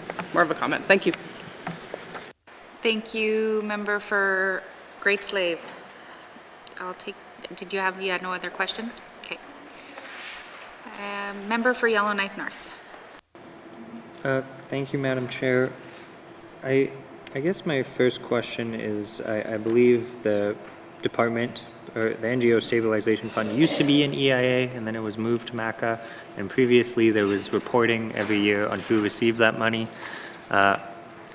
If we take any other fund like this in the NWT, there's actually usually a press release, the recipients of the poverty, fund, and then we list them. Or this, I believe GNWT does a grants and contributions report every year that shows all the seed winners. Can I get a commitment from the minister that we will start reporting on who gets the NGO Stabilization Fund money, and all of the previous years where we have not published that, I think going back to 2015, will be made public? Thank you, Madam Chair. Thank you, Member for Yellowknife North. Minister of Maca. Thank you, Madam Chair. I have a list of organizations, NGOs that have received the NGO funding or the NGO stabilization funding. I'll provide that list to the member. Thank you, Madam Chair. Thank you, Minister. Member for Yellowknife North. Yeah, thank you, Madam Chair. I guess it's not so much that I want it, I just believe I would like it to be publicly reported. So can I get a commitment that it'll be made public? And I can go look who won in 2015 where the money went, but then it just kind of fell off the map when MACA got hold of it. So I'm looking for public reporting. Thank you, Madam Chair. Thank you, Minister. Thank you, Madam Chair. I'm not too sure about the reporting because I'm just thinking about the privacy and whatever, but I will complete a recognition of the recipients that have received the NGO Stabilization Fund. Thank you. Thank you, Minister. Member for Yellowknife North.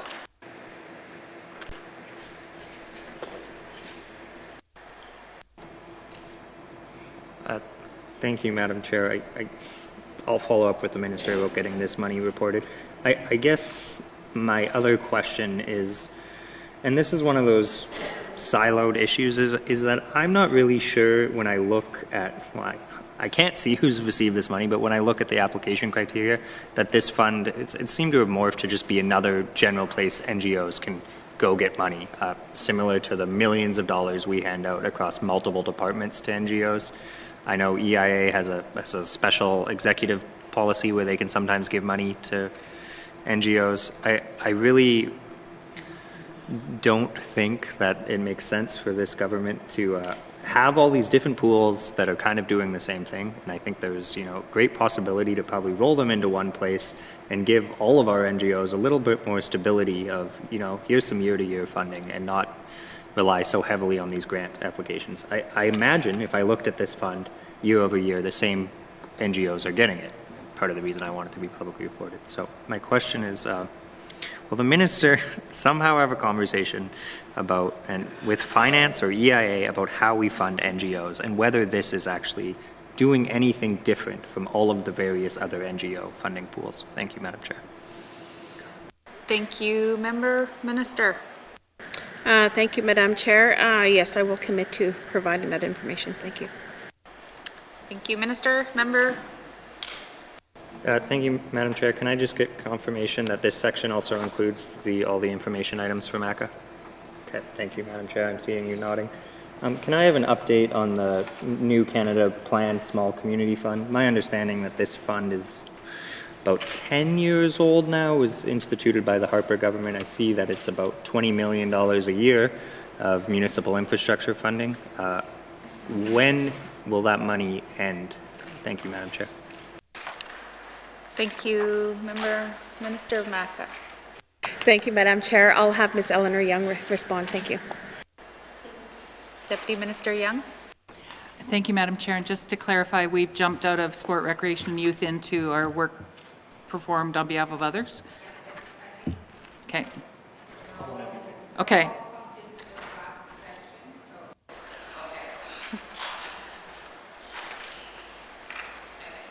To that. So each of the programs you see listed, thank you, Madam Chair, sorry about that. Each agreement with Canada is slightly different. The New Build Canada plan for communities was called the Small Communities Fund. That program, construction of projects must be complete by December of 2022, and all of our reporting into Canada must be done by March of 2024. And so there are a number of projects in each community that were funded through this program. As I say, each run slightly different in terms of how it was done, but that one was done through an allocation for each community. They chose the project they wanted to pursue. We had it approved by Canada, and then they received their funding to proceed. Thank you, Madam Chair. Thank you, Deputy Minister. Member for Yellowknife North. Thank you, Madam Chair. I guess my question is, are all communities on track to actually spend all of the money in the fund by 2022? Thank you. Thank you, Member Minister. Madam Chair, I'll have Ms. Eleanor Young respond. Thank you. Thank you, Deputy Minister Young. Thank you, Madam Chair. As far as I know right now, yes, they are all on track. In cases where we have had issues in the past, we've been able to work with Canada to either find an alternate project or an extension to the project so that the communities don't lose the money wherever possible, or find an alternate program for them to apply to so that we make sure that communities can finish their projects. Thank you, Madam Chair. Thank you, Deputy Minister. Member for Yellowknife North. Yeah, thank you, Madam Chair.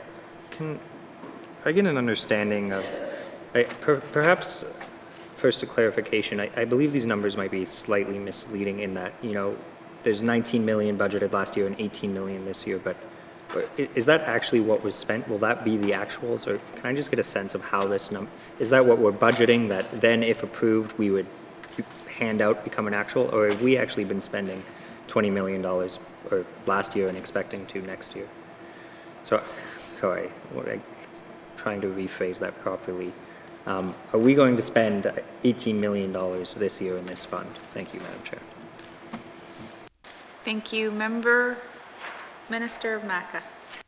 Thank you, Madam Chair. Yes, that is correct. Thank you, Minister. Member for Yellowknife North. Thank you, Madam Chair. Can I get a sense how this affects the municipal funding formula? If there's essentially $18 million in our budget that is granted, we're passing through from the federal government, and then that expires in 2022, does that mean our funding formula will decrease by $18 million? Thank you, Madam Chair. Thank you, Member Minister. Oh, thank you, Madam Chair. I'll have Deputy Minister Young respond. Thank you. Thank you, Minister. Deputy Minister Young. Thank you, Madam Chair. All of the programs that are listed in the this section of the budget this is strictly federal funding. It is not, it's separate from the capital budget approved through the Assembly for what we call community public infrastructure funding. Most of these programs, with the exception of the gas tax program, require a 75-25 cost share.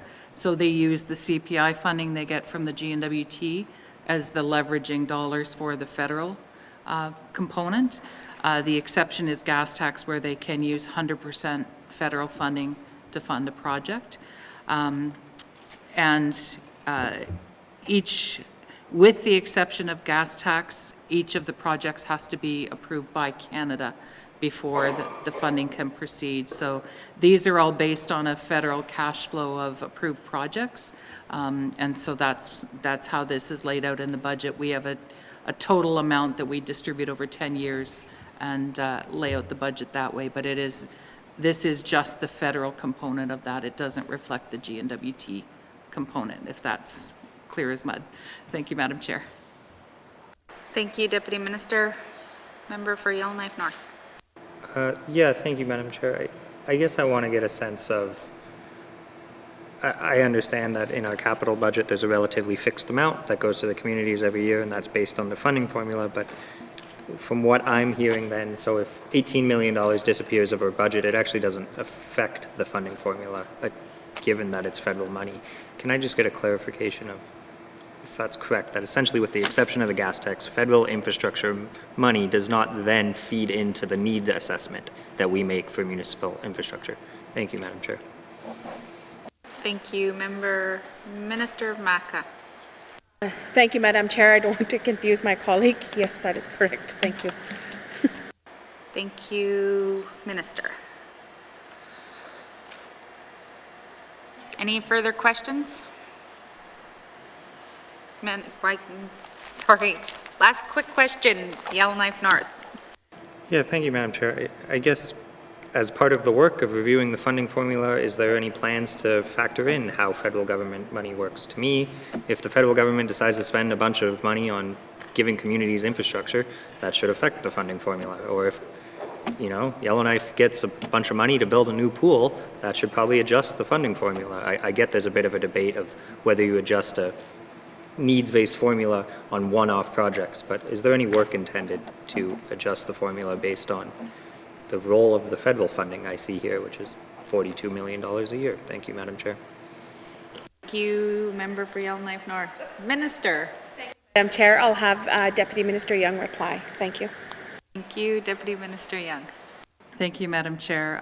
And yes, we are trying to figure out how to best calculate that and accommodate it in for many of the reasons the member mentions when we do our capital policy review in about 2 years' time, year and a half's time. Thank you, Madam Chair. Thank you, Deputy Minister. Member for Frame Lake. Thanks, Madam Chair. I'm looking at page 357, the multi-sport games. So 2020-21, there was $650,000, and I presume that was for Arctic Winter Games, which was canceled. So does that money carry over, or what happens to it? Thanks, Madam Chair. Thank you, Member Minister Maca. Thank you, Madam Chair. I just, with that $650,000 that was set aside, if that was for the Arctic Winter Games, I cannot find it on here very quickly, but then we did have to dismantle the games, and we did have to send employees over there to take part in taking the games down and also returning people back to their home communities. Thank you, Madam Chair. Thank you, Minister. Member for Frame Lake. Thanks, Madam Chair. So why would we expend the $650,000 in 2019-20, which I guess probably was a year then that Arctic Winter Games were held, or explain to me why when last year the one in Whitehorse was canceled. Thanks, Madam Chair. Thank you, Member Minister. Madam Chair, I'll have Mr. Gary Showerty respond. Thank you, Madam Chair. Thank you, Mr. Showerty. Thank you, Madam Chair. The department received $1.3 million over 2 fiscal years. So the 650 is half of that. That was contributed in 1920 that goes into this fund. The fund is a restricted fund for the purposes of the sport, recreation, and physical activity programs defined by the Act. So the money continues over. We did absolutely have impacts to our games programming as a result of COVID with the cancellation of the Arctic Winter Games in 2020. There's currently discussions underway both with the Arctic Winter Games and with other multi-sport games or major events like that where there's decisions being made in the future about whether those games can be held, can they be deferred, can they be, so what's going to happen as a result of COVID is we could see some compression of programming with multi-sport games, either with the Arctic Winter Games or Canada Games or other. So while the money does stay within the fund, we expect in the coming years that there'll be pressure on the games program area because of the result of the schedule and the changes to that. So at this point, we're still recovering from the pandemic, and no clear decisions have been made about games, including the Arctic Winter Games in 2022. So it's kind of a bit of a plan around some of these decisions when they happen scenario. Thank you, Madam Chair. Thank you, Mr. Showerty. Member for Frame Lake. Thanks, Madam Chair. So it sounds like the money is still there available for multi-sport games. Is that correct? It's just not going to get expended, or no expenditures are anticipated in 21-22. Thanks, Madam Chair. Thank you, Member Minister. Thank you, Madam Chair. I'll have Mr. Gary Showerty respond. Thank you. Mr. Showerty. Thank you, Madam Chair.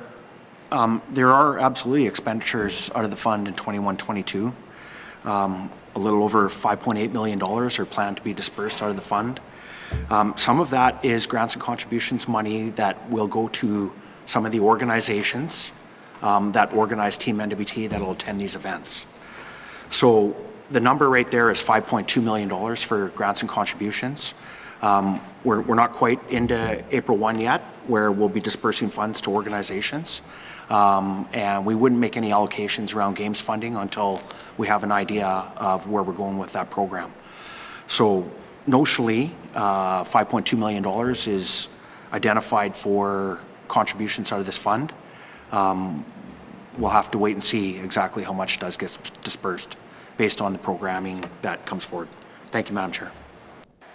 Thank you. Member for Frame Lake. Thanks, Madam Chair. I was talking about a different line item, but I think I have a better appreciation for it now.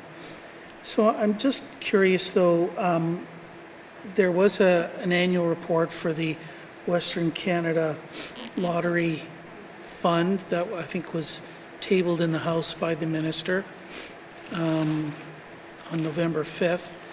And there's just one line item here about revenues. Why is there no sort of page in here that discusses money in, money out for the Western Canada Lottery Program? Thanks, Madam Chair. Thank you, Minister.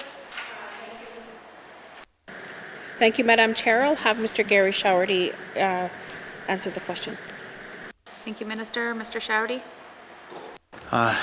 Thank you, Madam Chair. I apologize if I've added to the confusion there. I was looking at the Physical Activity, Sport and Recreation Fund, where I thought that's where the members' questions were originating from. But I understand that he was looking at the sport, recreation, and youth activities. So it is the fund where we'll be dispersing money from the Western Canada Lottery Program, and that is detailed in that physical activity item. Thank you, Madam Chair. Thank you, Mr. Showerty. Member for Frame Lake. Okay, thanks, Madam Chair. So, yeah, okay, I see that the Physical Activity, Sport and Recreation Fund, that is the lottery money, I guess, in and out. And somehow I'm trying to reconcile that against the annual report financial statements, which are the most complicated I think I've ever seen in my life almost.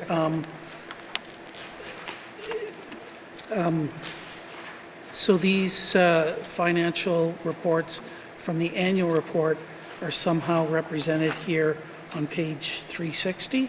Is that correct? Thanks, Madam Chair. Minister Maca. Thank you, Madam Chair. I will have Mr. Gary Showerty explain. Thank you, Minister. Mr. Showerty.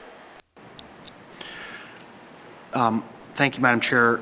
The annual report that we tabled in the House this past year represented the activity for 2019-20, which theoretically should line up with the numbers that are presented here in this physical activity fund. Thank you, Madam Chair. Thank you, Mr. Showerty. Member for Frame Lake. Thanks, Madam Chair. Well, I can provide some assurance that they don't really seem to line up. Like I'm looking at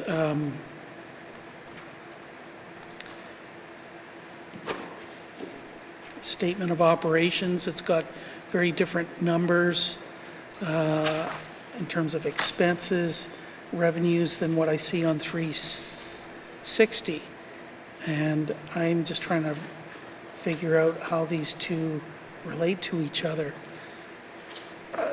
Why don't I just cut this short, Madam Chair? Why don't I get the Minister to commit? Well, if you guys would actually present stuff in ways that were understandable, it would be far more helpful. So why don't I just seek a commitment out of the Minister to provide a written explanation as to why the annual report figures differ than what's in the main estimates. Thanks, Madam Chair. Thank you, Member. Minister. Thank you, Madam Chair. Yes, I will provide that information to the member. Thank you. Thank you. Member for Frame Lake. Further, Madam Chair,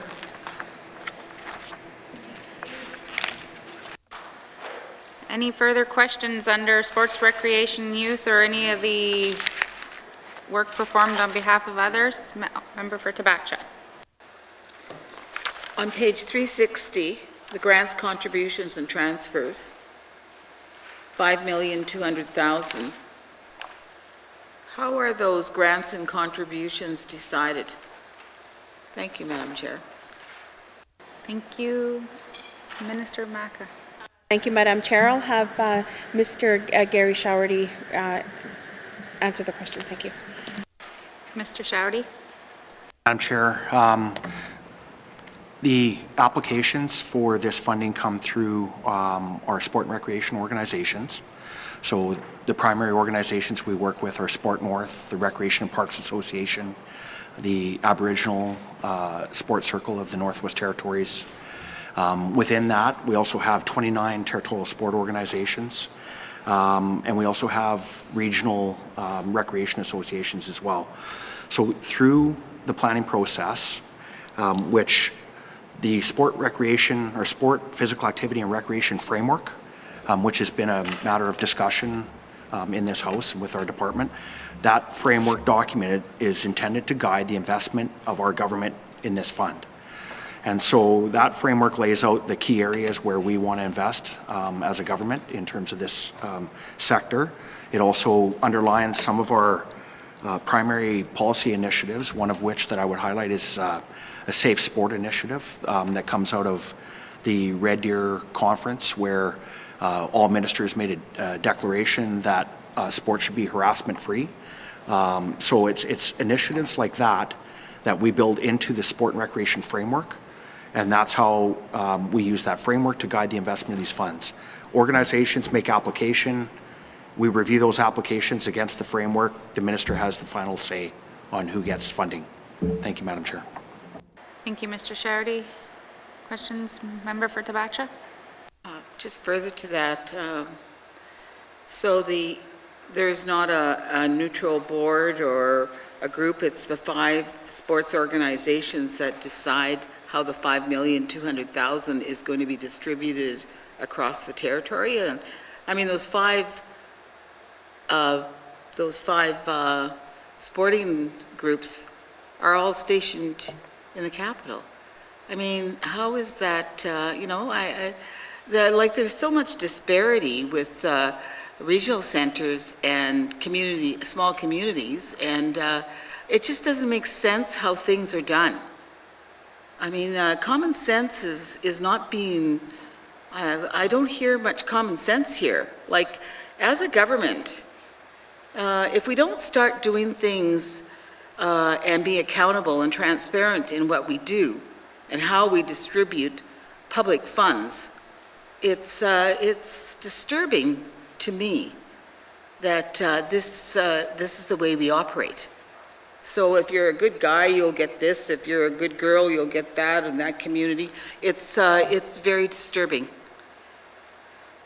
Thank you, Madam Chair. I'm gonna go on to my other question. That was a comment. On page 362, clean water and wastewater funds, $5,171,000. Oh, and it's part of what I guess our part with whatever we put in, but I guess I want to know the terms of reference for this fund. Thank you, Madam Chair. Thank you, Member for Tabasha. Minister Maca. Thank you, Madam Chair. This is a federal funding that is, a federal agreement that is received. But I'll have Ms. Eleanor Young respond to the member. Thank you. Thank you. Deputy Minister Young. Thank you, Madam Chair. As the Minister mentioned, this was a bilateral agreement with Canada where we received $52 million to fund water and wastewater projects. There was an application process with like an RFP process with a ranking criteria to evaluate applications. And then once the applications were reviewed, they were sent back to Canada for final approval.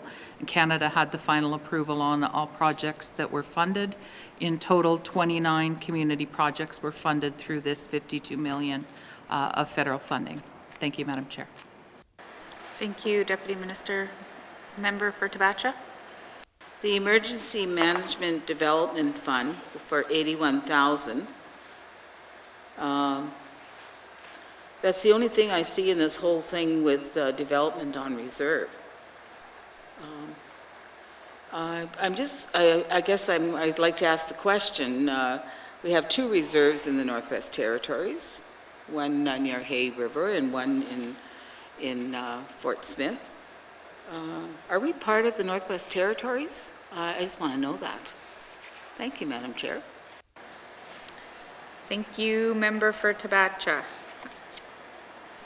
Minister, did you want to respond to that? Thank you, Madam Chair. Yes, the two reserves are a part of the Northwest Territories. Thank you. Thank you, Member for Tabasha. So, we talk about disparities in First Nations, and we have two reserves, and throughout the document that we've gone through so far, it's the first time I've ever saw anything allocated to a reserve. 81,000. How far is 81,000 going to go with funding to two reserves?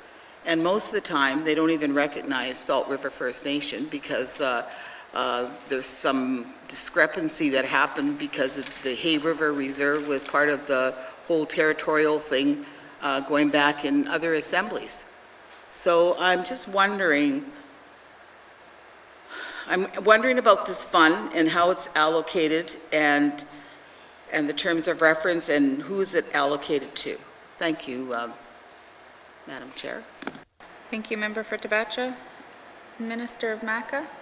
Madam Chair, I'll have Ms. Eleanor Young respond. Thank you. Thank you, Deputy Minister Young.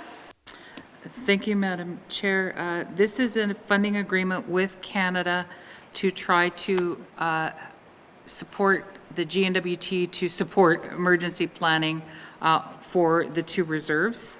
And so it is funding allocated currently to the GNWT to support the planning exercise for the two reserves. It's I think it's a 2-year agreement, and there is intention to have some broader conversations about emergency management for First Nations beyond this, but Public Safety Canada has not given us clarity on how that project is going to move forward, but it is a conversation that they've indicated they want to start to have, and this funding was the first piece of that. Thank you, Madam Chair. Thank you, Deputy Minister. Member for Tibet. Thank you. Any further questions under the Sports and Recreation Youth or on the member for Hay River South? Thank you, Madam Chair. I guess I'm not going to talk about the numbers as much because when it comes to youth, I guess we gotta put money to support them through sports recreation and that. But I'd like to know, like, when we talk about youth in this, what are we talking about in terms of age group? Thank you. Thank you, Member Minister of Maca. Thank you, Madam Chair. I want to look at the, I want to provide the member with the number of youth programs that we do have. Like I don't want to say that there's discrepancies in the programmings that we do have because they extend out to not only sport and youth, not sport and recreation, but also programming for leadership building, skill building, and also looking at the motivation of youth as well too, and I just looking at the age groups, I don't want to say there's a discrepancy amongst that, but possibly for the attendance of sport and recreation programming. Thank you. Thank you, Minister. Member. Madam Chair. I ask that, I guess, is because, like I look at the numbers, I look at the programs, and I'm just wondering who's actually accessing those programs. It seems to me that it's probably a specific or maybe a limited number of youth, because in talking to, some of the constituents in Hay River, just as an example, one person there, her son graduated from school, and is at home now, and he's got a lot of friends, and they come over because they got nowhere to go and nothing to do, so they stay at his house, at their house, partly because maybe the parents are drinking, and a number of things. And I'm just wondering, how are we targeting that group of youth as well? Whether we're targeting them through MACA, or is it a combination of MACA, education, culture and employment, and health? So I'm just, I'd have to ask, how are we doing that? Or are we letting a group of youth slip through the cracks? Thank you, Madam Chair. Thank you, Member Minister of Maca. Thank you, Madam Chair. The funding that is offered by Municipal and Community Affairs is offered to the municipalities, the nonprofit organizations, and also sport organizations. But within the department, we do have, I don't want to just mislead the member, but within the department, we do have youth and sport and recreation positions that go out into the communities, and also with support the NGOs on what it is that they want to create to enhance youth opportunities and activities. So I just, I hope that answers your question, Madam Chair, but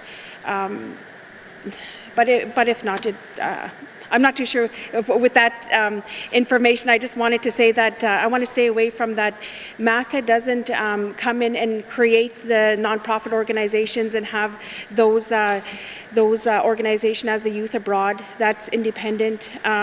Looking at youth groups, youth centers, those are independent, but MACA provides the funding for those organizations to get started and for them to function. Thank you, Madam Chair. Thank you, Minister. Member? Thank you, Madam Chair. I guess part of the question, was, does MACA work with ECE and health in identifying, targeted groups or targeted youth groups when it comes to funding? Thank you, Madam Chair. Thank you, Member. Minister of Maca? Thank you, Madam Chair. I'll have Mr. Gary Showerty respond. Thank you. Thank you, Minister. Mr. Showerty. Thank you, Madam Chair. The one program I think I would point to is the Healthy Choices Initiative, where we work closely with education and health on programming around after-school physical activity. So one of the things we learned in our business is that young people can get in a lot of trouble between 3:30 and 5 o'clock when nobody's watching. And this program was specifically designed based on research around that targeted youth group. And so what we offer through working with schools and other service providers, youth centers or those kind of things, is an opportunity for structured programming, between that period of time. As part of that, we're also offering healthy food snacks and things like that that are consistent with nutrition objectives. But the idea is that we're looking at perhaps an at-risk group of youth, and we're trying to provide a programming response in a healthy way, and doing that consistent with our colleagues at EC&E and Health as well. So I think that's an example of a program that may be trying to achieve some results in the area that the members ask questions. Thank you, Madam Chair. Thank you, Mr. Shardy. Member for Yellowknife South, or Hay River South. Thank you, Madam Chair. Yeah, thank you for that answer. I guess that's some clarification.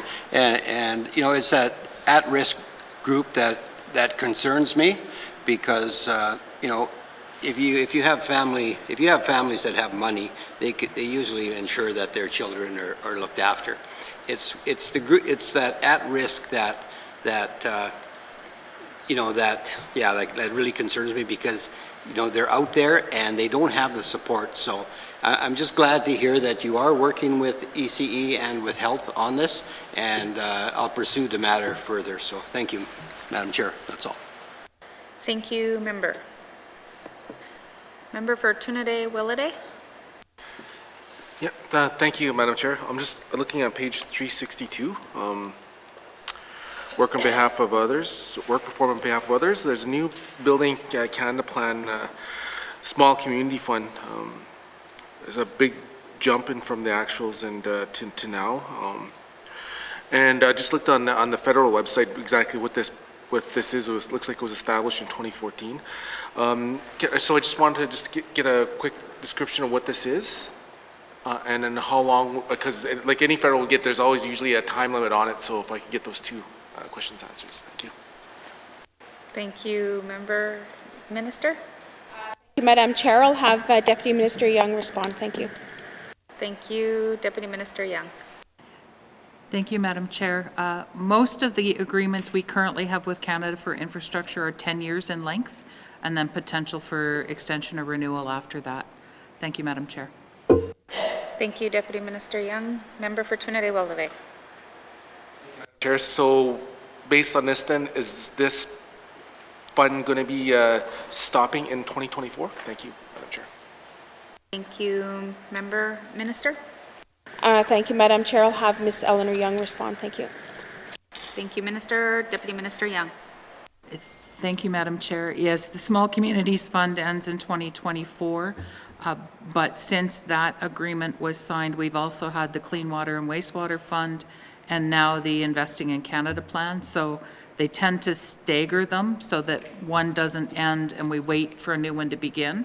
So Small Communities Fund is ending, but we're halfway through Investing in Canada plan, roughly, so that there's overlap between the different programs.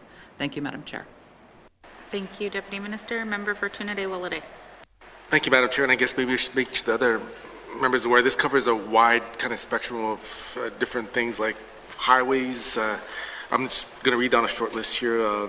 Public transit, regional airports, short sea shipping, culture, recreation, tourism. I mean, it covers quite a bit. So I guess my next question is, how do we pick and choose how we allocate this, the main estimates of almost 18.8 million? That's for the Minister. Thank you. Thank you, Member. Minister of Maca. Thank you, Madam Chair. I'll have Ms. Deputy Minister Young respond. Thank you. Thank you, Deputy Minister Young. Thank you, Madam Chair. So the Small Communities Fund, the New Build Canada Plan was a territorial agreement. There was a portion of the funding targeted to territorial projects, and then there was the Small Communities Fund component of it, which was targeted to community governments. And so for the Small Communities Fund piece of it, the part that MACA is responsible for, it was targeted to community government projects, and the final approval on all projects rests with Canada. And so, for example, something like rail or seaports, that's not within community government area of responsibility, so Canada wouldn't approve a project in that category for a community government. If a territorial or provincial government applied, they might consider approval in that case. But for the piece that MACA is dealing with, it's just community government projects that are being sought and brought forward. Thank you, Madam Chair. Thank you, Deputy Minister. Member for Trinity Willowday.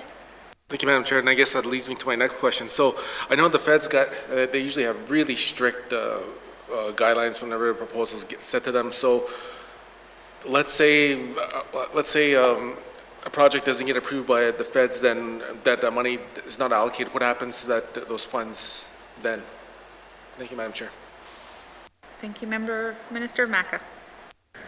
Thank you, Madam Chair. I'll have Deputy Minister Young respond. Thank you.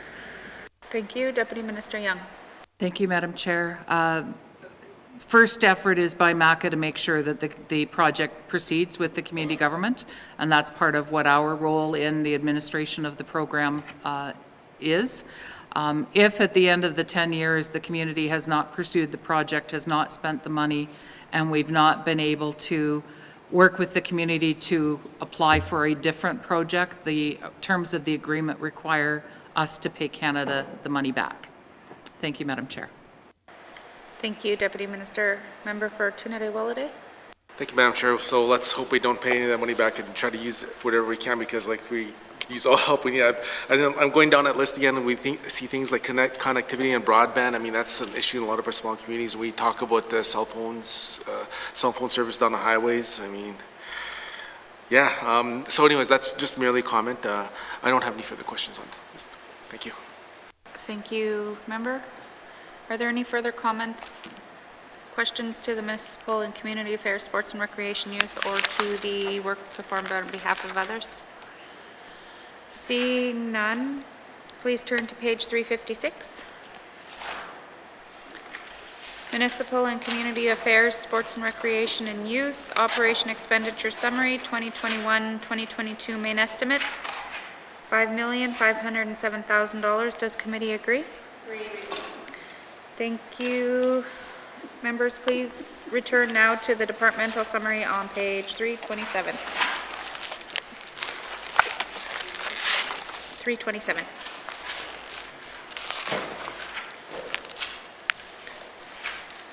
Municipal and Community Affairs Operation Expenditures Total Department 2021-2022 main estimates $121,132,000.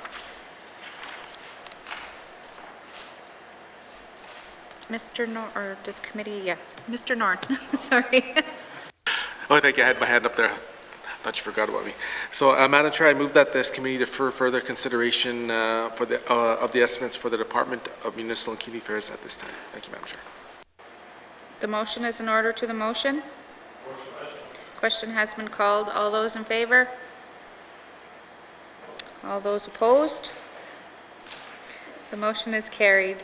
Consideration of the Department of Municipal and Community Affairs 2021-2022 main estimates operations expenditures total department is deferred. Thank you, Minister, and thank you to the witnesses for appearing before us tonight. Sergeant at Arms, please escort the witnesses from the chamber.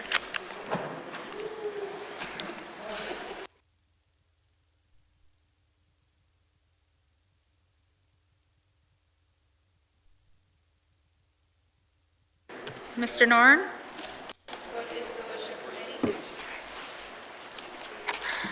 Madam Chair, I move that we rise and report progress. The motion is in order. The motion is non-debatable. All those in favor? All those opposed? Motion is carried. I will now rise and report progress.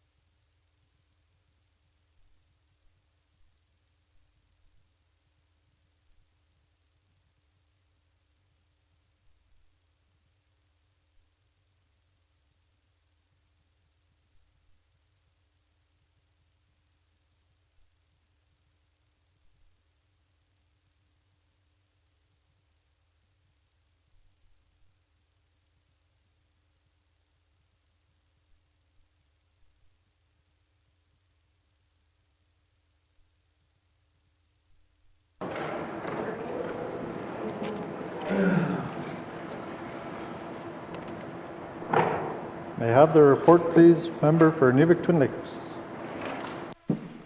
Mr. Speaker, your committee has been considering table document 286-19-2 main estimates 2021-2022 and would like to report progress with one motion carried.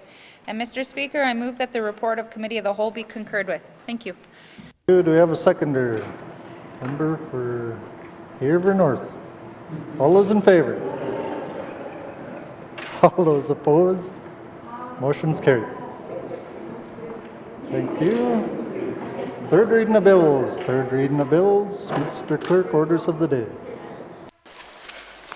Thank you, Mr. Speaker. Orders of the day for Wednesday, February 24th, 2021, 1:30 p.m.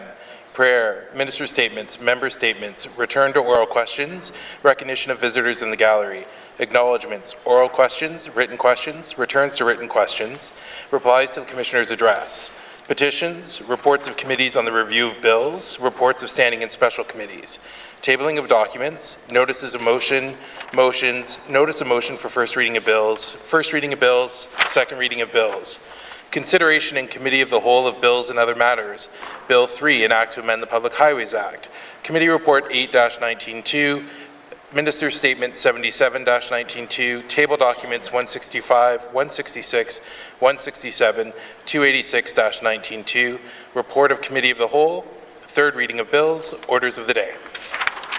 Thank you, Mr. Clerk. This House stands adjourned until Wednesday, February 24th, 2021 at 1:30 p.m.